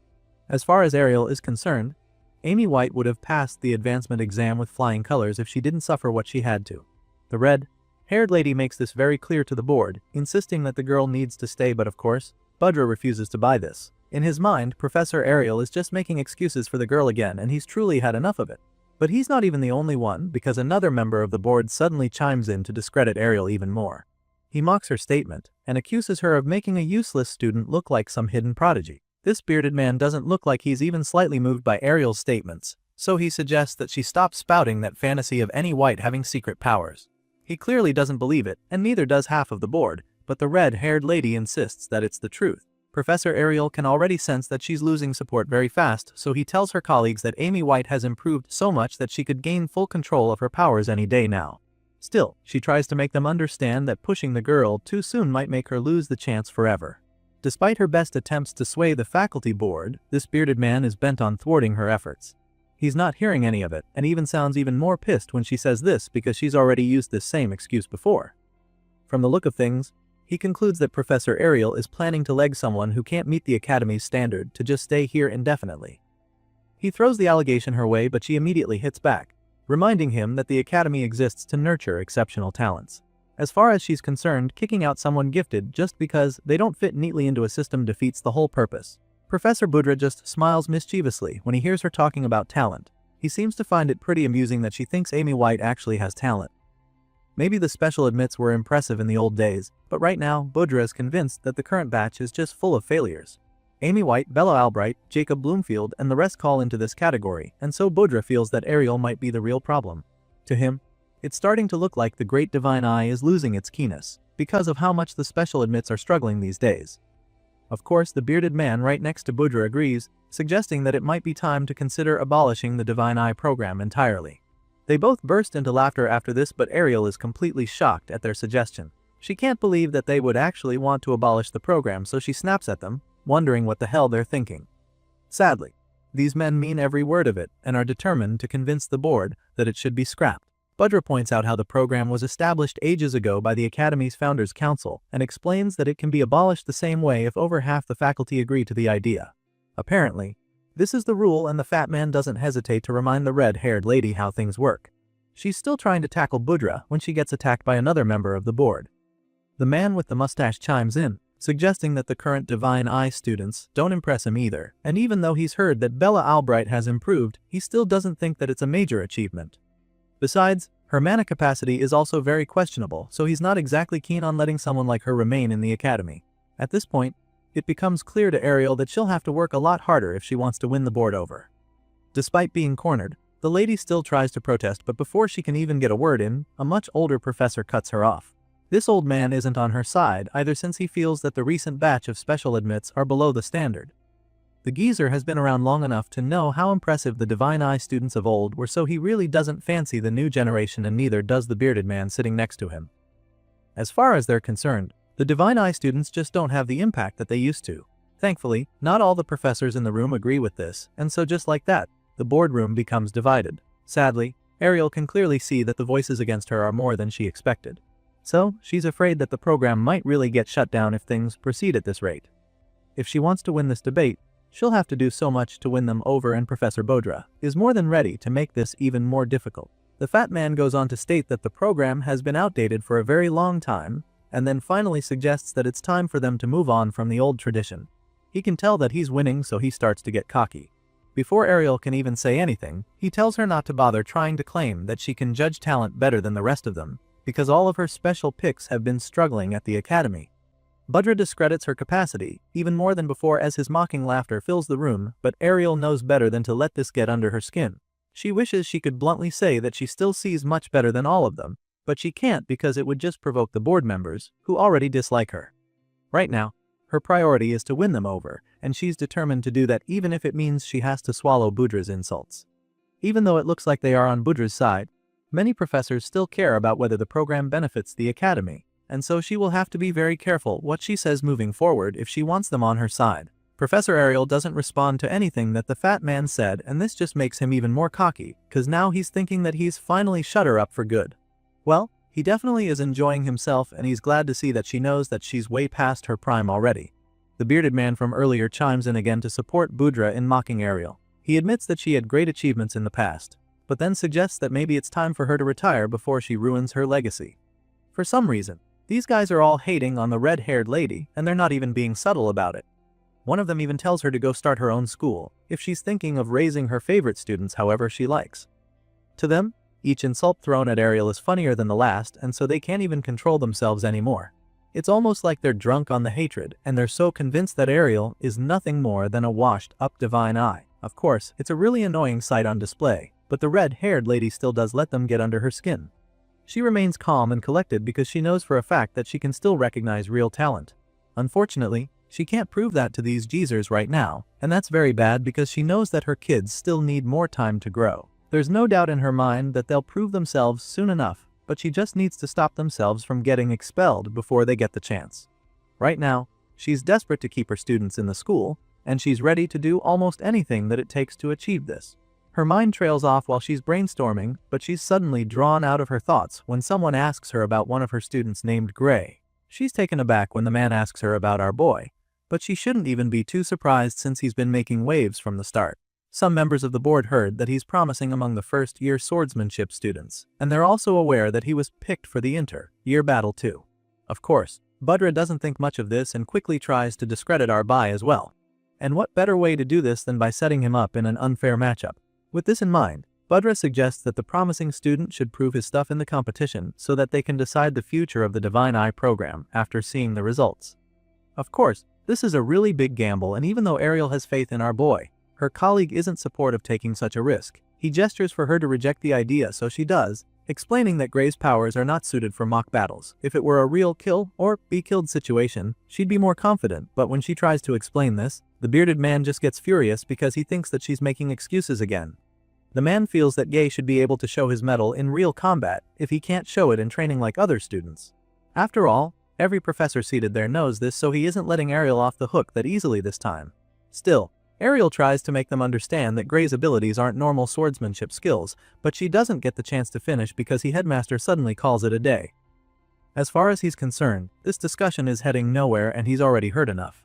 However, he still believes that the Divine Eye program has a role to play in the academy, so he decides that they'll use the results of the inter-year battle to make a decision. This is not what Ariel was gunning for, so she tries to protest, but it's all futile. As for Budra and his cohorts, they're happily looking forward to the competition because they're absolutely certain that Gray will get destroyed on the battlefield. The meeting is adjourned and all the professors take their leave, except Ariel, who just sits there, feeling defeated. She remembers the staggering power she witnessed, the boy display, and she has no doubt that he's strong enough. However, she also knows that his power isn't suited for mock battles, which just means that he still needs time. What she's hoping for is unreasonable right now and she knows it, but she's putting all her faith in Gray because he's the only one who can help the other Divine Eye students, those raw gems with world-class potential. At the moment, our boy is the only one who can protect them and save them from being expelled. The story continues on the day of the long-awaited and much-anticipated inter-year battle. All the seats in the arena are absolutely packed with students, to the point that they almost look like an army of ants from above. While all the spectators take their seats, the students who will be taking part in the competition line up on the center stage. 4 of them appear before the crowd to represent their respective classes, and the host of the event is more than happy to announce the start of the inter-year battle. He informs the crowd that the fights will begin shortly, and then proceeds to introduce the competitors who will be participating. First on the list is none other than the first-year top student, Leonhard Appius, and the next in line is the second-year top student, Luniel Hartman. These two are the most popular up on stage, but there's an underdog in their midst as well. Sure enough, it's Gray Lee, our boy who will be participating as the first-year challenger in this event. Of course, he's not the only new cat in the mix because another student named Deeble Redardle is introduced as the second-year challenger. As soon as Deeble is introduced, our boy realizes that the crazy-looking guy with a sick appearance is the same one who jumped him out of nowhere in the hallway some days back. And so, you can imagine how nervous he gets when he realizes that this is the psycho that he'll be up against for the inter-year battle. Gray is still trying to wrap his head around what the hell is going on when the announcer starts talking again. The man assures the crowd that they are about to witness what these warriors are truly capable of, and this definitely gets them excited.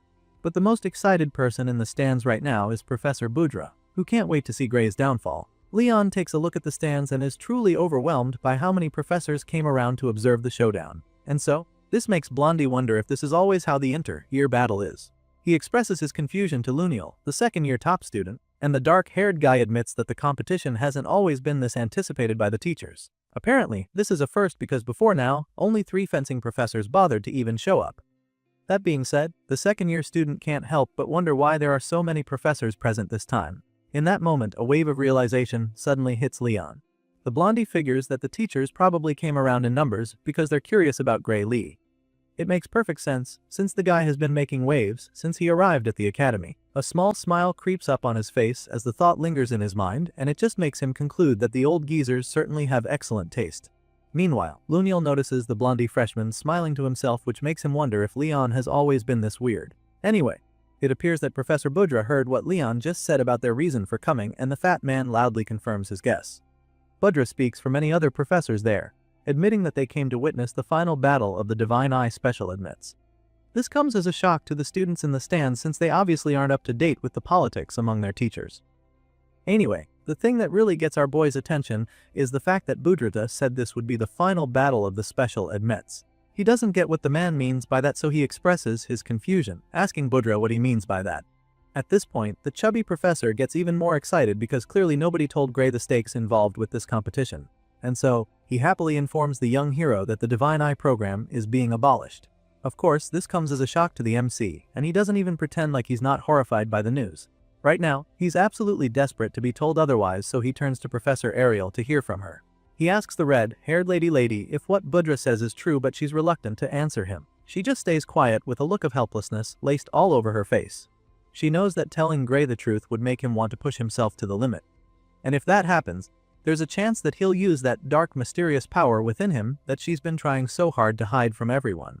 Right now, that's the last thing she wants for him, because if he uses that power in his current state, it could actually kill him. So, with all of this in mind, Professor Ariel finally decides what to tell him. She takes a deep breath to calm herself, and then without mincing words, she tells Gray that Budra is lying to him. She tells our boy that the fat man is just trying to mess with his focus, and then encourages him to keep his head in the game. She tells our boy to just fight and not let their words get to him, which leaves him and the other contestants pretty puzzled. Gray is stunned for a second when he hears this, but it's also quite a relief for him. Gray believes her and takes a moment to process her words before immediately regaining complete focus. From the look on his face, you can tell just how determined he is, and even though Ariel's little stunt seems to be working, Budra refuses to be moved by her gimmick. The man simply scoffs, feeling confident that Gray still won't win, so he tells them to do whatever. After all, he believes that they're just going to embarrass themselves at the end of the day. As far as he's concerned, Gray is definitely going to lose, and once that happens, other professors will finally realize that the Divine Eye Ariel's sight isn't as keen as it used to be. And so, just like that, Professor Ariel once again puts the future of the Divine Eye program in Gray's hands without telling him what he's up against. Thankfully, our boy is feeling more motivated than ever because he's definitely not going to let Budra's insults slide. He makes this very clear to the fat man, who is taken aback by his audacity. Gray doesn't really care if the man insults him or makes fun of the students, but what he will not take lightly is Budra talking down on Professor Ariel's judgment. The freshman boldly hits back at the annoying professor, and even Ariel is shocked at how fearless he is right now. As you can imagine, Budra isn't as patient as the red-haired lady, so he is immediately offended by Gray's tone. It makes him wonder what kind of strength Ariel's eye must have picked up in him to make him so bold. Anyway, Budra is still convinced that the freshman will fail woefully once the battle starts, so he tells Gray to get ready to lose. Budra and several others are convinced that he doesn't stand a chance, but all of this is just fuel for our boy, who relishes the challenge presented to him. The red-eyed hero hits back at the professor one more time, telling him and his cohorts to watch him prove them wrong. Of course, such a slick response quickly gets under Budra's skin, and he instantly loses his cool. The fat man is absolutely furious at how arrogant the boy is and almost charges at Gray by himself, but his bearded colleague holds him back in time, urging him to calm down. Once all that drama is over, the moderator of the inter-year battle calls on the contestants to take their positions.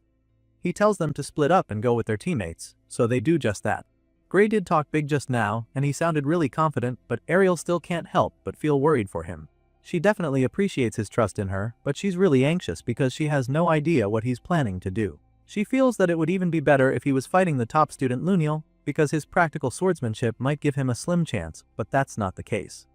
You see, the reason the red-haired lady is panicking so much right now is because our boy has been matched with a terrible opponent, Deeble Redardle. Apparently, this psycho looking is just as bad as he looks, if not worse. Bradley rewired his brain surgically, boosting his reflexes to inhuman levels, so now the twisted fighter is practically a living weapon just waiting to be unleashed. As far as Ariel is concerned, Deeble is the worst possible matchup for Gray's ambush tactics, which is why she's extremely nervous. Right now, she's desperately hoping that the MC isn't planning to use that ability against Deeble during the fight, because it's definitely not going to work. Just before the battle is about to commence, she calls out to Gray from the stands, and when he turns around, she tells him not to worry about her. She also begs him not to push himself too hard for the fight, and upon hearing this, he just flashes a small smile at her before telling her that he knows all this. After putting the fighters in their positions, the moderator informs the crowd that they will be starting with the top student match. So, he calls on the representatives to step forward.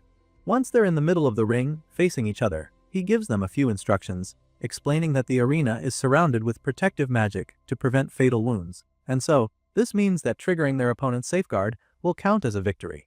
After explaining this, the man tells them to fight as if this is real combat, because that's the only way to win.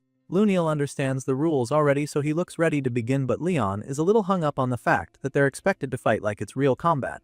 Unfortunately, there's no time for him to dwell on that thought because the instructor immediately calls for the start of their battle.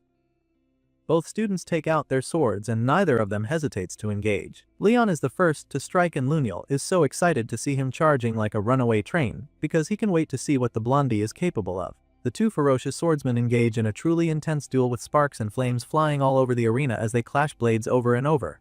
At first, Leon seems to be having the upper hand because he keeps forcing Luniel back with his brutal slashes, but then, the second-year star regains his balance and goes in for a mean counter. Seeing this, Blondie quickly slips under to dodge the strike and this gives him a perfect opening.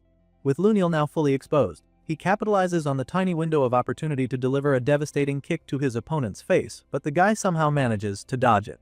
Leon can't believe his eyes when he misses the shot, and it just makes him realize that he probably can't fight like Gray. Meanwhile, Luniel seems to really be enjoying himself. The guy commends Leon for being really good for a freshman. In fact, he thinks that the blondie is stronger than he was in his first year and doesn't have a problem admitting it. As much as he's impressed, he still has to take Leon down, so he decides that it's time to pick up the pace. The guy says this with a really cocky grin on his face, but Leon seems to be straining already, which makes the second year think that his opponent might have trouble keeping up. Leon had his chance to land some big blows but he couldn't. So now it's Luniel's turn and he doesn't have any intention of missing his shot. He goes after Leon with a barrage of sword slashes that force the blondie back. Sure, he manages to block all of them, but the intensity eventually gets too much, so he pulls back to create some space and catch his breath. At this point, the dark-haired senior has enough time and space to unleash a devastating strike that would surely seal the deal. Leon sees the terrifying surge of power growing out of the blade and is instantly horrified because he knows he can't stop it. Sure enough, Luniel blasts him with it, but it doesn't kill him thanks to the protective magic of the arena. However, a blast of that magnitude is powerful enough to trigger Leon's safeguard, which basically signals his defeat. Once this happens, the moderator brings the fight to an end, announcing that Luniel is the winner of the top student match. These two students respect each other, so there's no hard feelings. Leon thanks Luniel for the match, and the senior returns the gesture, admitting that it was a really nice match. The blondie makes his way off the platform and the moderator announces that it's time for the challenger match. He asks the representatives to step forward and our boy swaps places with Leon. The two freshmen pass each other and the blondie wishes Gray good luck, so he thanks the guy, knowing that he'll need it. Our boy gets up in the arena and with each step, he thinks about how serious this battle will be. If only he knew what he was actually fighting for. Gray already ran his mouth with the professor, so how he has to back up his talk. He's definitely nervous but also really confident because he's fought more hopeless monsters than he could come in his previous life. So, compared to that, he believes that this clash against a fellow student at the academy should be winnable. The hero pumps himself up for the clash and takes out his sword. He braces himself for the duel as he takes a battle stance, but his opponent is so creepy that it's unsettling. Deeble comes on the stage looking like a blood-thirsty zombie. He drags his word across the floor and marches over to our boy with a murderous look in his eyes. For this guy, it's only a matter of time before he fulfills the wish of his master, Professor Bradley. He's been brainwashed, and now, he can't wait to send Gray to meet the professor. We all know that Bradley Varian is dead, so Deeble is basically threatening to send our boy to hell. It's almost time for our boy to fight for the future of the Divine Eye program, and he still doesn't know how serious it is or how deadly his opponent really is.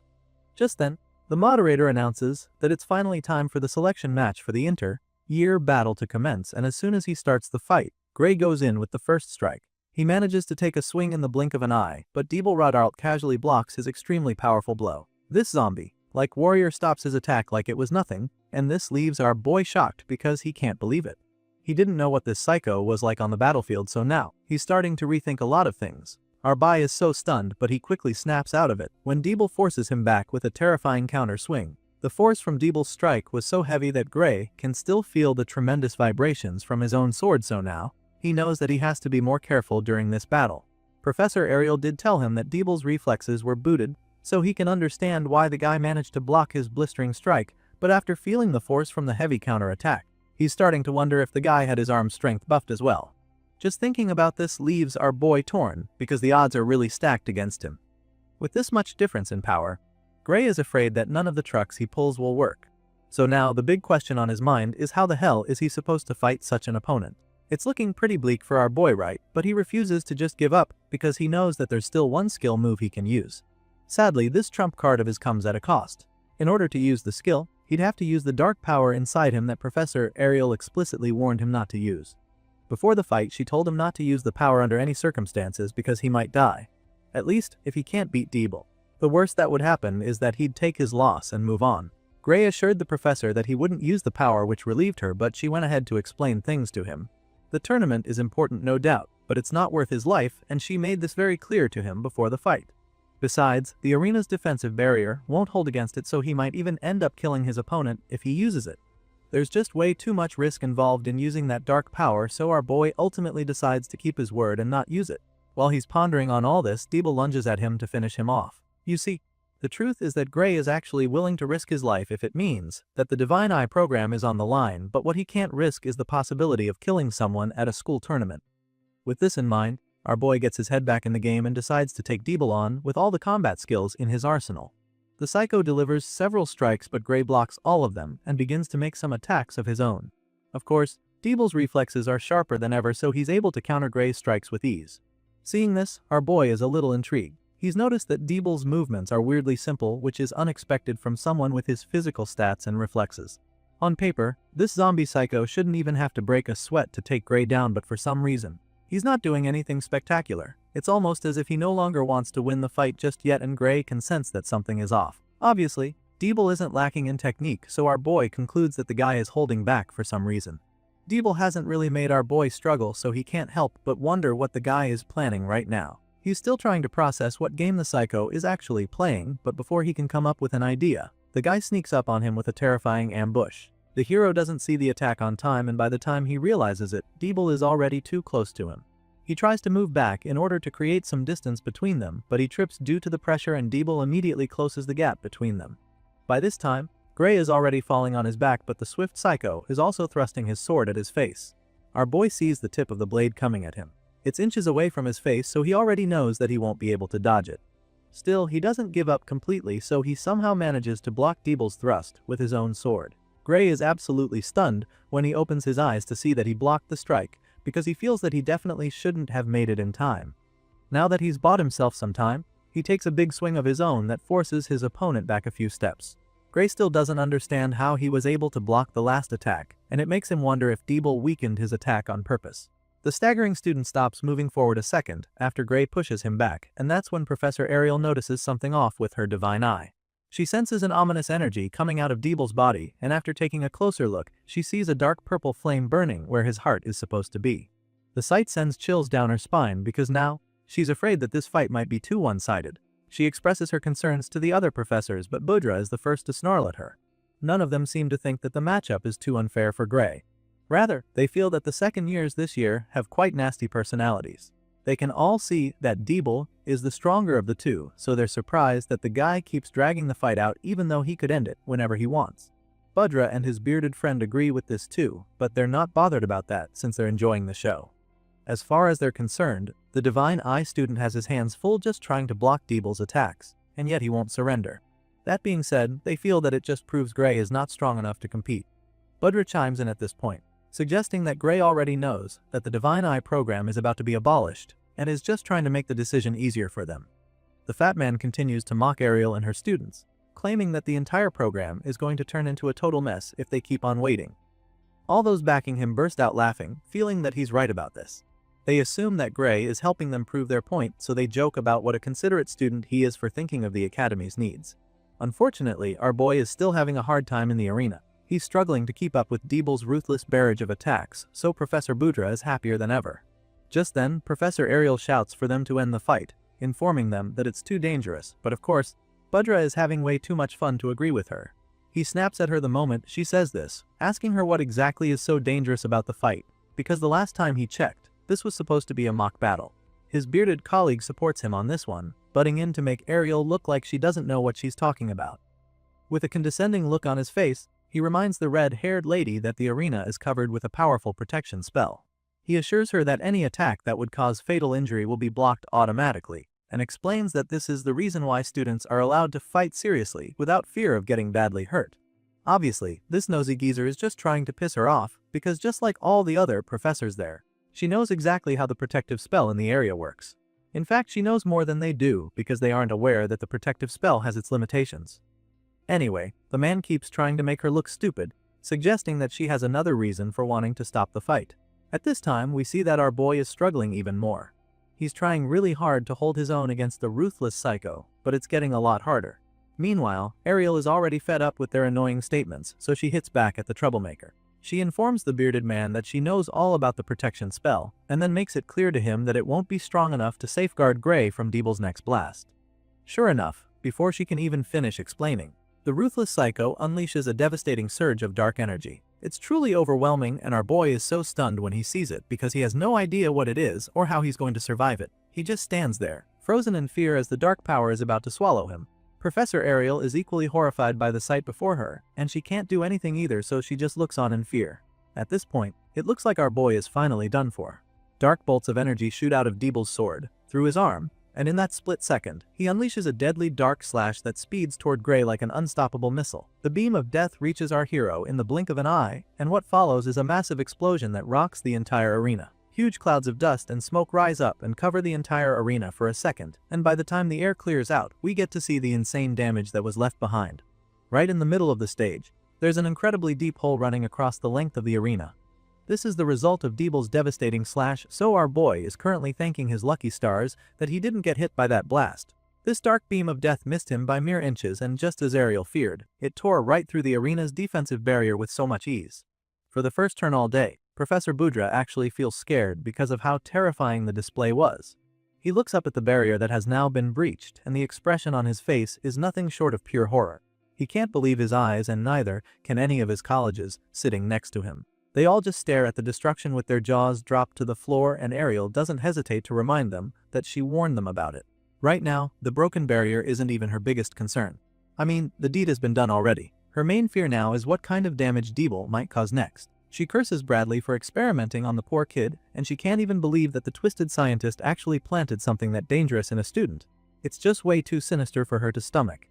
Anyway, while the other professors are busy gasping and staring at the damage, she takes the initiative and attempts to fix the shield. Ariel pumps in a lot of magic, hoping to repair the dome, but the barrier is just way too strong for her, and she's unable to use her binding magic on it. You see, this harsh reality is actually a very serious situation, but none of the other professors seem to know just how dire it is yet. Ariel raises the alarm as soon as she realizes what's coming, urging them to disable the barrier immediately because this is an emergency. She shouts for the tournament to be cancelled right away, explaining that this is no longer just a swordsmanship test anymore. Unfortunately, her colleagues are still too stunned to actually react, so while they're still trembling like leaves, she calls out to Gray and tells him to run for his life. She knows that stopping the fight from the outside is going to take a while, so she urges him to try to buy himself some time.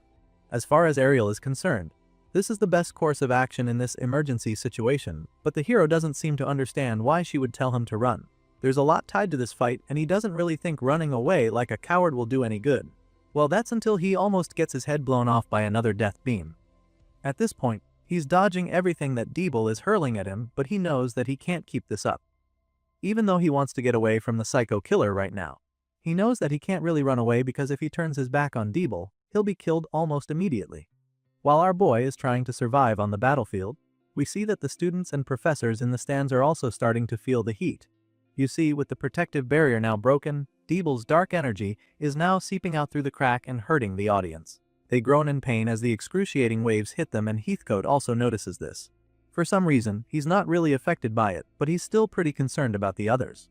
The professors finally cast a spell to sort this out, but he knows that it will take at least 30 seconds before it reaches the guys in the stands. As far as he's concerned, that's way too slow, so he decides to take a drastic decision. It's still pretty early to try that move, but he believes that Gray should be able to pull it off regardless. With this in mind, he calls out to his student, telling him to think of his body as the sword.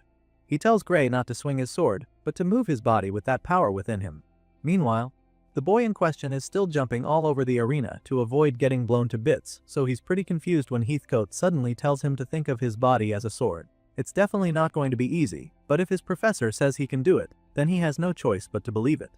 With this in mind, Gray assumes the place of the single blade. He focuses everything into the sword, and all of a sudden, we see the power flowing into the blade. On the other side of the ring, Deeble charges up with another terrifying blast, but Gray remains unfazed. He unleashes the blast, but our boy dodges it in the blink of an eye. Seeing how easy that was, Gray initially begins to wonder if Deeble was always this slow, but then, he suddenly realizes that he's the one who's now way faster. And so, just like that, our boy decides that it's time to blow some shit up too. Gray infuses the dark energy into his sword and the blade immediately starts glowing with ominous red flames. He points the sword at Deeble and with a stern look in his eyes, he unleashes the blast. The powerful death beam speeds toward his psychotic opponent in a flash, and as soon as it hits him, a huge explosion follows. The Big Bang sends Deeble flying like a leaf and our boy finishes the strike by slamming him into the concrete wall of the arena. Of course, the professors are still watching the match, so they're pretty taken aback when they see that Gray managed to break through the defensive barrier with that attack. He basically used his opponent to smash through the dome like it was nothing, and Professor Boudra is having a hard time wrapping his head around what he just saw. Even his bearded colleague looks pretty rattled as well. I mean, the guy is just as shaken as everyone else in the stands, so he begins to wonder what kind of fight he's watching right now. Just like all the others who still have their jaws dropped, Professor Heathcote is quite stunned by the display before him. There's a gaping hole in the thick wall of the arena, which just goes to show how insane the impact was. As such, the man is pretty worried, wondering if the other student is even okay after taking such a hit. Sure, Deeble is one tough nut to crack, but after seeing him take such a hit, they're almost certain that he is badly hurt. All those around start to scamper, desperately calling for the med team to come around ASAP. But while they're rallying and panicking, the psycho student in question suddenly comes out of the rubble. Deeble uses his fist to pull himself back up, and by the time he's back on his feet, the ominous power from earlier seems to have completely consumed him. His eyes are glowing with a terrifying glint and his whole body is radiating the dark, mysterious energy that sends chills down their spines. Heathcote sees this and is absolutely horrified because he knows just how unbelievable the sight is. Not only is Deeble completely unharmed, but he's also managed to get even more powerful than he was at the start of the fight. The psycho killer roars in rage, suggesting that he's more than ready for another round. By this time, our boy can already see that he has a lot more to do. Thankfully, he's finally activated the power that would level the playing field for him. Seeing just how ferocious Deeble Radartle is looking, the red-haired lady can already tell that the fight is far from over, so she calls out to our boy, urging him to stay sharp and keep his head in the game. Thankfully, our boy is already locked in and ready to slug it out with his insane opponent. He assures Ariel that he's focused, but just as he says this, he's faced with an absolutely devastating blast. The strike moves so fast that he's not able to do much despite seeing it. Deeble unleashes several tentacle-like attacks and our boy is forced to dodge every single one of them. Knowing just how deadly it would be if he got hit, it's definitely not easy for him, but he skillfully evades all of Deeble's attacks. While our boy is busy holding on for dear life on the battlefield, Professor Boudra remains absolutely terrified up in the stands. Apparently, the fat man didn't imagine that the fight would turn into something so dangerous, so every time the students unleash something powerful, his heart skips a beat. The man can't believe what he's watching because it's all so overwhelming. Luckily, not all the professors in the academy are as useless as he is, so while he's busy shitting himself, Ariel and the others keep attempting to repair the broken barrier. The red-haired lady is getting really impatient with them because she doesn't get why it's taking so long for them to fix the shield. She expresses her displeasure, and that's when they assure her that the barrier will be fully repaired in 10 seconds.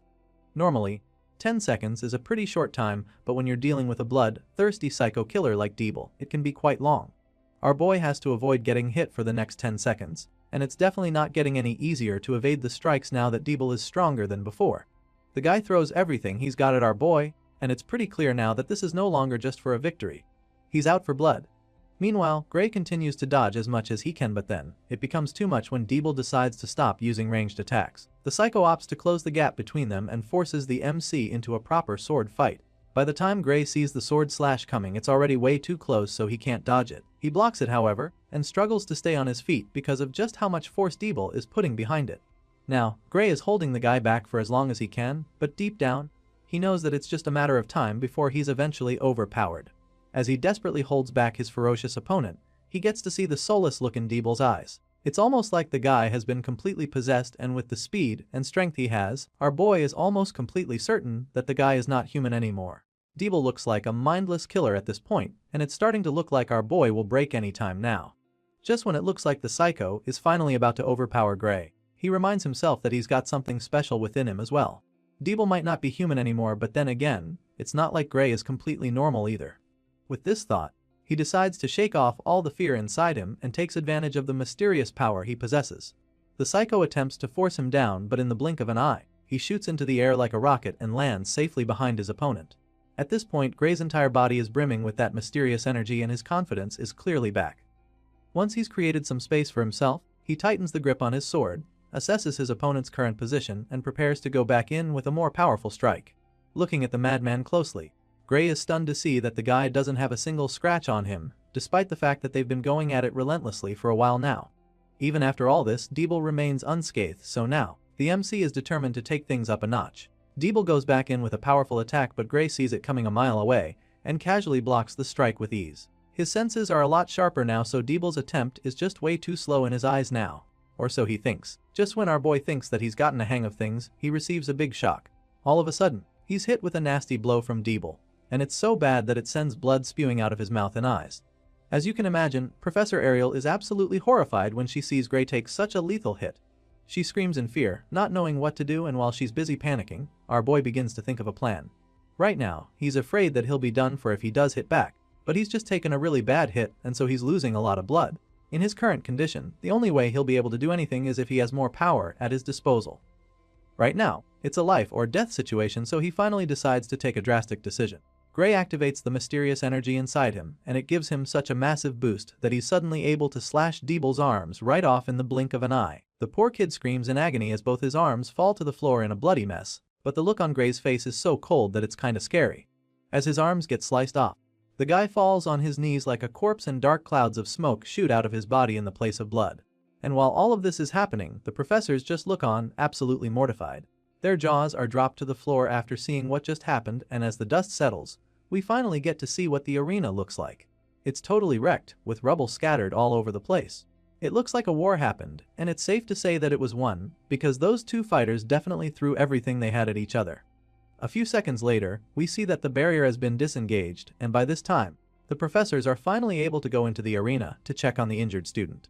They fly down here and immediately wrap the armless boy with several magic ropes and lift him up out of there. While they're at it, Gray finally gets back on his feet, gasping for air as he tries to catch his breath. He's still huffing and puffing when all of a sudden, he suffers another lethal hit. It's just as bad as the first one when he was coughing out blood. Professor Ariel sees him in that state again, so she immediately rushes over to him to help him. The lady uses her healing magic to try and help him out, but she quickly realizes that it won't be enough to save him, so she calls on the others to cast their healing magic on him too. Without any hesitation, they all combine their magic in order to heal him, and after only a few seconds, a wide smile appears on Ariel's face because it seems to be working.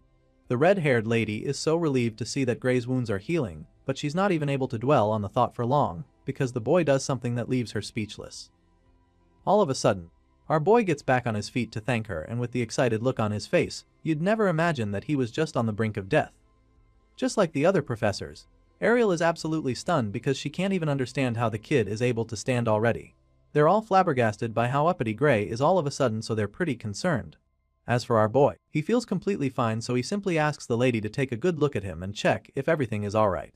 As such, the red-haired lady doesn't hesitate to check him out with her divine eye, and she's even more taken aback by what she discovers. Her eyes widen in disbelief by the time she's done inspecting Gray's body. Apparently, the kid's soul doesn't even have so much as a scratch on it despite using that much power just now. It's truly amazing as far as she's concerned, and there's no doubt that it's good news. Hearing this, our boy just gets even more curious, so he asks her to tell him what she saw concerning his body. Well, clearly, since he's standing so casually on both feet, it's pretty obvious that his body is fine, but she still informs him that the healing magic took care of it. As far as she's concerned, nothing should hurt anymore, and this is all really great news. It looks like everything worked out perfectly in the end, but Heathcote isn't looking too excited. In his mind, they just managed to lessen the backlash, which is exactly what he thought would happen. On the other hand, Professor Ariel doesn't appreciate his remark. She clearly expected more from him and the others, so she snaps at him, informing him that the only reason Gray is still alive is because of the healing magic they used. Seeing how pissed she is, the man decides to choose his word wisely and admits that they managed to limit the damage faced to wounds that healing magic could fix. In his mind, that's actually good enough for the meantime regarding how crazy that battle was. In any case, Heathcote proceeds to let Ariel know that he wants Gray to withstand the recoil on his own someday. He wants the kid to get tougher and even more powerful by himself, but he is also aware that it would take some more time before that is possible. At this point, our boy has already heard quite enough of the conversation to know what they're talking about. After hearing what Heathcote just said, he realizes that all that insane training he went through was for this. The scene shifts, and later that day, we catch up with the red-haired lady, who is still busy trying to clean up the mess from the inter-year battle. While she's at it, Ariel admits that a lot of things went off script. She supervises the investigators and cleaners as they go about their business, and then suddenly asks Heathcote to help her confirm who exactly won the match between the two fighters. You see, The second-year representative Deeble's protective barrier was activated by Gray's attack towards the end of the battle, and so he's basically the winner of the selection match. The final result is announced at this point as all the freshmen in the stands go absolutely crazy. They're all really excited by the outcome of that insane fight, especially since Gray had to face a literal killing machine. It's pretty shocking to some of them because our boy managed to defeat a second-year student, and so, they start talking about him, which is when they confirm that Gray is from the Divine Eye Special class. It's pretty sick for sure, and while some of them didn't see the upset coming, others feel that it's just the kind of thing they should expect from Lord Gray. As for the professors, many of them didn't expect this to be the final result since they were gunning for the Divine Eye program to be abolished by the end of the day. Unfortunately for them, that's definitely not going to happen now, and on top of that, Professor Heathcote informs his colleagues that Gray winning this selection match means that the Divine Eye student finally helped the freshmen to end their 35-year losing streak in the inter-year battle. Gray was so impressive out there that Heathcote suggests that the win-loss record doesn't even matter anymore. After watching that fight, it's pretty obvious that the kid is talented enough, and he'd be so shocked if anyone still dared to say that Ariel's judgment was wrong. At this point, the chairman happily chimes in, claiming that the board has no choice but to admit that she was right after seeing the incredible show that Gray put on display. That being said, he assures her that no one is going to support the proposal to abolish the Divine Eye special slot anymore. Her student did a wonderful job and proved that they still need the program at the academy. The chairman is so impressed, just like his colleagues who suggest that they should actually be ashamed that they even considered scrapping the Divine Eye program, because if they had, then they would have expelled a student of such mind-blowing talent. At this point, it's pretty clear that our boy saved the day, so Ariel can't even hold back the tears of joy running down her face. While the other professors are busy babbling, she quietly thanks the young hero at the back of her mind, feeling deeply grateful for what he's done. The board members agree to keep the Divine Eye program running and suggest that Budra and his cohorts should reflect on their own responsibility for even pushing for its removal. That's when all eyes turn to the fat man and his fellow conspirators, who are already sweating nervously because they know they're in hot water now. All the other members of the board glare at Budra and his followers, feeling really upset with them for almost making them do something stupid. It's really embarrassing for the fat man, and he can't take it anymore, so he tries to escape when the stairs become too much for him. Budra attempts to run away, claiming that he has other things to take care of, but of course, those who were supporting him all this while refuse to take the heat as well. They call out to him, urging him to wait for them as they run after him to get away from the angry eyes. Once the bad men are out of the picture, the remaining members of the board are free to make their resolutions. Right now, the lesson learned from all this is that you should never pick a fight with the Divine Eye, because even though it may not look like it, the odds are definitely still holding up.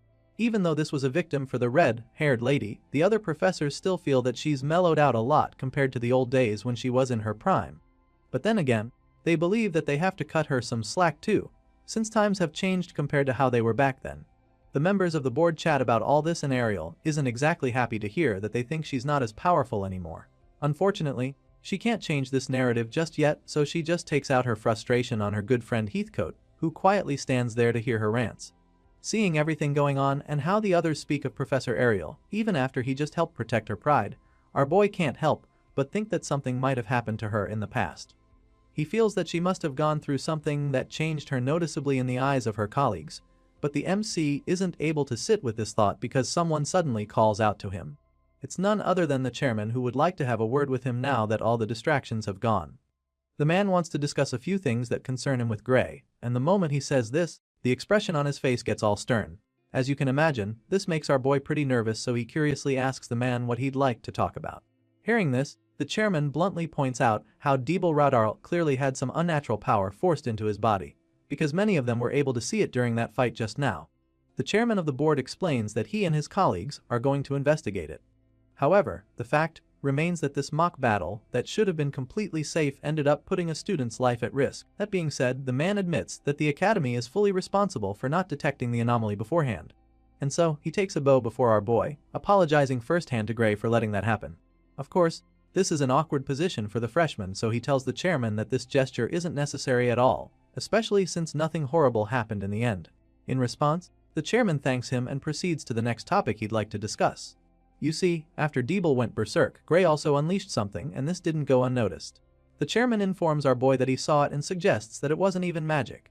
As far as this man is concerned, what Gray unleashed is something far stranger than magic. He believes that it's a type of power that modern magic theory can't even begin to analyze, With this in mind, he patiently asks Gray to tell him exactly what kind of power it was that he used at that point of the battle. Of course, this is a really tricky situation for our boy, because he knows that he shouldn't disclose such information to anyone from this world. The power is way too overwhelming for any of them to comprehend, and so he doesn't even know what he should say to the chairman right now. Gray feels that he can't bring up anything from before the regression, not when he still doesn't know where the liquidator's mastermind is hiding. And so, he decides not to say anything at all. The MC casually tells the chairman that he has no idea what kind of power he used, but of course, the man is not really buying this. He finds it unbelievable that the boy doesn't know what it is since he literally took advantage of it. Even though it's a long shot, Gray remains adamant about it, insisting that he knows nothing about the kind of power or its origin. He feigns ignorance, claiming that he didn't even know he had anything like that inside him, and once it's clear that the chairman isn't letting him off, he decides to involve Professor Ariel. Gray cleverly states that the red-haired lady was the one who noticed the power and explained it to him. At first, Ariel is taken aback when she hears her name, but after listening for a while, he concludes that Gray is just lying to get off the hook. She definitely wasn't the one who helped him discover the power, because he was already using it freely by the time he took down the ogre general. She knows he's lying, but what she hasn't figured out is what game he's playing here. Just then, he looks over at her and matches her gaze. From the look on his face, you can tell that he's trying to tell her something, and of course he is. Bro is desperately hoping that the lady plays along with his lie because in order to stop the liquidator, he needs her to be the only one who knows about this power. If anyone else finds out, it's just a matter of time before the entire academy gets involved, and by then, everything will get out of hand. It's almost like she can read his mind through his eyes, because she immediately understands exactly what he wants from her, and she's amazed that this is the angle he's coming from. The fact that he managed to think that far just now is really impressive, and she starts to think that he's way too clever for his age. I mean, he doesn't even act like someone who's living life for the first time. Anyway, she's more than happy to help him get out of this sticky situation because if he trusts her this much, then she has no choice but to step up for him. With this in mind, the red-haired lady immediately chimes in to take over the conversation with the headmaster. She assures the man that his guess is correct, claiming that Gray's power truly can't be analyzed through magic theory. That being said, she explains that she's the only one who can see it clearly thanks to her divine eyes. Ariel reveals that she asked Professor Heathcote to hold Gray out after observing his power because the man has a good affinity with such energy. She also claims that the training he got is the reason why he was able to manage that level of control during the fight. She admits that she's still researching how to draw the power out properly, but also asks the headmaster to leave everything regarding Gray's power to her. This is exactly what our boy wants, and right now, this woman is playing all the cards perfectly, making it very hard for the chairman to refuse her request. The headmaster takes a moment to process everything she just said so that he can come up with a response. He starts by admitting that he can't flat out refuse her, especially after seeing that fight. With this in mind, the man finally makes up his mind to let her handle it. He tells Ariel that Gray Lee and the entire Divine Eye Special Group are under her supervision and command. He gives her full control over the situation, but also tells her to say the word if there's anything the Academy can do to assist her. This is exactly what Gray and his professor were gunning for, but they're pretty taken aback by how easy it was. Seeing this, the professor immediately thanks the headmaster for his kindness, and just like that, their secret remains safe. Once that's out of the way, the headmaster decides that he and the others will be heading out. They've already strapped Deeble Redardal on a stretcher to be carried down to the special underground medical ward to examine his condition. That being said, the chairman asks Ariel to come with them because he'll need her eyes down there to see what none of them can. Of course, the red-haired seer is more than happy to go along with them for this investigation. Later that day, we catch up with Gray and his professor in her office. She takes a sip of tea to relax before going ahead to tell him what they discovered in the underground medical ward. According to the analysis results, power that was used on Deeble was nearly identical to the liquidators. She lets Gray in on this piece of information, knowing how important it would be in their own investigation. As far as she's concerned, there's no doubt that the same crystals from the research facility were used on Deeble, so when she reveals this, our boy just gets even more curious. Right now, he's unsettled and really anxious to find out exactly what happened to the second-year psycho. Seeing the look on his face, the lady breaks the bad news to him immediately, ripping the band-aid right off as she tells him that Deeble didn't make it. As you can imagine, this is not easy for Gray to take, especially when he feels like he is responsible for it.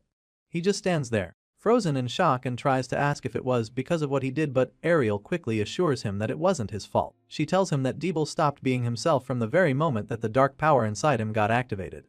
In fact, she has a feeling that the poor kid was already gone when the power was implanted into him for the first time. The lady insists that Gray doesn't have to feel guilty, assuring him that he's not responsible. However, she also has a feeling that this whole saga was aimed at our boy. Without a shadow of doubt, Professor Ariel thinks that the fight against Deeble was nothing more than retaliation for killing Varian Bradley. Our boy tries his best not to get thrown off by all of this, but it's getting really hard not to break down. Despite what the professor says, there's definitely still some guilt tugging at his conscience. What really leaves him feeling sick right now is the thought that some tampered with Deeble even after Varian's death. If someone was able to perform sick experiments even after Varian was gone, it means that there's a third party involved, and so Ariel believes that there's definitely a bigger fish behind all of this. It makes her think that maybe Varian wasn't even the mastermind behind it, so she's determined to keep digging till she can get some answers. The lady decides to keep looking into the connections but admits that it's going to take some time before they actually find something. Still, her intuition tells her that the deeper parts of the academy are involved in this. She has a very strong feeling that these operations have already eaten deep into the institution, which basically means that getting intel or taking them down will be extremely difficult. Our boy understands this as well, but he's ready to do whatever it takes to bring the inhuman activities to an end for good. So, he asks the professor to let him know if there's anything he can do to help. Hearing this, the lady just puts up a hand to thank him. Apparently, she'd like to handle this part of the investigation by herself, so for the meantime, she doesn't have any instructions for him. What she does have to say to him is that she's noticed how good he's become with that power of his. It looks like he's finally learned how to use it without damaging his own soul, and she's really impressed by that. Hearing this, our boy gets all flustered. He acts modest about it while admitting that he's gotten a lot better with the power. Sure, he didn't damage his soul, but he also reminds her that the recoil on his body this time was worse than before. Well, Ariel doesn't really think he needs to worry too much about this, and when she says this, he just gets confused. He doesn't get why she just said that, but that's when she reveals that Heathcote wants to move his training to the next level. Gray's face lights up the moment he hears this. He can't even hide the excitement and wonders if she's actually serious about it. Well, she is, because she feels that it's time for him to learn how to control that power way better than he can right now. The story continues with a scene of the hero standing in the middle of the training ground outside, but clearly, this isn't any regular training session. For some reason, the arena is filled with armored dummies on poles arranged in a circular motion, and Gray Lee is right in the center of it. He stands in the middle of the training ground with his sword in hand, and while he's still taking it all in, the professor calls out to him from afar.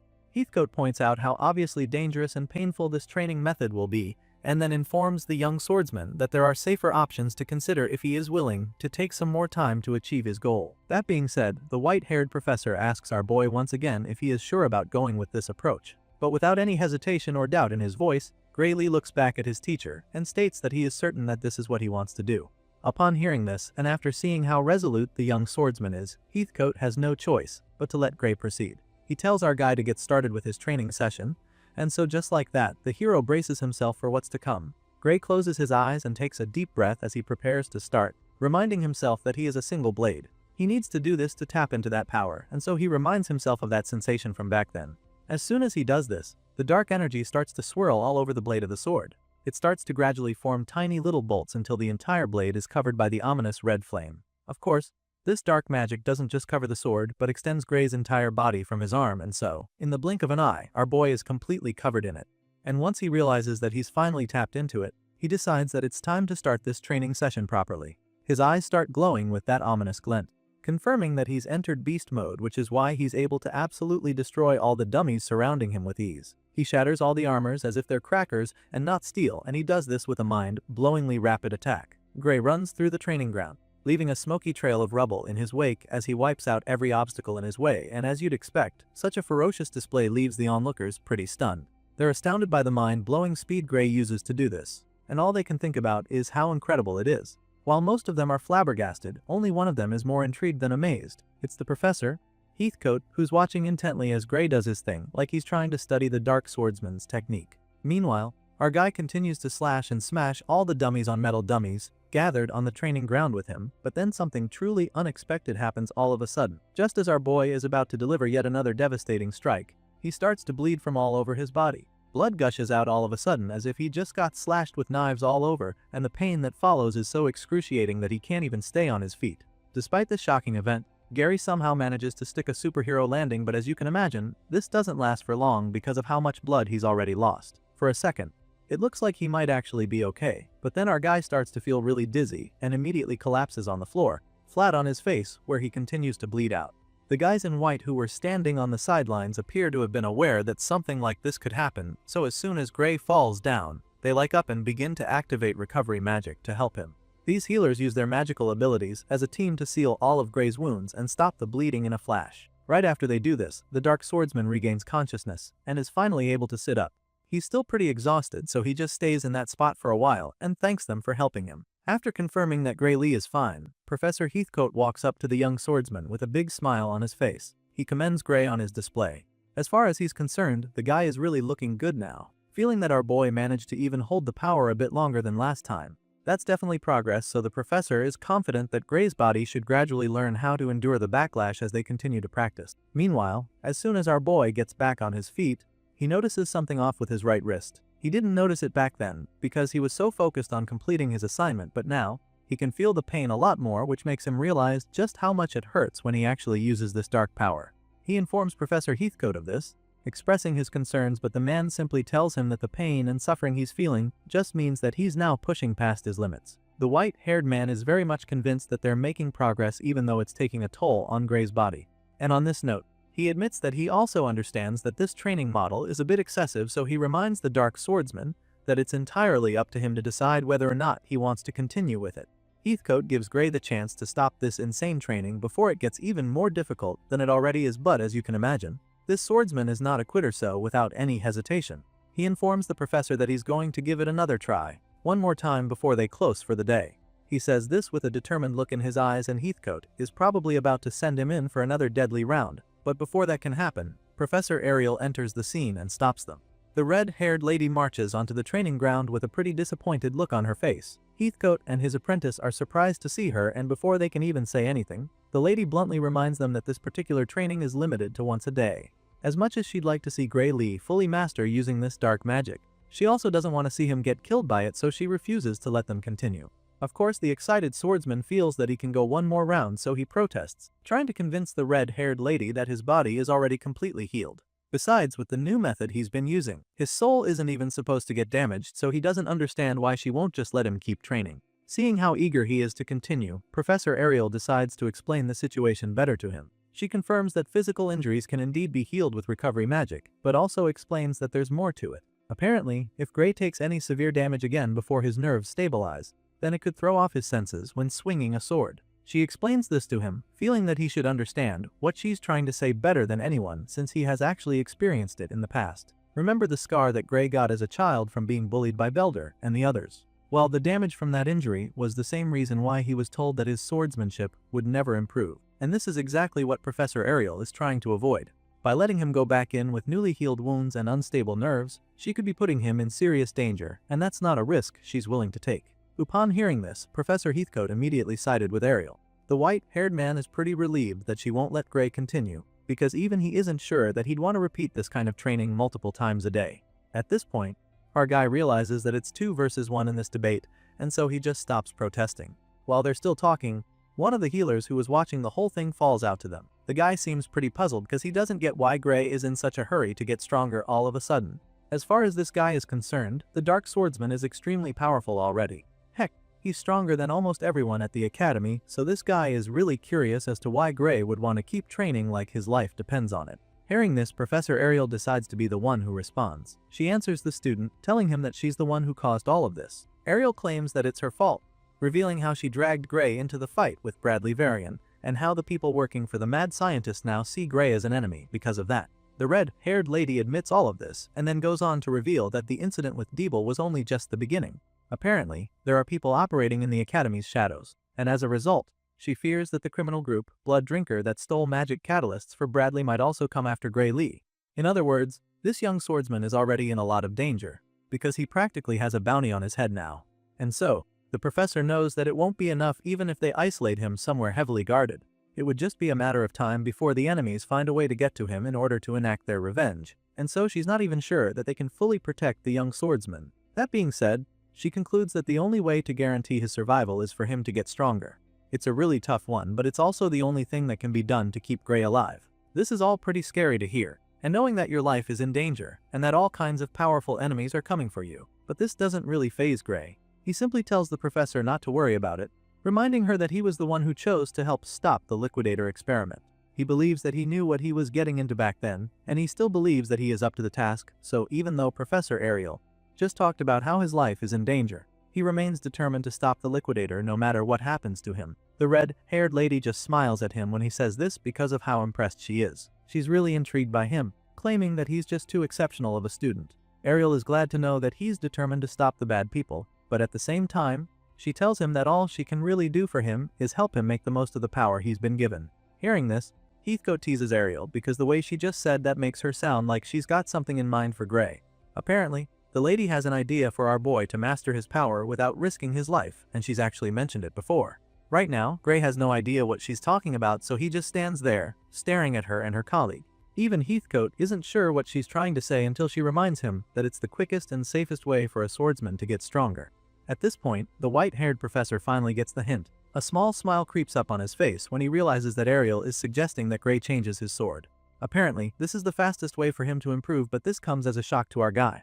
Upon hearing this, he lets go of the sword he was holding even though he's still very confused. As far as he knows, the Academy-issued sword is supposed to be a top-tier custom weapon, so he can't really imagine that there are much better swords for him at this level. Sure enough, Professor Ariel agrees that the sword he's using right now is more than good enough for a first-year student like him. However, Gray isn't any ordinary freshman at the Academy, and so this sword can't withstand the power within him.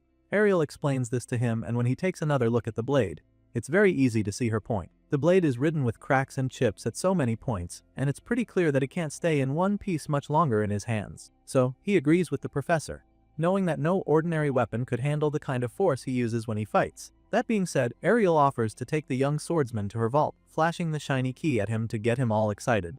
Well, it works because Gray can't believe that he'll get access to her treasury. He's not the only one who is shocked though, because even Heathcote is shocked that the red-haired lady actually wants to give the boy one of the weapons in there. Even though the man sees it as a really big deal, Ariel really doesn't see anything wrong with it since Gray is still her student after all. With this in mind, she proceeds to turn the key, and this instantly unlocks her vault. The hidden safe sudden begins to appear out of thin air, which leaves our boy in awe.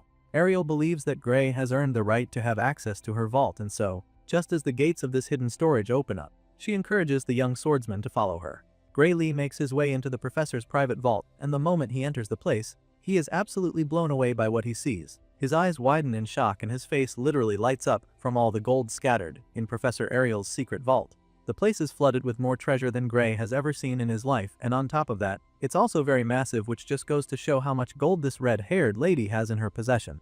As you can imagine, it takes him a while to process what he's looking at, but the professors seem to be familiar with stuff like this. Apparently, it's one of the perks of being a professor at this academy. Anyway, our boy quietly follows the teachers as the secret entrance suddenly disappears, and after walking down the massive hall for a while, the red-haired lady starts trying to remember where the sword section of her vault is. She recalls almost immediately, but you can't even fault her for not remembering because this place is just so massive.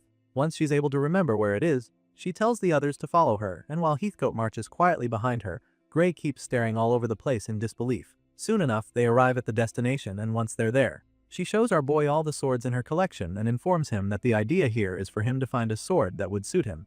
Once again, even the sword section of Professor Ariel's vault is mind-blowing.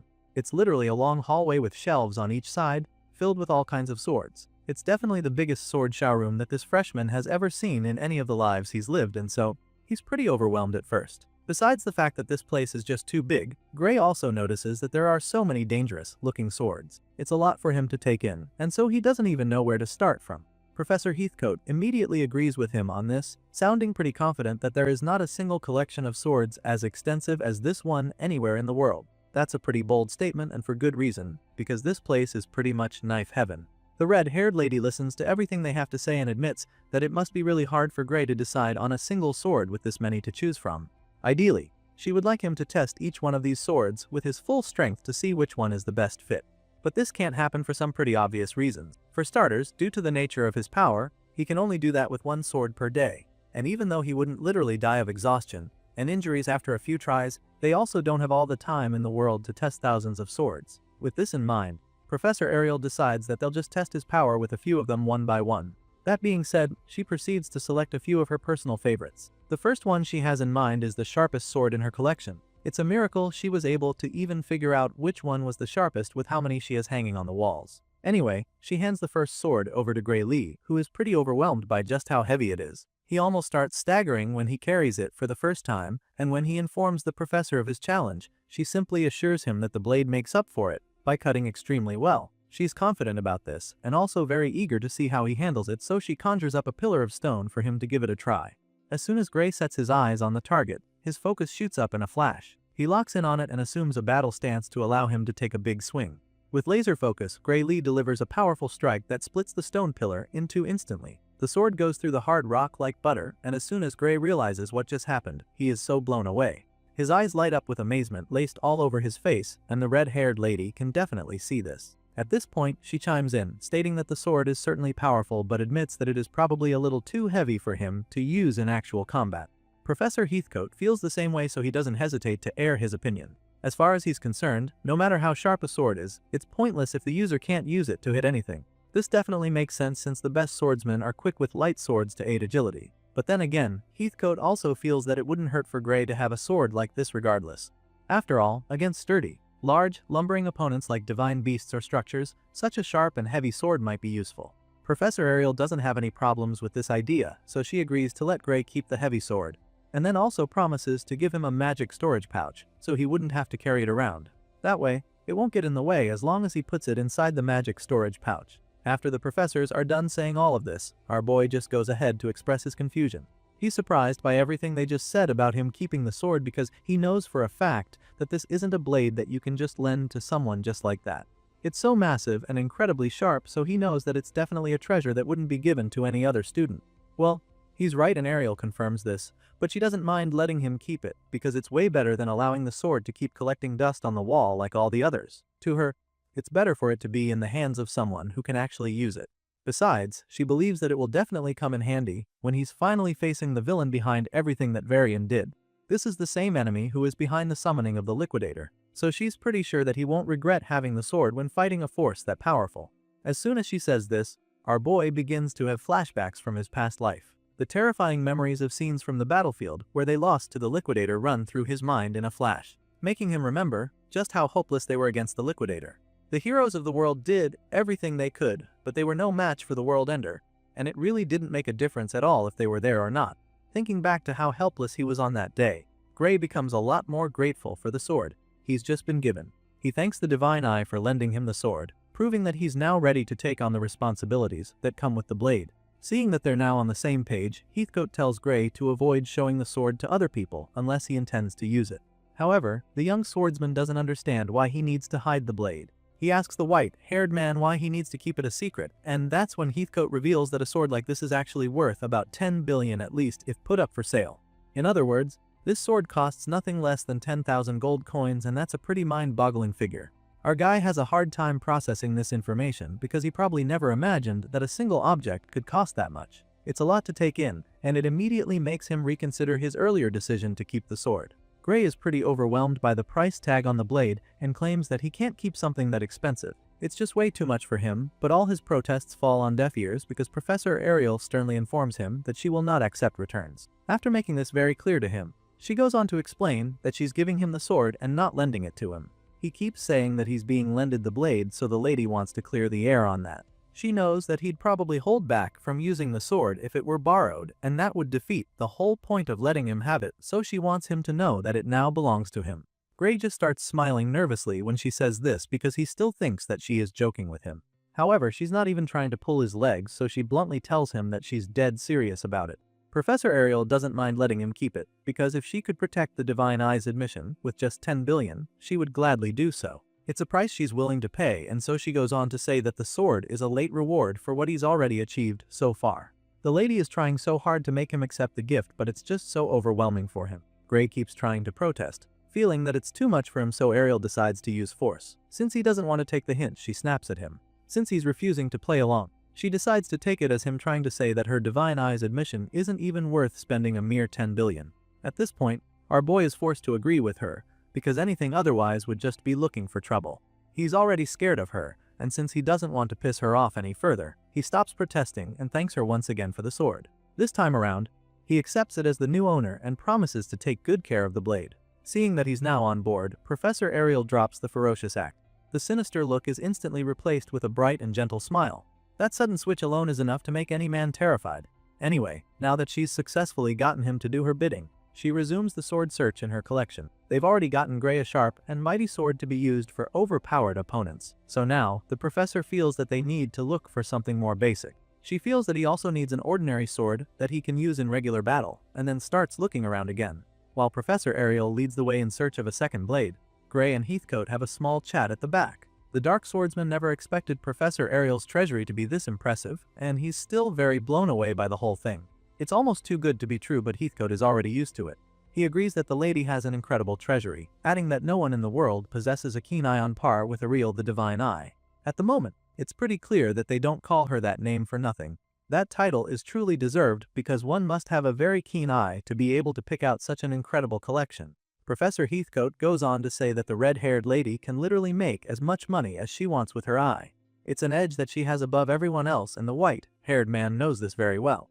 His little chat with Gray is cut short when the lady in question calls out to him. She stops in her tracks like she's stuck with a thought, and then asks the man which one he thinks is the best sword as an instructor. She already picked the first sword, so she would like to hear what her colleague has in mind this time around, especially since he is the one who has been mentoring the young swordsman. Heathcote is initially taken aback when she asks for his input, but then he quickly suggests that they take a look at one of the swords next to them. It's got a long, slender gold handle with a thick blade, and Heathcote feels that it would be a good fit for the young swordsman. Without giving it much thought, our boy picks up the sword and then asks if he can give it a try. Of course, Professor Ariel doesn't have any issues with letting him test it out, since that's the whole point of them coming down here. With this in mind, she tells Gray to go ahead and give it a swing, so he does just that. Our boy swishes the sword around, producing very powerful slashes with minimal effort. With how easy it is for him to swing this sword around, it's immediately obvious that it's a lot lighter than the first one. He doesn't need to take a battle stance before being able to generate power, and this second sword allows him to be a lot more fluid with his movements. The kind of agility that Heathcote has been looking for is what Gray finally has on display, hopping from one point to the next like a ninja on steroids. While the professors watch with delight, our boy also seems to be enjoying himself. The sword isn't stiff at all, so he's able to be as limber as he wants, and it's a really good feeling. So far, it looks as though he doesn't have any complaints about the sword, but at the same time, he can't help but feel that there's something missing. After testing it out a little, Gray suddenly starts staring at it with a look of dissatisfaction on his face. There's no doubt in his mind that this is a well-made sword, but something about it still feels off. At first, he assumes that he might be having this idea because he's not yet used to the sword, and just as this idea runs through his mind, Professor Heathcote interrupts his thoughts. The white-haired man can see the uncertainty on Gray's face, so he can immediately tell that this sword doesn't seem to suit him properly. The man was really hoping that this would be the sword for his student, since it checked all the boxes for him. But now that it's looking like it's not the right one, he comes up with another idea. While Gray is still trying to figure out why the long-handle sword doesn't feel right, the white-haired man goes to bring out another sword.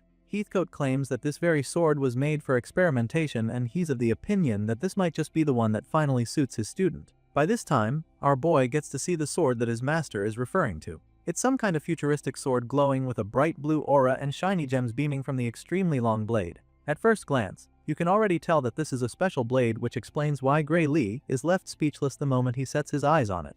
That's it for this episode. Until next time.